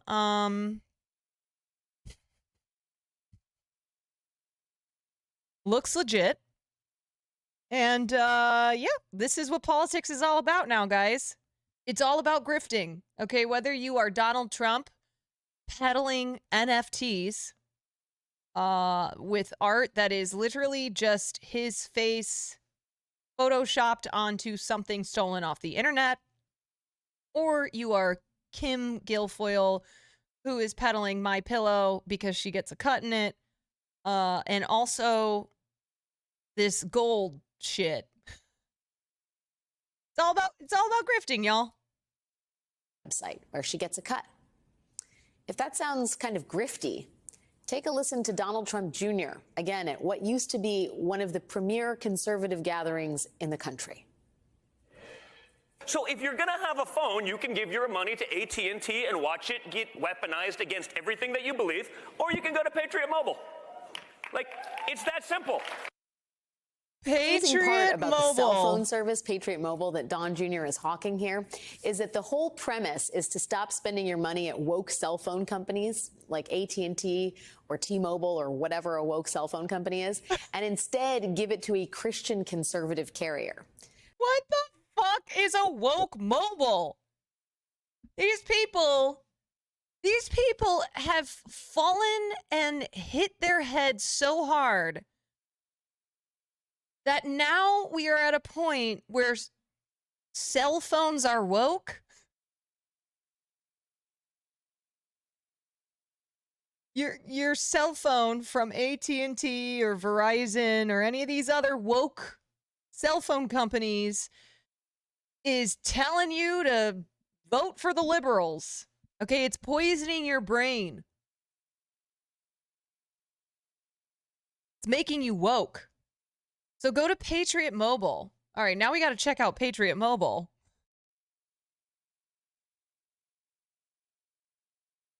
Patriot Mobile. Okay, sick. America's only Christian conservative wireless provider. Our mission is to defend our God-given constitutional rights and freedoms. Of course, you know, you've got the American eagle, the bald eagle, holding the American flag. Getting started is easy. Okay, great. I mean, you know, I'm tired of my cell phone making me vote for Joe Biden. Okay, my cell phone's gone woke. Patriot Mobile donates a portion of every dollar earned to support organizations that fight for First Amendment religious freedom and freedom of speech, Second Amendment right to bear arms, sanctity of life, and the needs of our veterans and first responders. Will you partner with us today? Listen, if you buy Patriot Mobile, you can protect your right to have an AR-15 or something like that. Yeah, they only offer 5G. My new Patriot number is 678 Freedom. Yes, a Christian cell phone, as Jesus intended.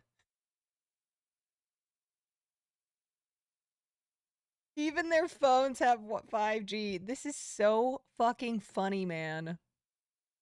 This is so... Watch our video? All right.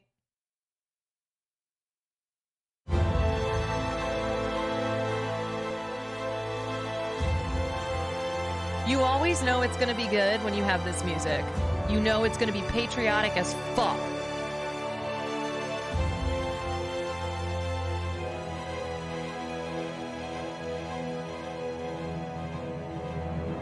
Gotta have that diversity in there.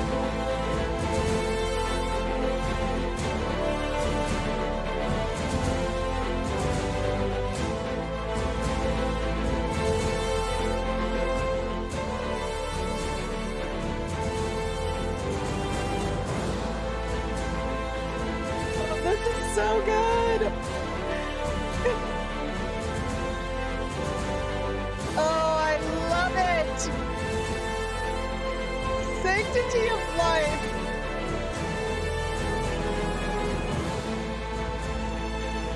God, I feel so patriotic watching this. It wants me to get a, makes me want to get a patriotic cell phone.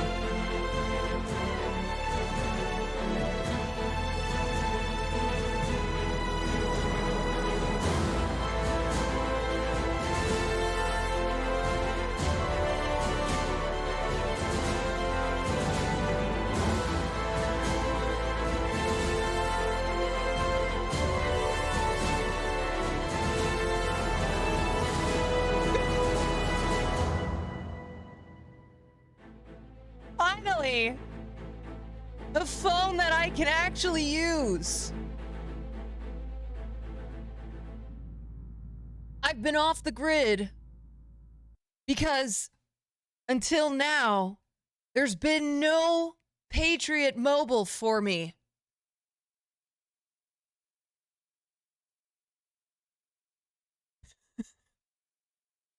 What carrier does Patriot Mobile use? All of them use Sprint's network to provide service. God, that is so funny. That is so fucking funny. This music totally ripped off the Avengers theme. Oh, shocker to no one.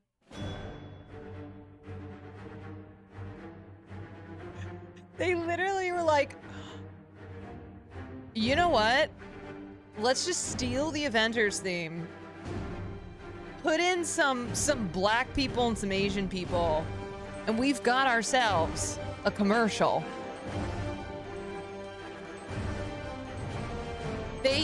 Wait a second. They use all three, T-Mobile, Verizon, and AT&T. Wasn't Donald Trump just saying, Donald Trump Jr.? You're gonna have a phone, you can give your money to AT&T and watch it get weaponized against everything that you believe, or you can go to Patriot Mobile. So the idea is that you still use AT&T, but it's a phone that will protect you from the wokeism of your carrier, AT&T. Yeah, so literally repackaging the service. They're like, listen, AT&T, it's too woke. Here's what we have for you. Patriot Mobile. It's still AT&T, but there's a patriot inside your phone who is blocking all wokeism that AT&T attempts to poison you with. That's why it's called Patriot Mobile. It's like a condom. Exactly. Listen, you can't get poisoned by the wokeism of AT&T and Verizon and all these phone carriers. As long as you have a condom on your phone in the form of Patriot Mobile. Yeah, there's an American flag in the logo because the American flag will protect your brain cells. Every time you lift up that phone or you look at that phone, that American flag is like a condom against wokeism.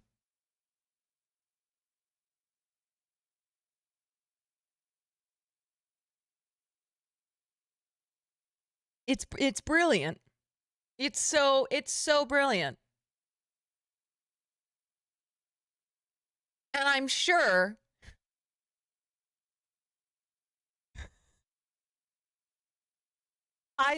it's definitely not cheaper than going somewhere else.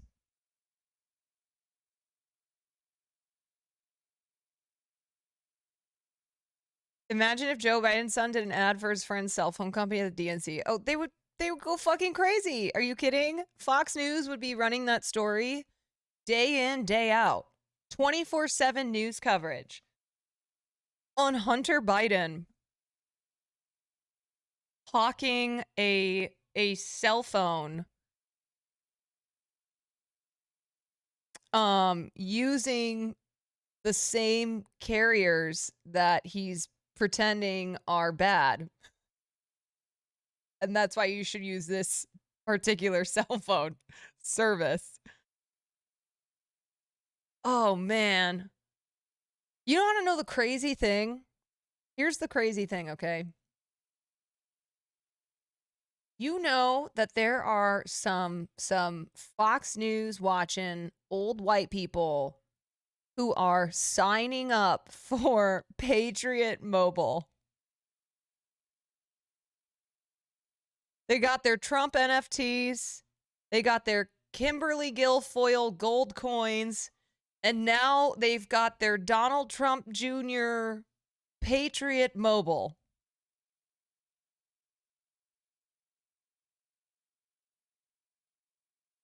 Oh. It's amazing. I mean, you know, the grifters that keep on grifting. And now I've got my Reagan gold coin. That is true. That is true. Don't forget about me.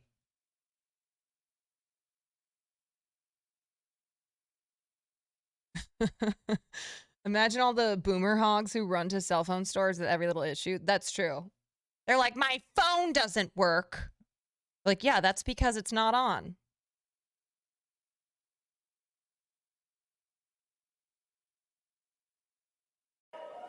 Like, it's that simple. Amazing part about the cell phone service, Patriot Mobile, that Don Jr. is hawking here is that the whole premise is to stop spending your money at woke cell phone companies like AT&T or T-Mobile or whatever a woke cell phone company is, and instead give it to a Christian conservative carrier. But here is the thing. The Christian conservative carrier doesn't have its own national infrastructure. So it just rents excess capacity from woke cell phone companies like T-Mobile and AT&T. So its customers are basically owning the libs by paying Patriot Mobile, which then just pays the woke cell phone companies that Patriot Mobile claims they are the alternative to. It's like when Tomi Lahren came out with her, what was it? It was like her Patriot athleisure line, and the whole idea is like all these woke companies that keep going overseas and they're taking jobs away from Americans. And here along comes Tomi Lahren with her patriotic leggings. And oh look, there's a pocket where you can put your gun. Yo. These leggings, this athleisure by Tomi Lahren does it all. But here's the thing. It was made in China. Air bomb, thank you for the 3 months.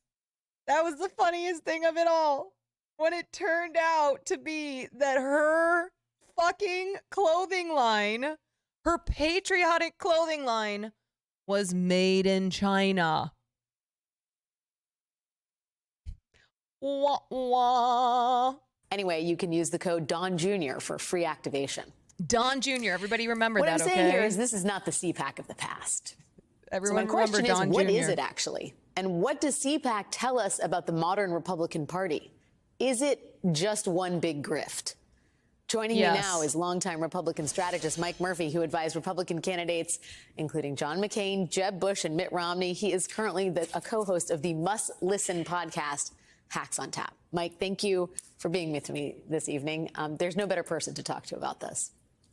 I guess, let me just first what a topic, huh? Yeah, well, I mean, when you think of the George Santoses and obviously Donald Trump with his ties and his vodka and his steaks, and even Alex Jones with his vitamins or whatever he sells, the conservative movement in the year 2023 it does feel like an infomercial. And I wonder how much you think the big con, the grift, is central to the party. While trying to find Tomi Lahren's clothing line, you found a different woman's athleisure line designed for the women who carry a gun to the gym. Yeah, because, you know, when you go to the gym, you got to be packing. Party's identity at this point.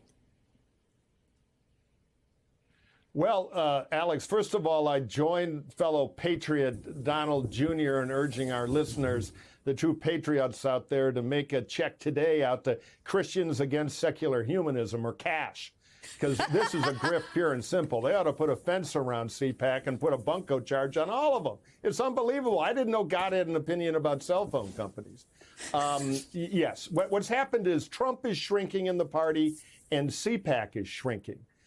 But it is kind of the professional grassroots huckster wing of the GOP. So the good news is it's an outlier. It's not the sampling it used to be. Hell, when I was chairman of the College Republicans at Georgetown a million years ago, right after Reagan got elected, we'd go there and it was the best party in town.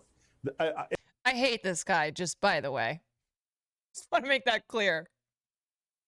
And it reflected the young energy inside the Republican Party. This thing now is a scam. Well, pure and simple, top to bottom. Walk me through how that fits, though, in the ecosystem of the present-day GOP. There's a competing confab, the Club for Growth conference, where I think Ron DeSantis and Mike Pence and Nikki Haley, they're all speaking. That's kind of like the legit conference. But when you talk about the energy and enthusiasm, I mean, CPAC may be a clown show that is offering, $9.99 gold coins or whatever. But at the same time, it does represent some certain part of the GOP, does it not? I mean, does it not represent the most animated part of the base that is therefore essential to those who would like to keep power over at Club for Growth? Well, it's a sliver. What it is a grassroots party, the hoot and holler, but it's what I call the hobbyist wing of the right wing. The Club for Growth thing is a donor club. That is a meeting of people who can write $100,000, $500,000 checks to your super PAC. So the candidates will break down the door to get in there and kind of do their 10 minutes. They're scoping for significant donors or bundlers. The CPAC thing, CPAC now is like the 25 Japanese troops in a cave somewhere in 1953 waiting for the emperor to tell them to attack. They're a sub-sliver. Now, they vote in primaries. I won't zero them out completely, but if you look at a scientific poll of Republican voters, and you poll, if you can get the aluminum foil hats long enough to get their attention and poll the people running up and down the hallways hawking this. Yeah, that's how you know this guy is from like Reagan era. Stuff at CPAC, there's not a lot of correlation. It is a symptom of the weakness of the Trump thing, not the strength that he owns this shrinking island. I gotta ask you what you think the ideological center of the Republican Party is at this point. Because when I think of Club for Growth, I'm thinking these are the moneyed Republican elites who really care about low taxes. And when I think about the political figures who speak at CPAC, it's kind of the grifter class. But money is the central thing that ties it all together. Is it not? I'm just trying to understand what the Republican Party is actually about, if anything, at this point. It used to always amuse me as a regular Republican that the grassroots would rant about the establishment, many people like me, but the anti-establishment has its own establishment, and their trade show is CPAC. As far as the party, it's got a lot of factions. Okay, so he makes a good point here. We're like, yeah, this dude, Mike Murphy, he is part of the Republican establishment, right? Like the old school GOP when the Republicans still had morals, baby, okay? The John McCain Republican Party. And he's talking about Donald Trump and all the right-wing MAGA grifters and how they call themselves the anti-establishment. When really now at this point, it's hard to keep using that narrative, right? Like Donald Trump came in 2016 and was explosive because he came in and he said, I am not part of the establishment. And it worked, right? But now 7 years later, that's not working anymore. These people who claim to be the anti-disestablishment, not part of the establishment, are part of the establishment. It's just a different establishment now, right? It's the MAGA establishment. Right now, the biggest war is between kind of the populists, and there are rich populists who love to write super PAC checks, all the way down to grassroots, really grievance populists who are worried about space lasers and think Marjorie Taylor Greene ought to be empress, all the way over to kind of more thoughtful populists. Then you got the old Burke conservatives like me, which were kind of the dominant conservative faction in the original, not completely crazy Republican Party. And there's a struggle. Trump is the poster child of the grievance populists. And that's where the fault lines are now. Some of the money is with him. Most of the money is, God, we're tired of losing. We're tired of crazy. This guy's a problem. Can we get back to free enterprise, strong defense, the basic Republican building blocks? But they don't control the party now. The primaries are going to sort this fight out between all the warring factions. They're still using T-Mobile. But then so is the insurrectionist wing as well. Anyway, we have to leave it there. Mike Murphy, my friend, thank you for your time and wisdom, as always. Thank you. Anyway, Mike Murphy's the type of guy who would I don't know. I could see him voting for either Nikki Haley or maybe DeSantis. I could see him more Nikki Haley. That seems like his speed. Yeah, can we get back to the normal military-industrial complex? Hello. Okay, so it's not just people on the right, though. It's not just politicians or mouthpieces on the right who are grifting. Like I said, when I started off this stream, I said to you all, everybody but me seems to be grifting these days.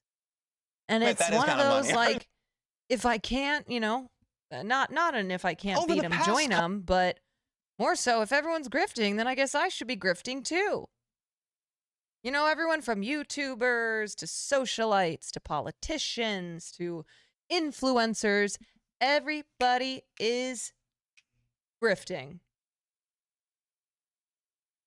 So I guess I might as well grift too. Buy my NFT or my coin or my energy juice or my my holy water or my lipstick that's just the same formula that I stole from a company run by a black woman that nobody knows about, and I just changed the formula or I just changed the name.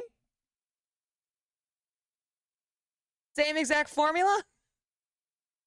Quan coin, exactly. Yeah, caffeine supplement peanut butter. Listen, I got everything. You need it? You need it? I've got it. Come on down to Quan's shop. Couple of years, I've been noticing something. Do you guys feel like scam artists are everywhere? Exactly. Right? You obviously heard about FTX, right? The cryptocurrency exchange that lost $8 billion of investor deposits based on the reputation of this electrocuted 9-year-old. Yeah, it was insane. But you know what was crazier? The people who helped him do it. Oh, wait, should I put Hassan in my title? Should I put Hassan is a grifter or something like that? What do we think?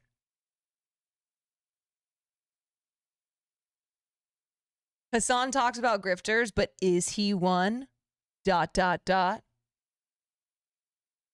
I'm excited to be partnering with FTX to help make crypto accessible for everyone. I'm all in. Are you? With FTX, I have everything I need to buy, sell, and trade crypto. Better, Hassan. I'm trading crypto. FTX is the safest and easiest way to buy and sell crypto. It's the best way to get in the game. If there's ever a place I could be that I'm not going to get in trouble, it's going to be at FTX. Wow, Kevin, that prediction aged so poorly. Leonardo DiCaprio just broke up with it. So obviously FTX is old news, but when the new CEO, John Ray, took over the company, he looked at the books and he said one thing that I cannot forget. He said that he has never seen a group of such inexperienced, unsophisticated, and potentially compromised group of individuals. This dude said that the situation was, quote, unprecedented, and he oversaw the bankruptcy of Enron. Okay? That's like if your doctor told you he had the weirdest penis he had ever seen, and then you found out his other patient was Rudy Giuliani. Now, Hassan outed for a grifting. lot of people have said we are living Hassan on in grifting. These are the golden age of grifting. There's articles everywhere about it. But it's not the golden age of grifting, because that makes it sound smart and sophisticated. The truth is, the grifters of our age are f***ing morons. Just absolute dipshits. Soft-brain Neanderthals. True. And that's the part that bothers me so much. I have friends that I grew up with that got duped by these clout-chasing sociopaths. That's why we need to know why it's gotten so stupid so we never get back here. Let's talk about the golden age of dipshittery in our latest installment of Long Story Short. No, true, dude. Do you guys remember the 2008 financial crisis? Yes, it was so complicated. Remember The Big Short? What the hell is a credit default swap? I have no idea. Margot Robbie explained it to me naked in a bathtub, and I still don't get it. But the scandals today, oh, they're truly idiotic. Take Coinbase, okay? Very legit app. I have it on my phone. But it was recently at the center of the first crypto insider trading scandal. Now, you're probably thinking, wow, us in crypto. It's got to be complicated, right? Wrong. According to the DOJ, here's how it worked. Right before Coinbase listed a new coin, this dork who worked at Coinbase would text his little brother to tell him to buy that coin. And at one point, they just texted the $ and eyes emoji. You know, the universal symbol for insider trading. Just zero subtlety. Now, it gets even dumber. When Coinbase caught him and tried to bring him in, Ishan emailed his coworkers that he would be, quote, out indefinitely because he had to fly back to India overnight. Ishan, you f***ing dumbass. You're fleeing the country. You don't ping HR on Slack. Just, hey, Carol, running from the law, just looping you in. Just bumping this for visibility. Thanks. Now, obviously, crypto is full of idiots, but this dipshit grifting, oh, it's f***ing everywhere. So don't feel bad if you've been duped. Even JP Morgan got swindled. Take the case of Charlie Javis, okay? She founded a startup called Frank, and she claimed to have a user base of almost 4 million customers. And in 2021, JP Morgan bought her company for $175 million. She was in Forbes. She was the future. But now, JP Morgan is suing her because... You want to know something crazy, too? What is something that Sam Friedman Banks, Charlie, Logan Paul, like, Anna Delvey, Elizabeth Holmes, what is something that they all have in common? I'll wait. What crazy eyes? That's true. What is something that they all have in common? Yeah, being on the Forbes 30 under 30 list. Sex appeal? True. True. Yes. They are all they are all white. I listen, Logan Paul, yes, he is white as well. I should have really kept it to like who Forbes loves to put on their Forbes 30 under 30 list.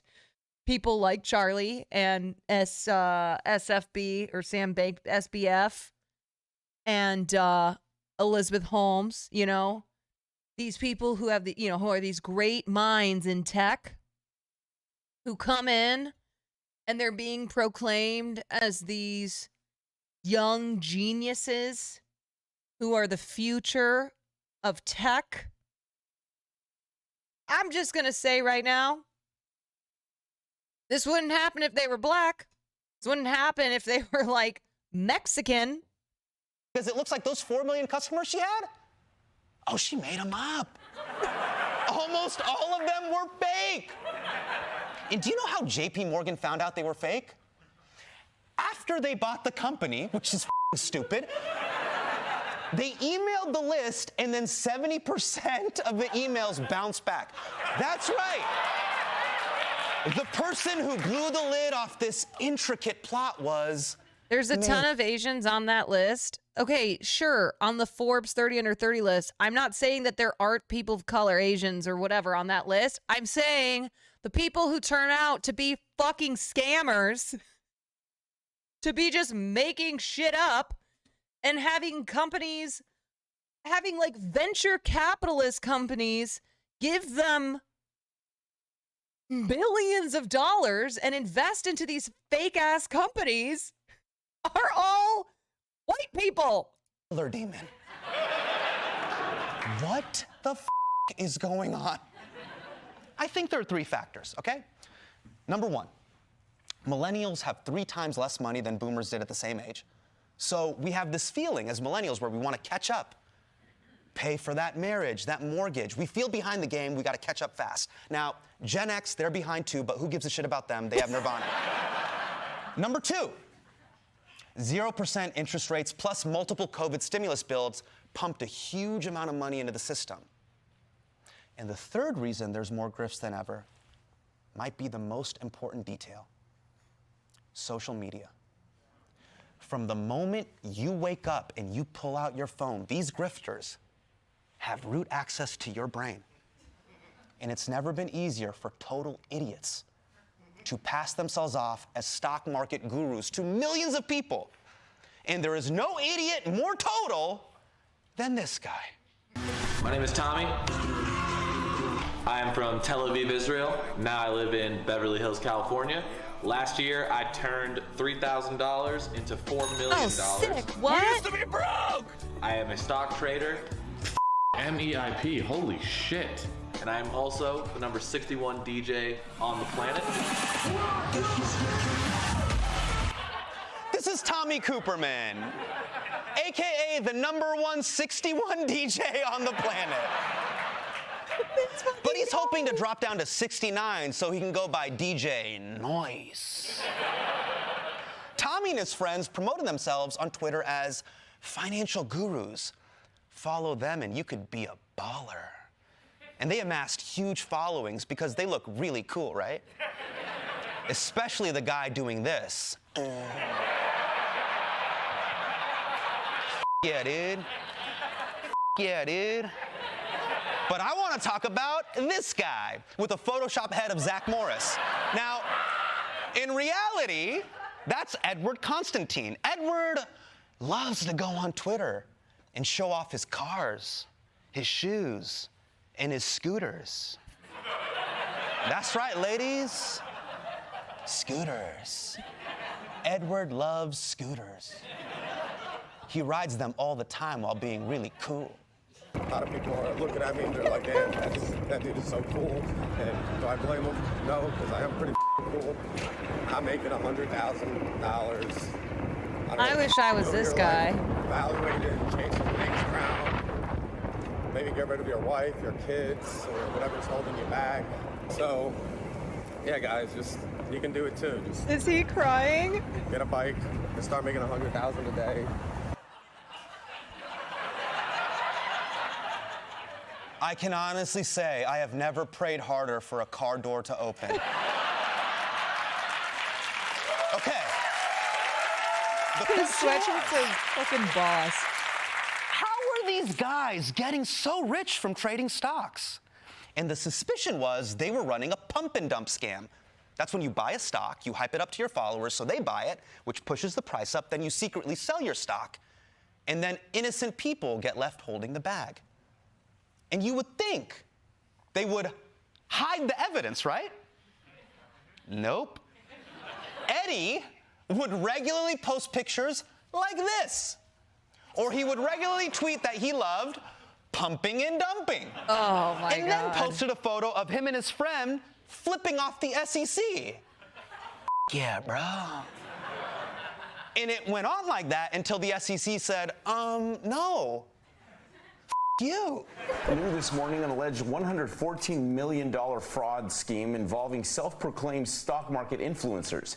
The SEC and DOJ are charging 8 social media influencers in the so-called pump and dump plan. Prosecutors have a secretly recorded voice chat where the influencers even brag about the alleged scheme, saying, quote, "We're robbing idiots of their money." Oh my God. These mouth-breathing morons snitched on themselves. Oh, no, bro. Now, I gotta give props to the SEC. They're clearly starting to send a signal to all grifters that it's 2023 and the party's over. Last year, the SEC collected a record $6.4 billion in penalties with no sign of slowing down. Now, who knows if these guys are gonna go to jail, but the SEC is making an example out of them, and it's working. After the SEC charged them, all of them stopped tweeting or deleted their accounts. Although scooter douche Edward Constantine left us with one epic final tweet. "I love my homies on here. The rest of you can keep swinging on my nuts." Okay. I have to admit, that is kind of funny. just swinging on it. You know, Take a chat, man. Honestly, it's funny, he's pretty real but for that. one of the top responses to that tweet is not funny. And it reminds me of the people that I know that also got duped. Yeah. One of the top responses, this dude writes, "Shame on me. I used to defend these guys thinking that they were gonna help me pay off my wife's medical bills after her fighting breast cancer. I know I'm the one that clicked the buy button, but damn, I lost a ton of money following their trades. This is the true damage of the grift. This is why there needs to be consequences. And the good news is, there can be. If you think someone is running a scam on Twitter or TikTok, be a snitch. Yes, Hassan Minhaj is saying, snitch, I am pro-snitching. The SEC has a website to submit tips anonymously. You can go to this website and snitch on dipshit grifters. So long story short, start calling these motherfuckers out. Drop kick them with cold, hard consequences. Because if you're not, in the words of the great Scooter philosopher, I don't know what the you're doing with your life. Dude, he's been great. I hope they make him the permanent host. You know what the title of my stream should have been? Hassan is a snitch. That would have been the perfect title.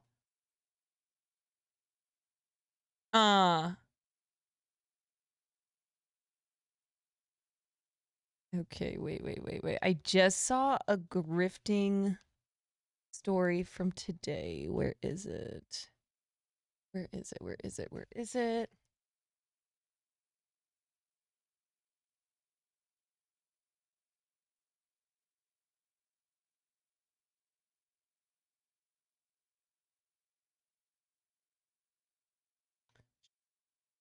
Find the story. I think it's under...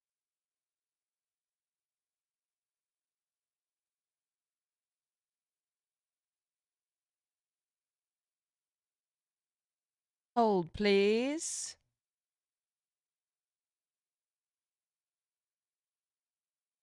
Just saw this.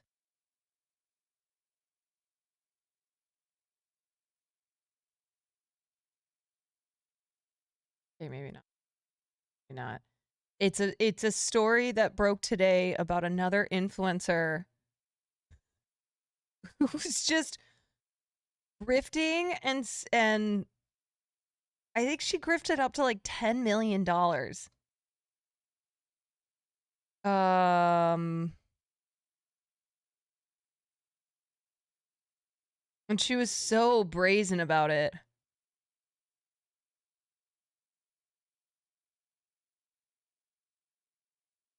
Oh, and she had a rap career too. Do you know who I'm talking about? I'm trying to find this story.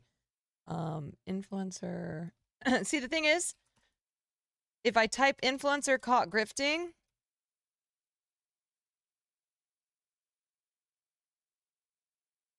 there's too many that pop up. Okay, but I know what she did was it had to do with the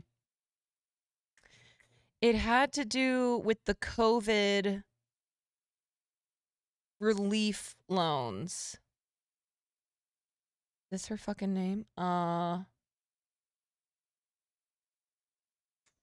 Danielle, is it Danielle? I don't remember. Yep. Okay. This is the story. All right. Like I said, the grifters just keep on grifting. Instagram influencer, gotta love the New York Post. Danielle Miller pleads guilty to 1 million COVID loan fraud. Okay, maybe it wasn't 10 million. My bad. I'm spreading fake news. An Instagram influencer and self-proclaimed con artist. This is exactly what Hassan Minhaj is talking about. Where these grifters, it's not like they're getting better at grifting. They're just so brazen about it. She literally is a self-proclaimed con artist. She admitted Monday that the luxurious lifestyle she bragged about on TikTok and Instagram was funded with more than $1 million in stolen COVID relief loans. Miller pleaded guilty to fraudulently obtaining 1.5 mil in government funds by swiping the identities of more than 10 people. The horse, and here's the thing. You want to know the thing about this bitch? She comes from money. She went to Horace Mann, which is a very elite private school. Like, she grew up in wealthy New York society. Yeah, but apparently she posted trips in private jets, zooming in a Rolls Royce, Louis Vuitton, and other designer bags and brands constantly on her body. She was sentenced to state prison in another fraud case in Florida last October. So she's got multiple cases of fraud against her. Honestly, I more so consider myself a con artist than anything, she shamelessly told the mag. On Monday, she copped to 3 counts of wire fraud and 2 counts of aggravated identity theft. She agreed to give up $1.3 million and serve 6 years in prison in return for pleading guilty. Mm-hmm.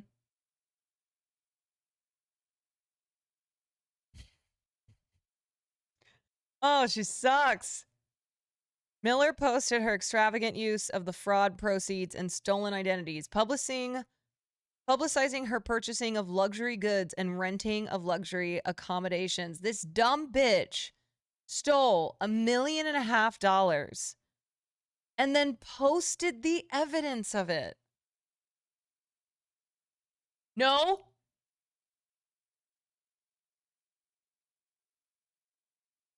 You almost got me.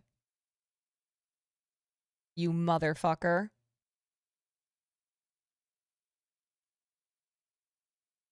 I caught it in time. Ain't nobody scamming me. Not anymore.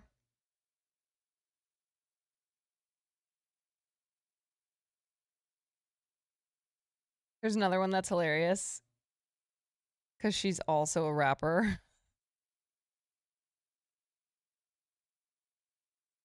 No, they do not get... Iciness does not get rewarded for that.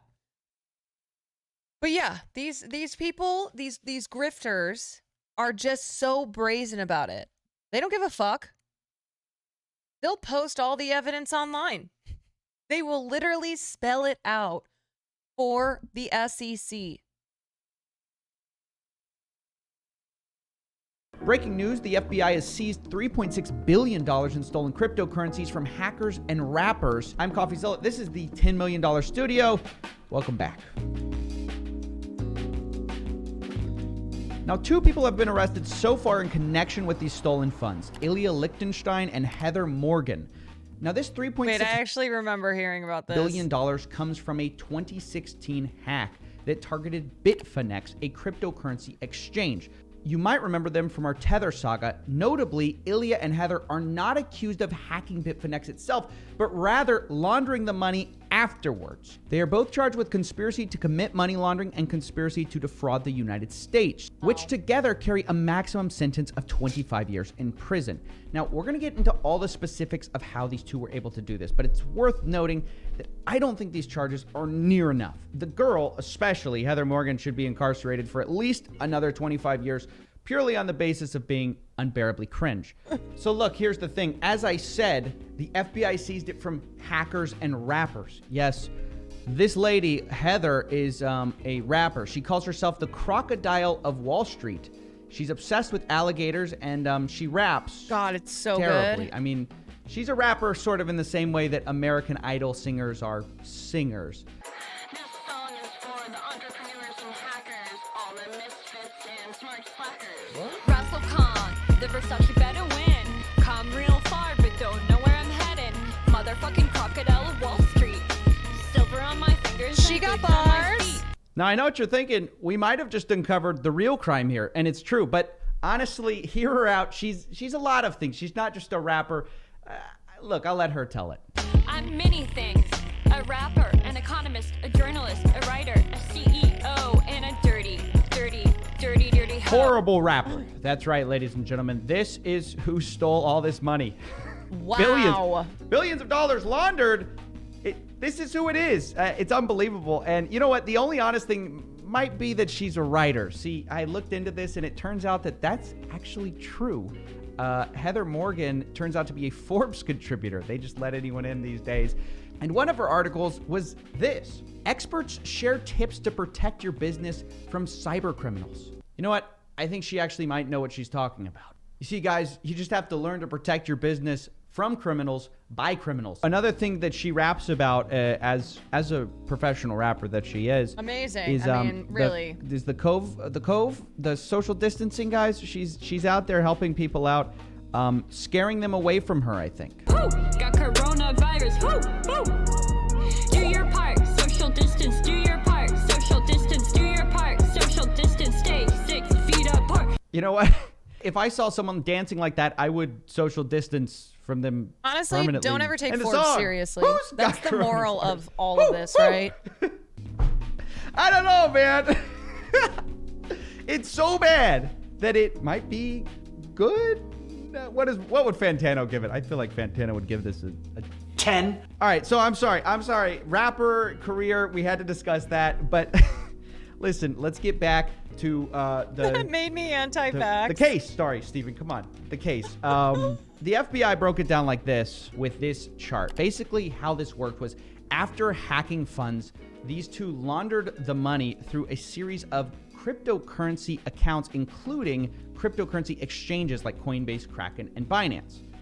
They would then send that money to a series of made-up identities. Now, bear in mind, this wasn't that sophisticated because they kept using new email addresses, but using the same photo. So these two feel like amateurs, but at the same time, they were using thousands of transactions to try to hide these movements. So in some ways, they weren't. They knew what they were doing. And this whole case is kind of like that. It's like a little bit sophisticated, but then also extremely amateurish. These two aren't exactly genius criminals, if the rap songs were any indication. But this report also hinted about the fact that this also might be the work of another person too. According to the affidavit, the information contained, quote, includes information provided by private entities that the U.S. government believes to be reliable, aka probably a whistleblower, maybe a friend of these two. And it would make sense why they were motivated to do that because, according to the affidavit, Bitfinex offered up to 5% of any property recovered. The total potential reward exceeds $400 million. So it just might be the case that someone out there, a friend perhaps, of the crocodile of Wall Street, might be crying crocodile tears when these two go to jail, thinking that maybe they can get some of that reward money. But no matter who it was, I'm just glad these two got caught, and I hope the judge considers an extra sentence for all the emotional damage this story inflicted on all of us who are now being subjected to these two's work. That's it. See ya. Do your part. Social distance. Do your part. Social distance. Do your part. Social distance. Stay 6 feet apart. Listen, like I said, it's time to start grifting. I'm not watching this right now. It's time for us to get on the grifter train. Okay? Whether that's Patriot Mobile, NFTs, whatever the fuck those two were just doing, you know, COVID relief loans. Honestly, there are so many ways that people have been grifting out there.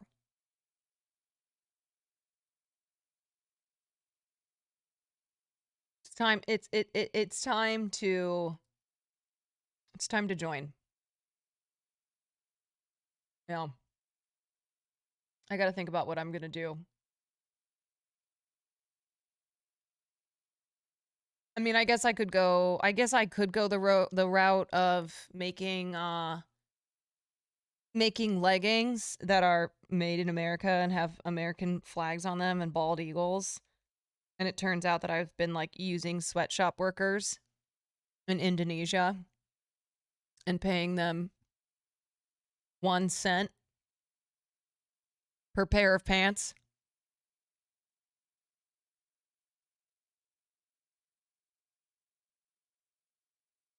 Yeah, Trump with his MAGA hats made in Mexico. This is what I'm talking about. This is what I'm saying, y'all. Uh,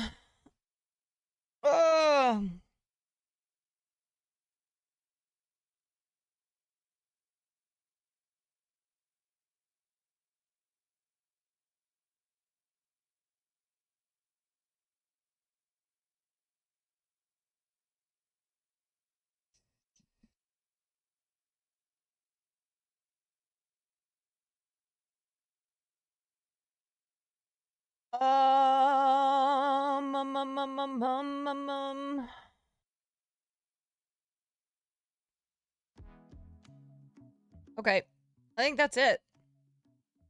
I think that's all I got today. I'm gonna go watch Last of Us because I've been waiting for Will Neff to get home for 4 days.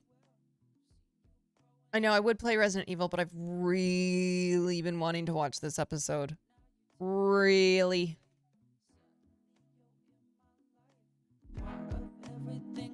I've been waiting. We have 3 episodes to watch. For 3 different shows. And I've waited long enough, so. We're gonna do an Oscars watch party in Discord on Sunday. Yeah, let me think about that. Oh, my head is itchy. Yeah, let me think about what the best move for that is. All right, who am I gonna send you off to?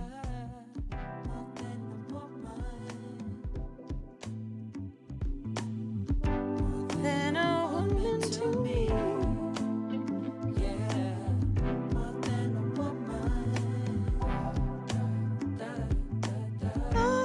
Let me see who is streaming. We've got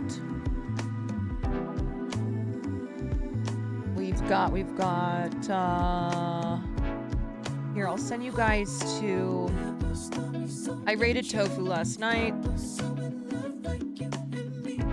I will send you to Riverboat Jack's stream.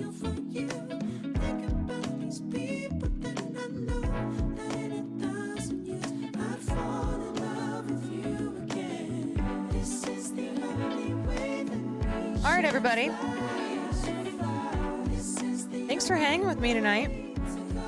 As always, I know I say it every night, but I mean it every single night. Okay? If you weren't here, I wouldn't be here. And if I wasn't here, you wouldn't be here either, but you understand.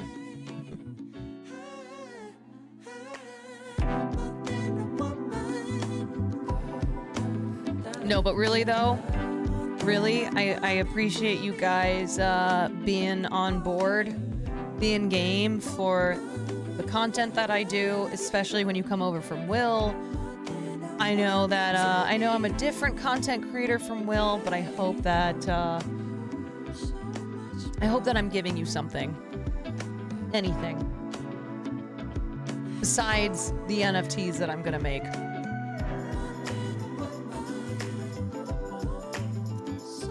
Anywho, I actually don't know if I'll be here tomorrow. I might be doing something tomorrow night with some friends. Oh, go figure. Oh wait, never mind. Wait, maybe. I gotta catch up on some texts and we'll see. But anyway, I'll keep you updated on Twitter. Have a great rest of your night. I'm sending you to Riverboat Jack now. Love y'all. Bye.